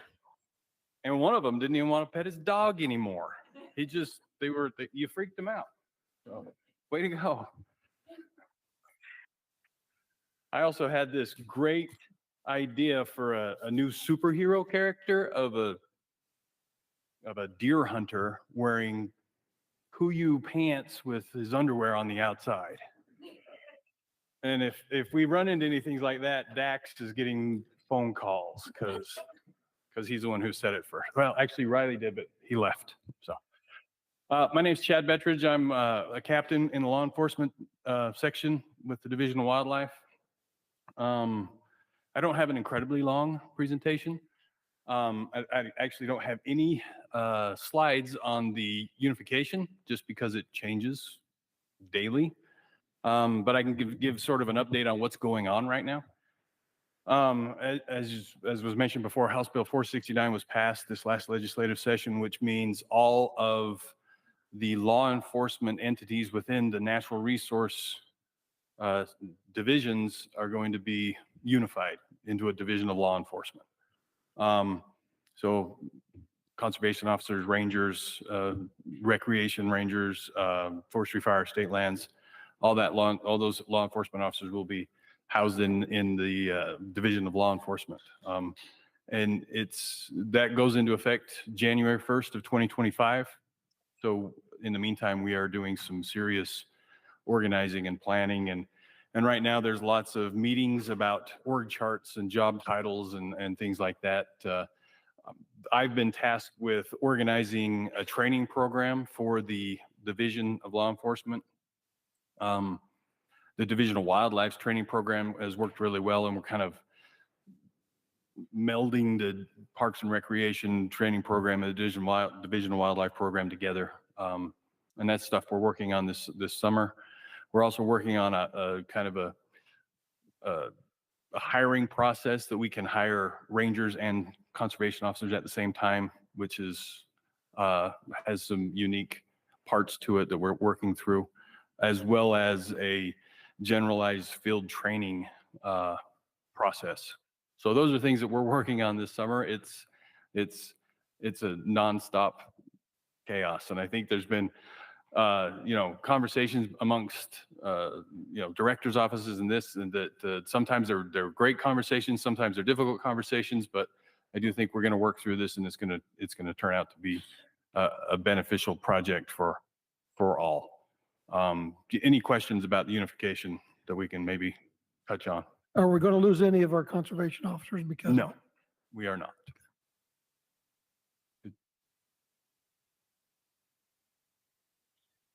Do you see a potential of going away from wildlife focus in the future, or how are we going to maintain that? So interestingly enough, I was reading through House Bill. I mean, if you Google House Bill 469, Title 23A, which is the Wildlife Code, is housed in this title. And it's still the responsibility of natural resource officers is what the name is. So it's still the responsibility of the officers to enforce Title 23A. It used to be Title 23, now it's 23A. A few weeks ago, we had a training here at Farmington with all of the officers in the state. They came up and spent a couple of days together, and we discussed this specific topic. And I think it's important for you all to know that the emphasis of our officers is to enforce wildlife rules and regulation. That's why they got into the gig. That's what they want to do, and that's what we want them to do. So their job, the name of their position may change from conservation officer eventually to natural resource officer, but their emphasis will still be on enforcing Title 23A. And I don't think that there's going to be a lot of change. There's going to be a lot of change in administrations and things like that. But for the next little while, I don't think much is going to change in the field at all. So. Do you expect much change?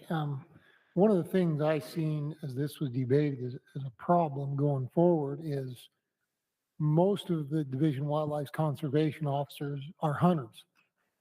They're hunters, outdoorsmen. It's what they do. And they just want everybody to play by the rules. So that's why they're in the game. That's why they do it, as you stated. By lumping everybody in, park rangers and everyone else in there, you're obviously going to rake in some individuals that are not hunters and may even be opposed to the practice.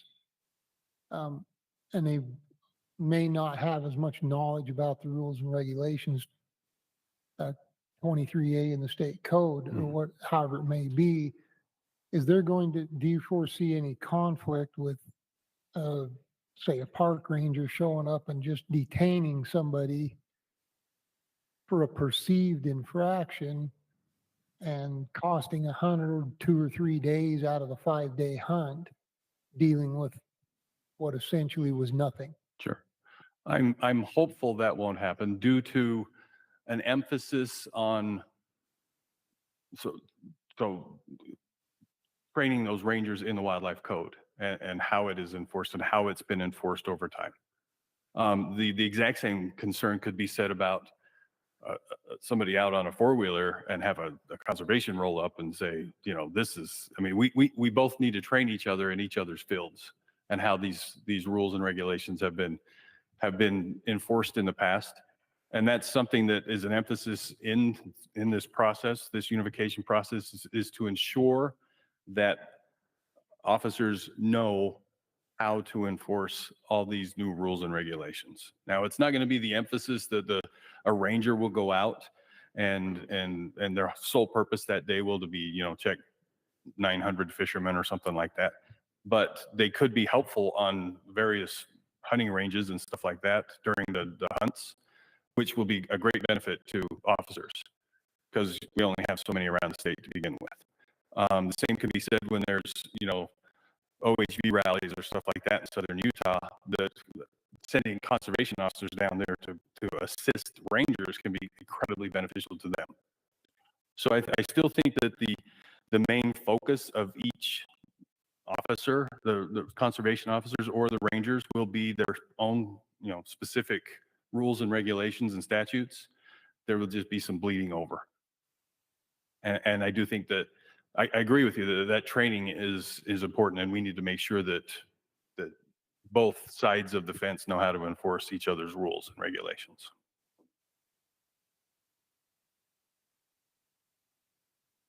I got more questions than all of you, and I just started.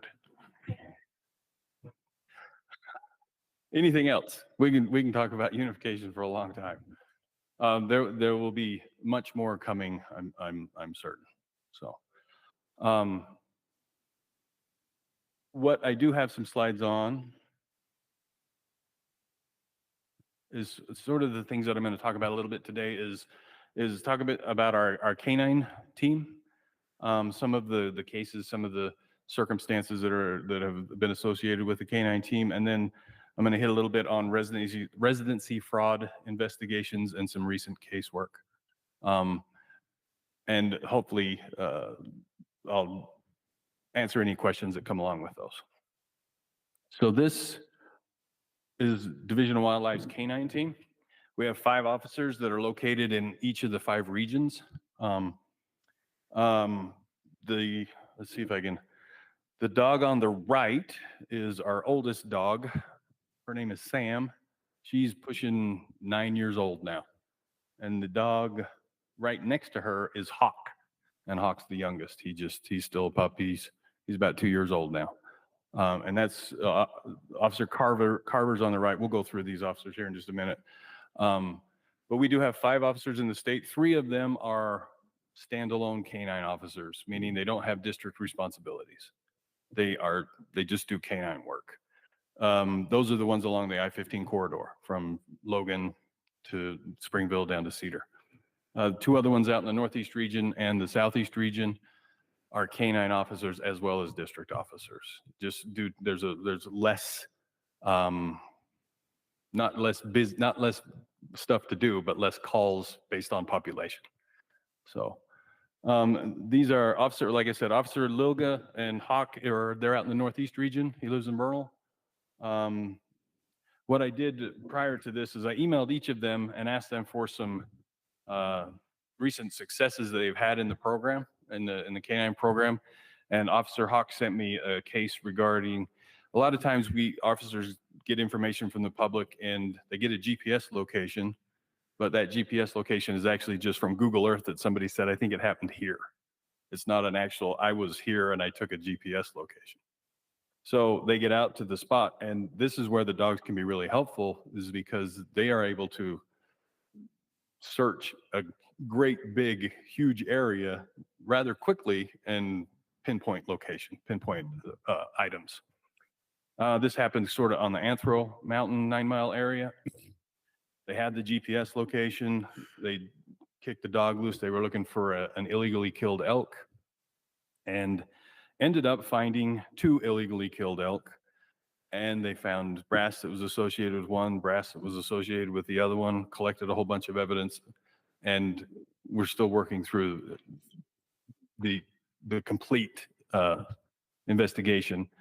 But just because the dog went out there, they were able to find an incredible amount of more evidence than they would have if just the officers would have gone, and it went considerably quicker.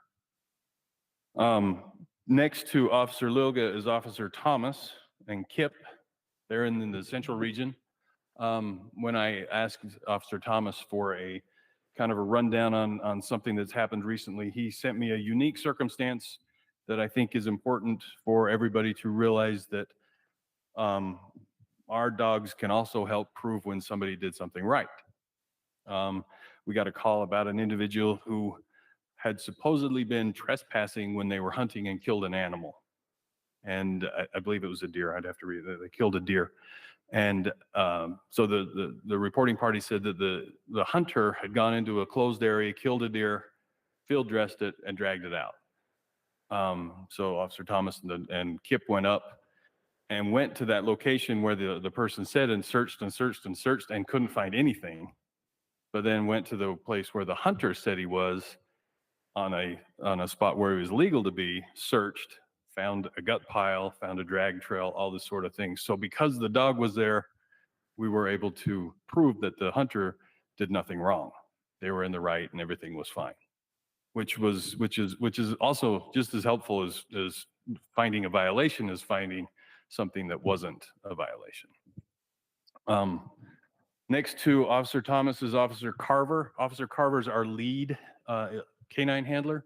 He's been in the program for, I want to say seven-ish years. He's the one who has Sam. Sam's getting old, so we're in the process of replacing Sam with a new dog. The new dog hasn't been certified yet. His name is Rooster, and he'll be in southern Utah. Officer Carver sent me a case about when an individual was involved in a domestic violence situation and took off on foot.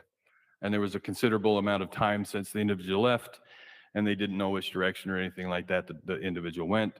Officer Carver kicked the dog loose. The dog picked up a trail, trailed out into the desert, and they ended up finding the individual hiding in some bushes, and he was able to be taken into custody safely. So our dogs are able to find items in open field, wildlife, and be able to track. And that's the 3 things that our dogs are able to do. We have Officer Brimhall and Cooper. Cooper's our only short hair. Everybody else is a Labrador. So Cooper's a good looking dog. When Officer Brimhall sent me some information, we had information some people trespassed on a CWMU, and it's kind of the opposite of what happened with Officer Thomas and Kip. The individual said, no, we didn't trespass, and he kicked the dog loose, and yes, they did. We found the evidence of where the animal was and all that sort of stuff. So with the dogs, we're able to find evidence that we wouldn't, as I mentioned, and then and just sort of speed up the process sometimes of, take days for an officer to go out and find things in the middle of nowhere. Finally, we have Officer Burgess and Officer Canine Crews. These 2 guys are up in Logan. And when Officer Burgess sent me information, it was specifically to shooting too close to a house or buildings or in a direction that somebody probably shouldn't be doing. and they had the call that came in, and crews was deployed and went and found brass that was right next to a location that they shouldn't have been shooting, and it matched up with the individual's gun and all this sort of stuff. So without the being able to find that brass, it would have been something really hard to prove because we weren't there at the time. But because we found that evidence, we were able to complete the investigation, and charges were filed in that circumstance. So these are our canine officers and our dogs. I've been the canine coordinator since 2019. I'm not a canine handler, and I don't have a dog, but I've learned a lot. So it's a great program, and it's been really successful, and it's really doing some really good things. Can I answer any questions related to the canine group?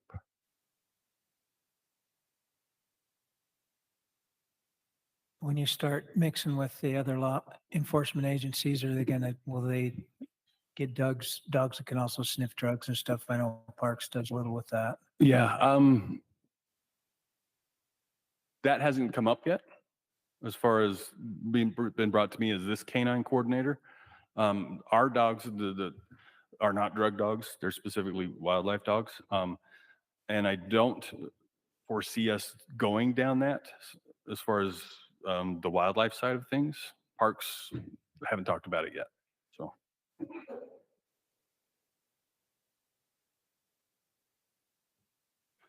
One other thing.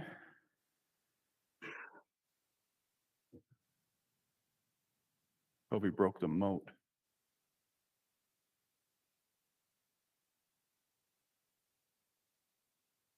No, I went too far. Okay. Residency fraud investigations. This has always been a problem, and it's been things that we've investigated over many years. What it kind of comes down to is license fraud when a non-resident claims to be a resident of Utah to get a tag, or vice versa. Doesn't happen as often, vice versa. But recently, our investigators launched new efforts to kind of look into this a little harder, and they created it's a long, drawn-out process to investigate these things. There's lots of information, and they have to sift through this information. But it's proven to be successful. So since 2023, we've documented 47 incidents of license fraud, and are still active, and we're still, that number's growing. And since then, we've also traveled to numerous surrounding states and to recover illegally killed animals. So far, we have recovered 10 deer, 2 are trophy, 13 elk, 6 are trophy, 3 pronghorn, 2 trophy class there, 2 mountain goats, 1 black bear, and 1 bison, of which restitution for would be almost $100,000. And this is why it's so important, is to make sure that again, people are following the rules, and when they get these, especially when they're putting in for these limited entry tags and different things like that, these rules need to be followed so everybody's on an even playing field. Finally, we have this photo. Maybe. So this is a recent trip that was gone down into Arizona. And initially, the information we had was just on a couple animals, but through the investigation, the rest of these animals were found to have also been taken illegally. It's important. It's a problem, and our investigators are working really hard to deal with this problem. Any questions about that? Kind of whiz through that. That's not my purview as far as what I do. I'm presenting that on behalf of someone else, so I might not have great answers anyway. So, one thing I would like to end on is is we've kind of highlighted two groups of individuals in our law enforcement efforts, the investigators and the canine group. It's important to say that all of our officers work incredibly hard and are truly dedicated to enforcing wildlife rules and to make sure that people are obeying those rules and regulations. As you mentioned, they're hunters, they're fishers, they want to go out and enjoy the outdoors, and they care about it just as much or more as anybody else. And I don't think that's going to stop. So a shout out to all our officers. Earlier, we were having a biologist love fest. We got to give some props to the officers out there, because I'm the only one here with a gun. So if there's no other questions, thanks for your time. Thank you, Chad. Any questions for Chad? Thank you. Well, Lindy, I think you're up. I'd say Dax is on deck, but I don't see him here.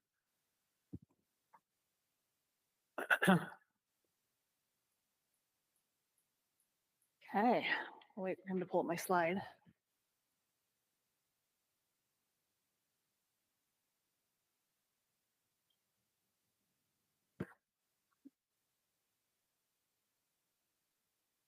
Okay, so this afternoon I will be presenting some deer data to you guys, along with some lifetime license holders information, some youth opportunities that we offer to them, and also a little bit about our mentor program, just because that has been on the forefront the last little bit, and I just wanted to give an update on that as well.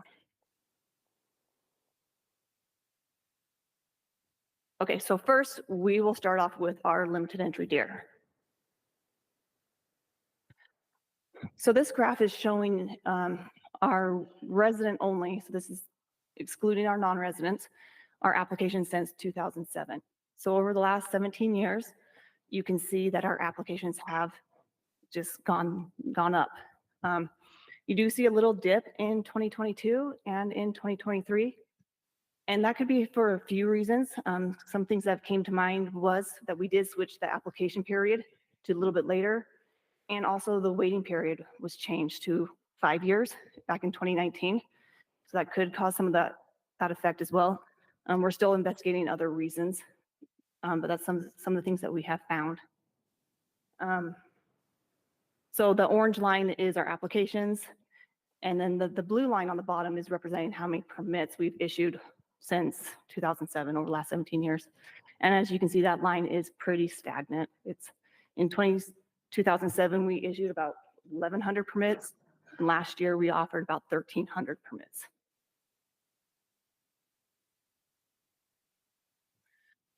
So this is representing a breakout of how our applicants apply for limited entry deer.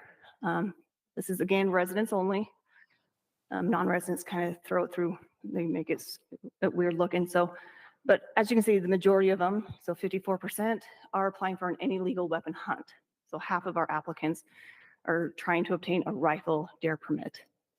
The next chunk is our applicants that just purchase a bonus point for our deer, our limited entry deer. The next is the muzzleloader, then our archery, then our multi-season permits, and then last but not least, it says 0% because it was so small of a percentage that it was like 0.03 is the hams hunts that would have been created over the last couple of years. So this pie graph is showing you the success rate of our applicants, of our resident. And as you can see, only 4% of our applicants were successful to obtaining a permit. And that resides back to the supply versus demand. As you saw in the very first slide, that line increases. So last year we had over 34,000 applications, and we only offered 1,300 permits. And so that represents why we only 4% of them actually can draw. It's just because there's not the opportunity for that hunt.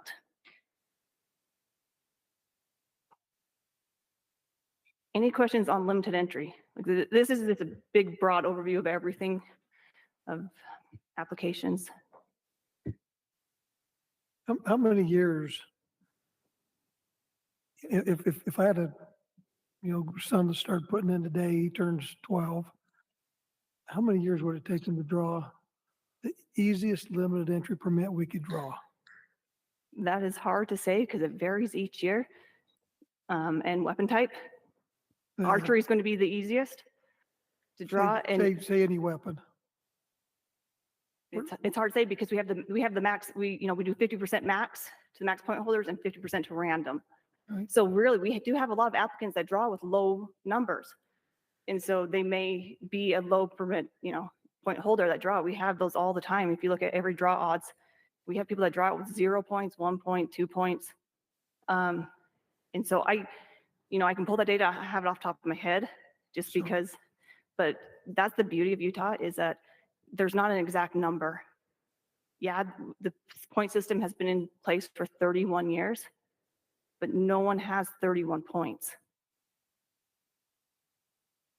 And so one of our hardest units, which is the Henry and the Consegant, take it into the upper 20s points to draw out. But those are our hardest premium limited entry that have the highest buck-to-doe ratios. Thank you. Okay, so moving on to general season. So again, this graph is representing our applications versus permits. I did include resident and non-resident on this just because of the permit that we do offer. It's a little bit harder to distinguish resident versus non-resident. So as you can see, the orange line is indicating our applications. And I did this one from 2000. That's when the preference point for general season deer started. So this is from the day that the general season deer went into the application. So as you can see, each year starting in 2004, our applications have gone up, except for the last 2 years, it kind of slightly dipped. And we're looking into those, but a lot of our apps last year kind of dipped across the board, across all species. And we don't know if that's because we moved the app or if the weather, there's so many factors that we're trying to determine that. The blue line represents how many permits we've issued. Back in 2000, when it went into the draw, we issued like 97,000 permits, and we only had 70,000 applicants. It was crazy. And then last year, we had over 150,000 applications, and we only issued like 67,000 permits. So as you can see, the blue line is trending down, and the orange line is trending up. Did those applications, did that include the applicants that just bought a preference point because they knew that there was going to be a lot fewer permits in the draw? This is just applications. So that could be a factor in that reduced application. People just looked at it. It could have been.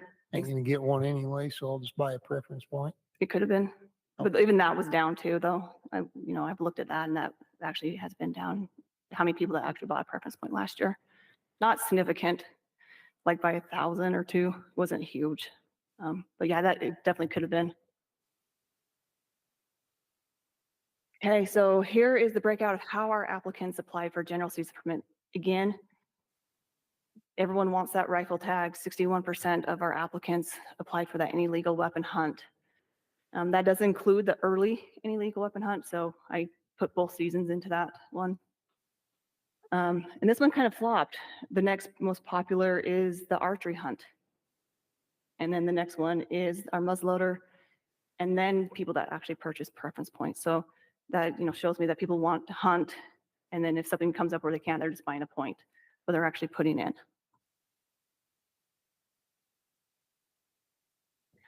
Here is our successful versus unsuccessful applicants. 53% of those, this is resident. Last slide was resident, this slide's resident. So 53% of our applicants were successful obtaining a deer permit last year. And that's just, again, as you saw, over 60% wanted a rifle tag, and we just don't have that many permits when we offer, 67,000 total. Wendy, what percentage of people were successful in getting a general season rifle tag? I'd have to pull that. I can pull that up in a little, I don't have that off the top of my head, but I can get that for you, Bryce.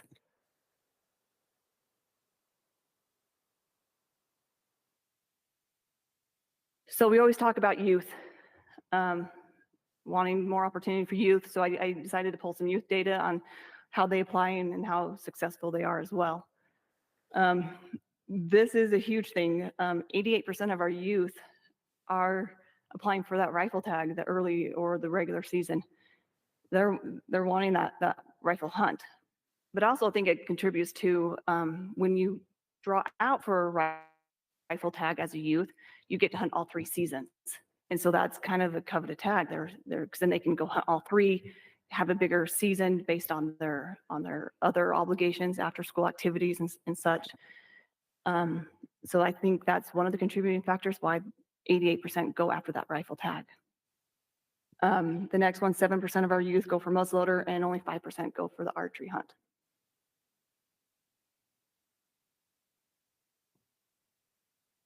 So we hear a lot that youth don't draw, no youth drew.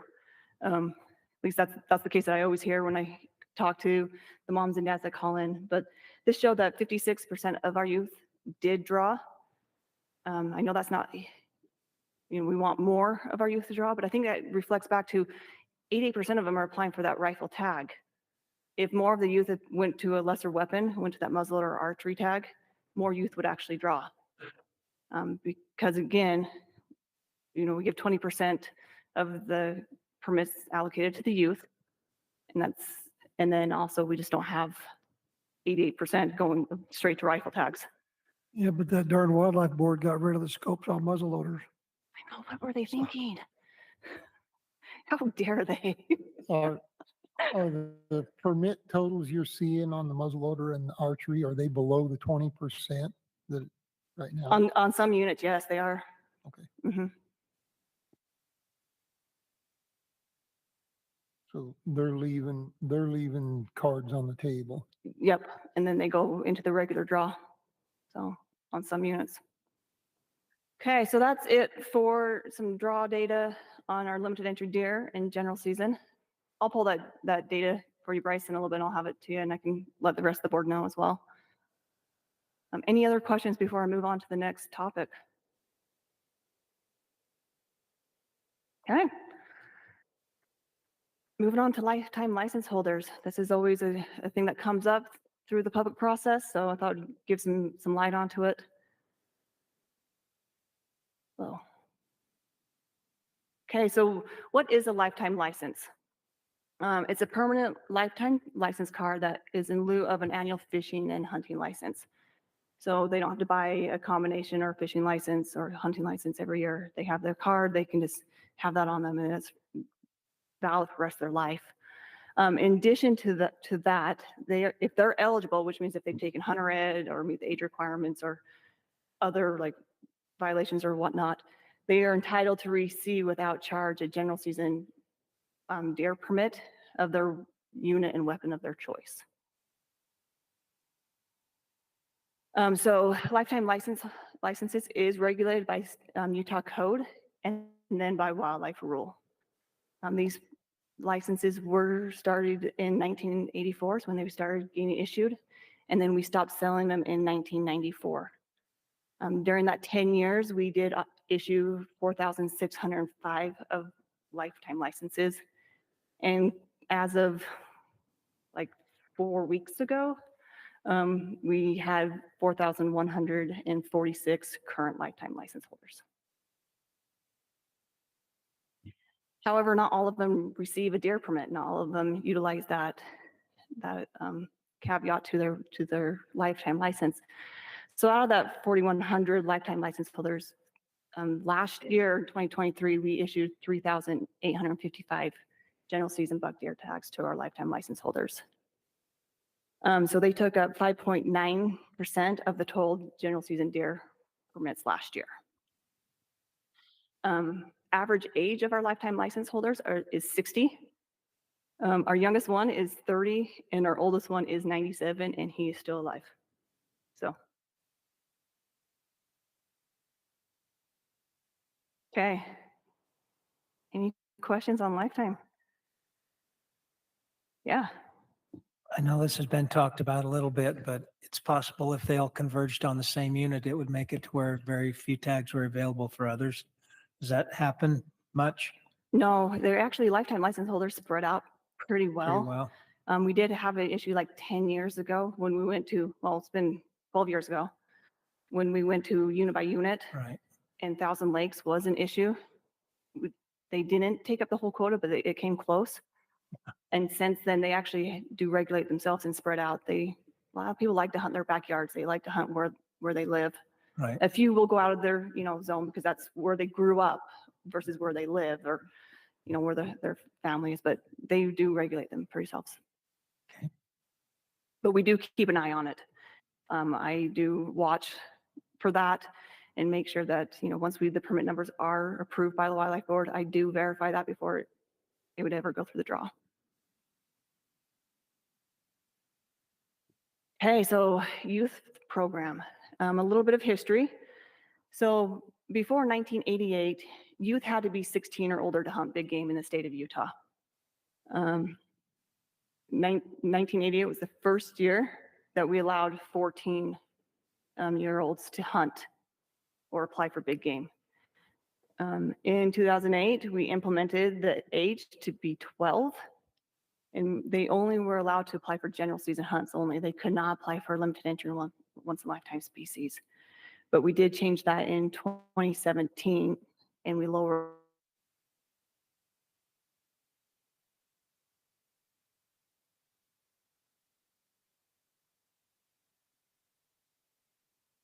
and get involved in wildlife.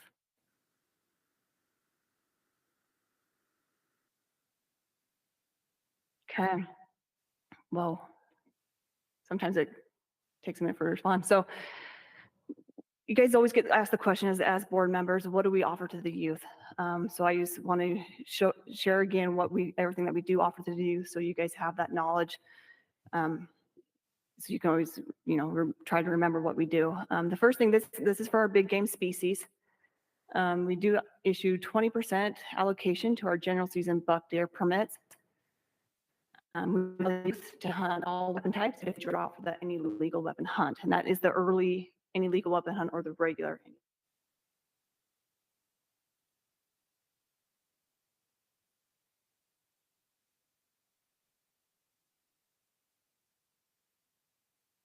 Is what the adult will pay. The adult fee did go up this year.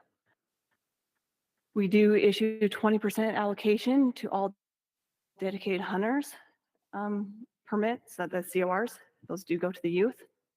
Last year, the board did approve to up the youth any bull elk permits to, and that was great. It got 250 more youth through the program. And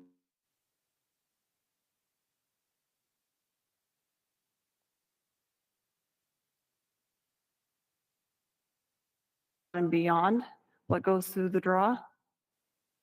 And then we also have the unlimited general season any bull elk permit.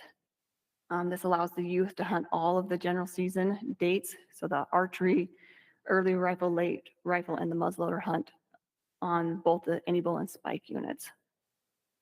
And then we also allow 20% allocation to our antlerless permits.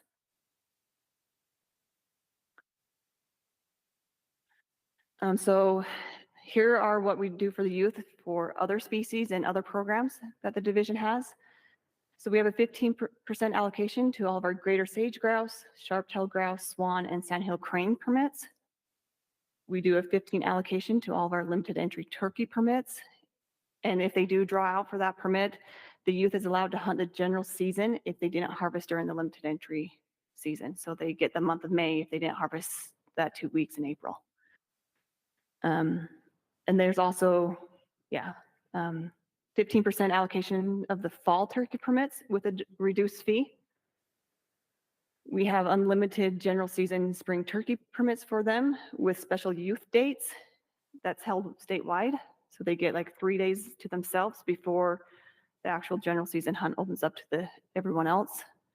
We have chukar and gray partridge special youth dates that are held statewide, pheasant and quail special youth hunt dates, youth pheasant dates that are sponsored and using pen-reared birds. We have on the waterfowl, we have 2 special youth hunt dates that they get to go out before the regular opener in October. We have the hunter mentor program for them. We have the trial hunting program. And then we also offer reduced combination hunting license fees. So they pay a lower fee than once they turn 18. So as you can see, we do have a broad spectrum of things that we do offer to our youth. We want to get them involved. Sometimes because of the supply versus demand that we have for big game, sometimes that's not always the option, but we have other things that we can do while they're waiting to draw that deer permit. Any questions on youth and what we offer to them? Okay. I just wanted to kind of give an update on the mentor program. So a little history, it was launched in 2014. And since that program, it has expanded to allow the following. When it was started in 2014, you only could mentor by, family, mentor a family member, but it did expand to go beyond family members. So now you can have a friend, neighbor, your mentor in life, mentor you on a hunt. Allows mentors to share most hunting permits. We did exclude sandhill crane and swans just because they are federally regulated birds, and we couldn't do those species. Increasing the number of youth that can be mentored on a single permit. So we did change it where you can have up to 4 youth at a time. When it first started in 2014, you had to pick your favorite child. That didn't sit well with parents because then at the family dinner table, they could say, I was the favorite child. Instead of just saying I am, I get that a lot. Each day's a different favorite child. But now you can pick up to 4 to put on your permit. And allowing youth to go on mentored hunts and also hunt the permit they drew on. So if they drew out for a general season deer permit, you can still be mentored with your parent. I got a question on Yeah. that. So you're telling me that if a youth draws an any weapon deer permit, he can still hunt on my permit too, but he can only kill 1. No, he can, because the permit's not in his name. Oh, so actually He that individual could actually kill 2 deer. Okay. Yep. We simplified the age requirements for all participants. So under the age of 18 is when you apply for the program, is who can be approved for it.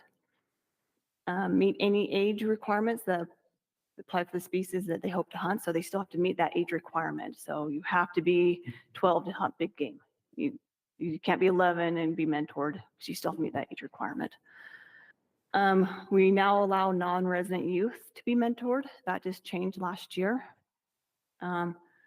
Allowing enrolled participants to use their mentor permits in events of the death of a permit holder. So if you already signed up for the mentor program and unfortunately that mentor passes away, that youth, as long as they have a qualifying, their parent, they can still get mentored on that permit. That was changed last year through code.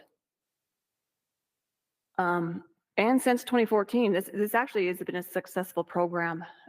It's got a lot of youth out there.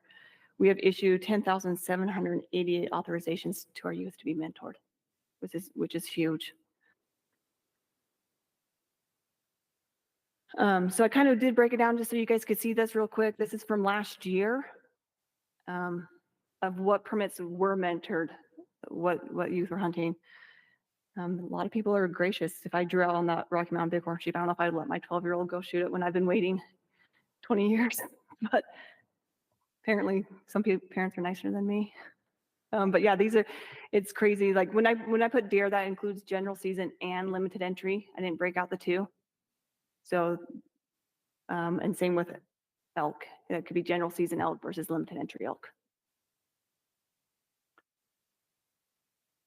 Here's our antlerless species. Those can be mentored.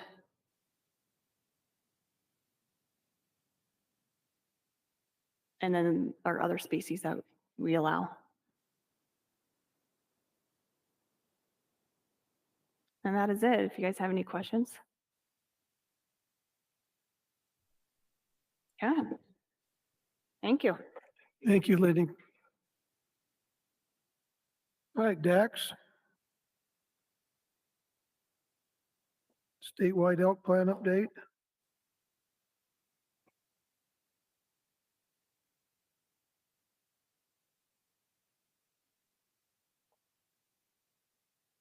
All right, we're still here. So We are. Looks like there's a few empty chairs right now, though. a few folks have left. This is pretty brief. Just wanted to give a little update on. Okay. Pretty brief. Just wanted to give a little update on what's happening. We, the fall of 2023, was the first year of our new statewide elk plan. And so I just was going to go through just a kind of a quick overview of what we changed and how that looked at first glance last year, which was the first year of this new plan. In the general season realm, we added a new unlimited late any bull rifle hunt. So it used to be almost a 2-week-long season. We split that into 2 seasons, 2-week-long seasons. The first one had a quota on it of 15,000, and the second one was unlimited. We expanded general season youth opportunities, where we essentially created an unlimited youth general season elk permit that allowed them to hunt both spike only units and any bull units. And during any of the season days, they just had to follow whatever the applicable regulations were for the unit where they were hunting. In the limited entry side of things, we made some adjustments to the age objectives for our older age class units. We added mid-season rifle hunts on many units that didn't previously have them, and changed the permit split so that the majority of the rifle permits were in that mid-season hunt that overlaps the spike hunt kind of mid-October. We also added a late December archery hunt on most of our limited entry elk units. With regard to the general season permit and kind of some of those changes, this is kind of interesting. These are how many permits were purchased. So these are all folks that were able to get an elk permit and go hunt. General archery, we sold, there were 13,335 of those permits purchased. That was up a little bit from previous numbers, up about 800 from how many we've sold the last few years. The early any bull, we had a 15,000 permit quota on that. The quota used to be 17,500. We lowered that down to 15,000. And those sold 12,672 of those sold as any legal weapon permits, and a little over 2,300 sold as muzzleloader permits for that November muzzleloader season. The any bull late, the new unlimited over-the-counter permit sold just over 4,800 permits. So those are 4,800 people that got to go hunt elk. Spike only, we had 15,000 permits available. 9,520 of those purchased as any legal weapon. 984 of them purchased as muzzleloader permits. The multi-season permits, which we still had for the spike only units, were capped at 4,500, and almost 4,500 of those were purchased. That general youth elk tag that was created, that permit that was created, sold almost 5,000 of those. And that's up probably 1,500 from how many elk permits we've sold to youth over the last few years. And then that early draw youth season, we had been given about 500 permits on that hunt for several years. And last year through the public process, that was changed to 750. So, some more opportunity for folks to go out and hunt general season elk. Dax just got a question. It looks like we have about 2,300 more any bull elk tags. Now, looking at that from the 17.5 the year before to the 19.8 now, 2,300 more is what was able to get. Okay. Yeah. So the youth kind of factors into it a little, because in the past, the youth didn't count against the quota, youth permits that were sold in there. And now the youth permits are, so it's a little convoluted, but yeah, that ballpark, that's right. This is one thing I thought was kind of interesting. Out of those 53,883 general elk permits that were purchased, 12,244, or 23% of them, almost a quarter of them, were first elk permits for folks. So that was like, elk hunting is the new opportunity hunt, it feels like, in a lot of ways. So a quarter of the people that purchased elk permits, that was their first ever elk permit this last year. And a couple highlights from that: the late season any legal weapon permits, 35% of those were purchased by folks where that was their first ever elk permit. And the youth elk permits, 51% of those were those youth's first ever elk permit. So I think we really opened the door for a lot of folks to, get out there and hunt big game. And elk hunting's tough. The success rates aren't super high, but hopefully they get the bug and get the fever and want to keep going. Just a couple other things in the limited entry realm. In 2023, with the changes to age classes, we issued an additional 300 permits. This year, our recommendations, there's not as much of an increase. We're recommending about 80 more permits than we had last year. For general season, we, like I said, about 4,900 youth permits purchased, 4,800 over-the-counter permits, some new areas and units. We had pretty good feedback from folks that enjoyed that. And with the changes that we made and some of the additional tools given to the regions, there's a little bit of an increase in our statewide elk population objective. Now, I have on here that it's a functional increase of about 3,000 elk because on, for example, the South Slope unit, we actually lowered the objective because we're no longer counting elk that spend the majority of their time on Ute tribal lands.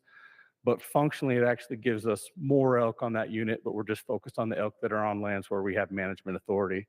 So it's a functional increase of about 3,000 more elk that we can have in the state due to some of these additional tools and some of the strategies in the new statewide elk plan.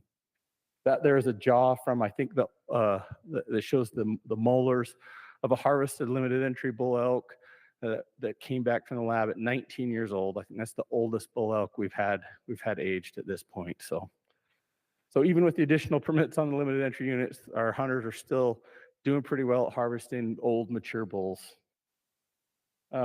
Here's the success rate. I've got 2023 on there as well as the last 3 years.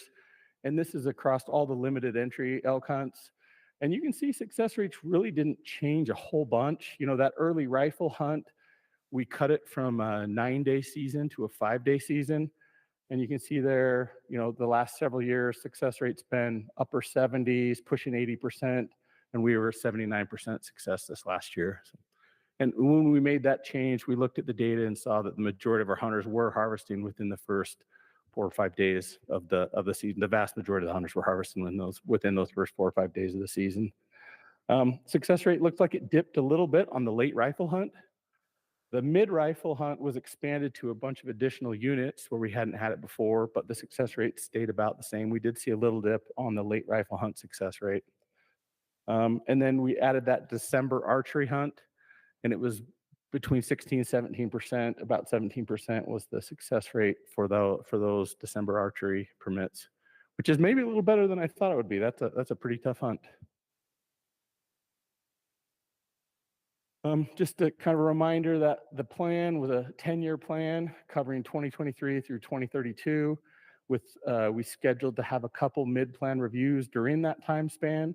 The first review is scheduled for after we have 3 years worth of data. So we'll probably start that in the spring of 2026. A couple things on the list to look at when we do that first mid-plan review. Just generally, I guess, we'll look at how everything's going, but a couple specific things we have on there would be if we're interested in adding the general season archery hunt back onto the Paunsaugunt unit. That was one where we didn't add the archery season there because there was some concern, especially in the first few years, that perhaps they would interfere with premium limited entry archery deer hunters. And there's a couple other things. The West Desert Deep Creek unit that we were going to propose converting to any bull and then ended up keeping it a hams unit after hearing some concern from the Confederated Tribes of the Goshoot Reservation. So there's those items, plus I guess generally whatever else we feel like we maybe need to look at after we have a couple more years worth of data under our belt to revise, to go look at the plan again. And so, just general impressions after the first year. It did seem like it helped with that general season, any bull permit sales rush and spike only bull permit sales rush.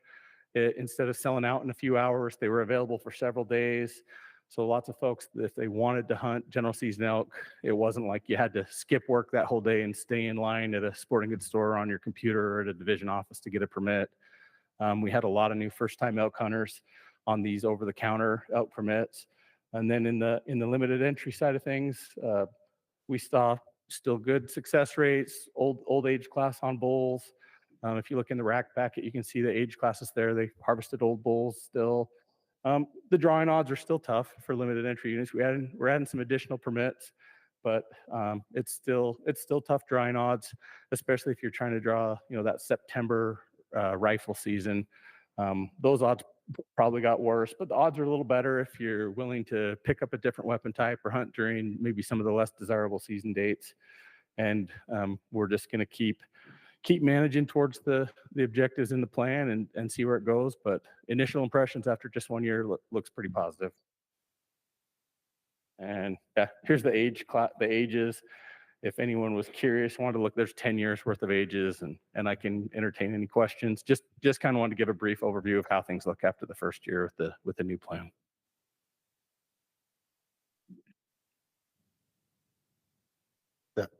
That beaver, we increased the rifle tags on that by a bunch last year, right? Yes, a couple of years in a row. And it went up. Yeah.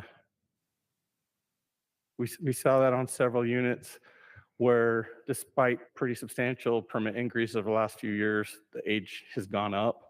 Some of that probably goes back to some of the information that was shared earlier about average Boone and Crockett score and age on animals. I think on some of these units, we probably had that bull that was 19 years old, I think scored around 310. So I think there are a lot of old age class bulls that maybe aren't gigantic from a Boone and Crockett standpoint. And the hunter that harvests that bull is thrilled with it, super thrilled, loves it. So, but we probably had a surplus of some of those older age class bulls in our populations that maybe were getting passed by folks that were looking for a larger bull. Some of those probably got harvested. And just generally, our data was telling us that we could hunt our limited entry units harder and still manage for mature older age class bulls. And that's what that's what it looked like. And that's why we made some of the changes in the plan. And at this point, it looks like that's holding up generally.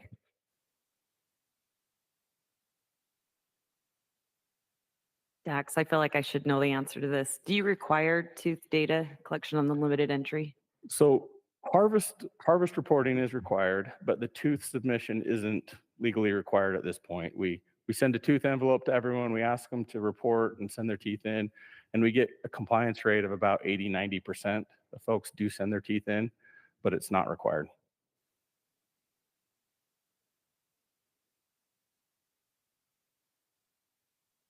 And just, I probably should have put this on the slide, but just for information, kind of interesting, I was just going to tell you the success rate on that late and illegal weapon elk hunt, the new one, the unlimited one, was 9.4%. Success rate on the early one was 12%. And last year it was 12% as well. So general season any bull elk hunting is tough, low success rates, but just in case you were interested, the early season success rate stayed pretty similar to what it's been the last couple of years, maybe even down a little bit over the last couple of years. And then that new one was just under 10%.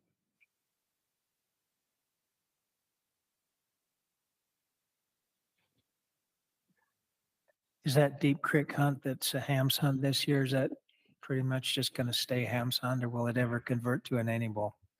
That's something we probably need some input from the elk committee on to look at.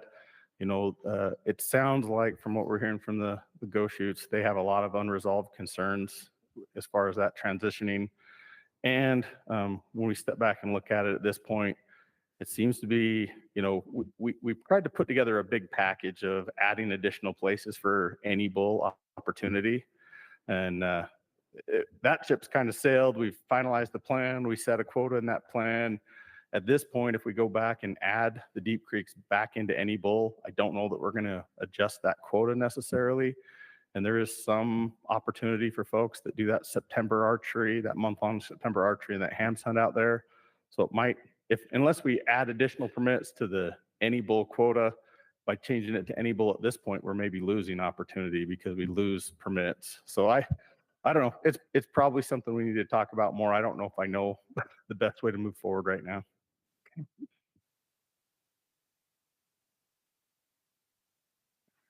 Any other questions or comments for Dax? Okay, thank you very much. Thanks. Great update. Well, last but not least, Darren. Appreciate you being here and, oh, please do, Lindy. So real quick, just to get your question, Bryce.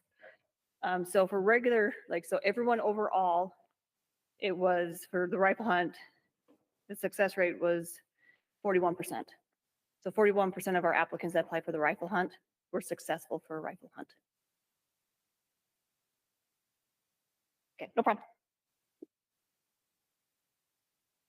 Bryce, I like how you put on your glasses to listen. That was kind of funny to me. Is that what it was? That was great. Sometimes anything can help. Mike, are you pulling? Okay. So I intentionally kept mine short because I saw where I was on the agenda. So if no one has any questions, we might be getting out of here in a timely manner. But You got an hour and 15 minutes till the Mule Deer Committee starts, so take and your time. Unlike Brock, I don't think I could fill an hour and a half. So as soon as this, I just wanted to update everybody. As many of you are aware, not this session that just ended, but last year, the Utah legislature made some changes to our code that included bee here to hunter trap cougar during a period of January 1st to the ending of December 31st. So that was new. And what this allows is for a person with a small game or combination license to hunt or trap mountain lions. That legislation took effect May 3rd last year, so we've almost been through a year. So I wanted to just update the board on how that's looking year over year. So what I've got here are the last 5 years of cougar take data. So 1920, 2021, 21, 22, et cetera. And at the bottom there, you can see hunt methods, and they're broken out in the graphs too, but I felt like it might be easier to look at it in a table. But overall, in 2019, 2020, we took 536 with hounds, 6 by spot and stock, and 5 others are somewhat opportunistic. So we just don't have the data on it, so we weren't sure how to classify that. If I could look at the data and tease it out, if they said in one place in the survey that they caught it in their bobcat, well, it wouldn't have been a trap. Anyway, I tried to discern what those are, but there are some that are just unknowns.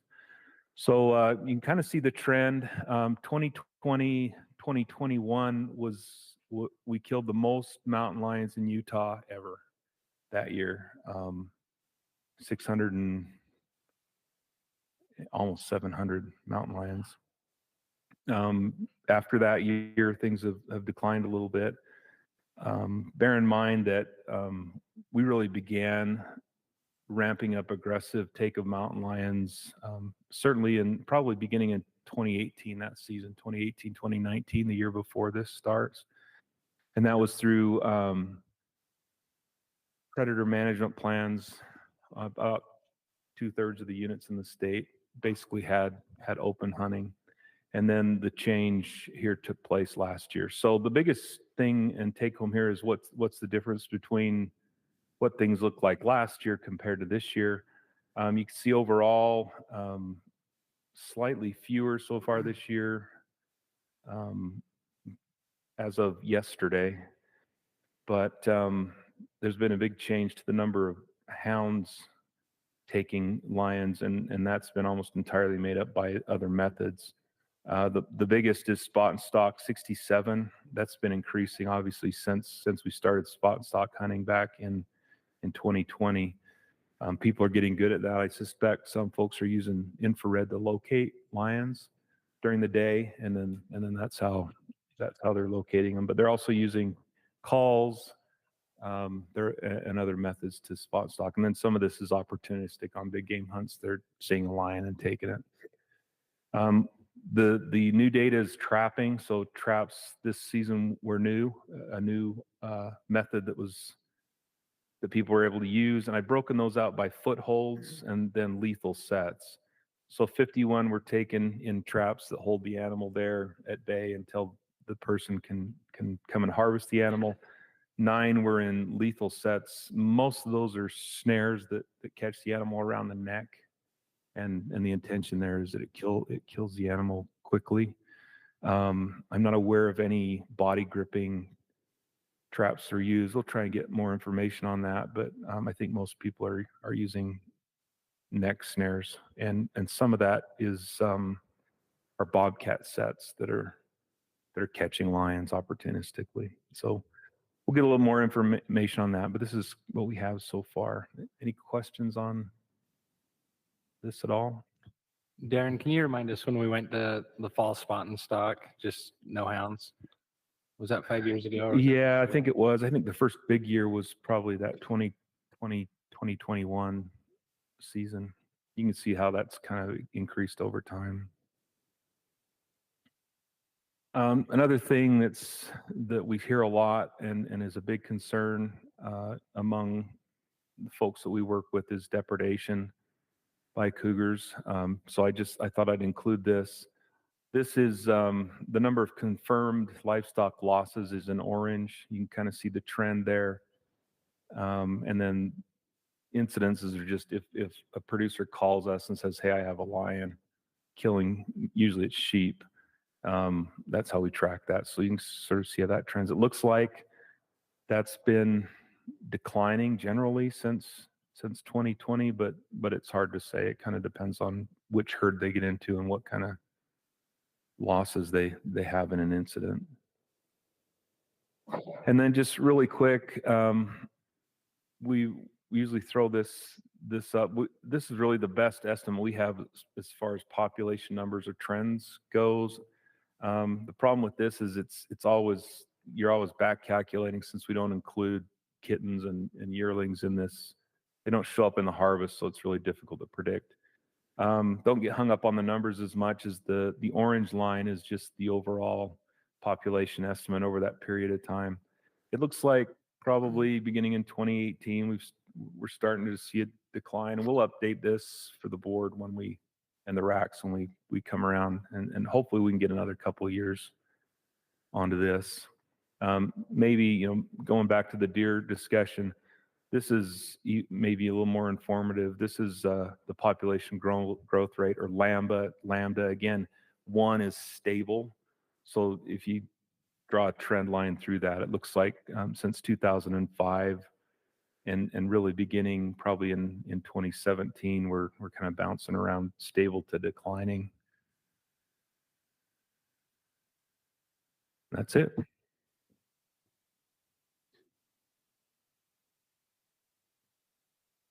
Brett's not here to say thank you, but I'll say it for him. Yeah. Any questions or comments for Darren? I'm just curious if we know why the hounds number is so much lower. I think a couple of things are going on. Probably the most pertinent thing this year is just that winter started so late. And so the most effective time for them is when snow's on the ground and they can cut a track and the scent sort of hangs in the air. So, we didn't really get good hound hunting conditions until into December, probably almost January. And so that's probably part of it.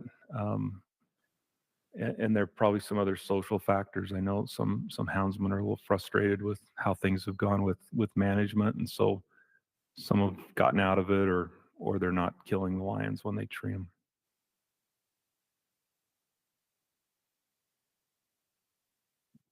I had some people ask me, where you can trap them and do that stuff like that. Now they had a hard time finding any kind of regulations about trapping lions.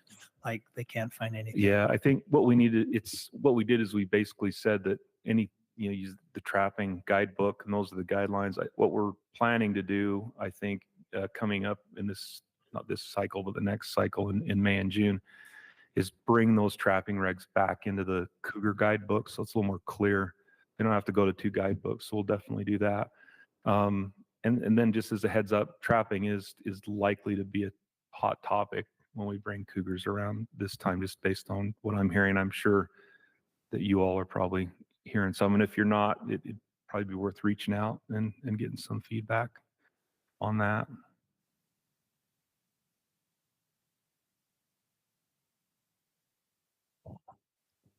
Can you expand on that at all? Why? I mean, because it's really, Yeah, the legislature allowed Right, yeah. any take, so why is it? There's, be a I problem think for us? the board, it's fairly open-ended. It says that you can trap with a hunting license, but methods of, so we have to allow trapping, but we could, we will probably see some proposals around methods of trapping and different opinions about what we should or shouldn't allow. Right now, it's fairly open-ended. I know that the Utah Houndsman Association is a little bit concerned. They've lost some dogs in those kill sets. It's hard to say if that's something new or not, but they definitely, I think, will come and have some want to have some discussions. And then, of course, the folks that are concerned about just lion hunting in general definitely, I think, want to talk about trapping. So.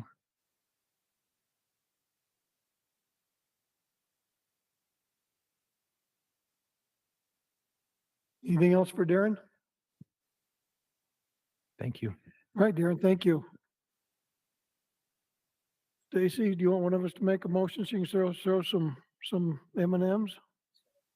All right. I guess we'll call this meeting to an end. Thank you. I had like 4 motions I wanted to make.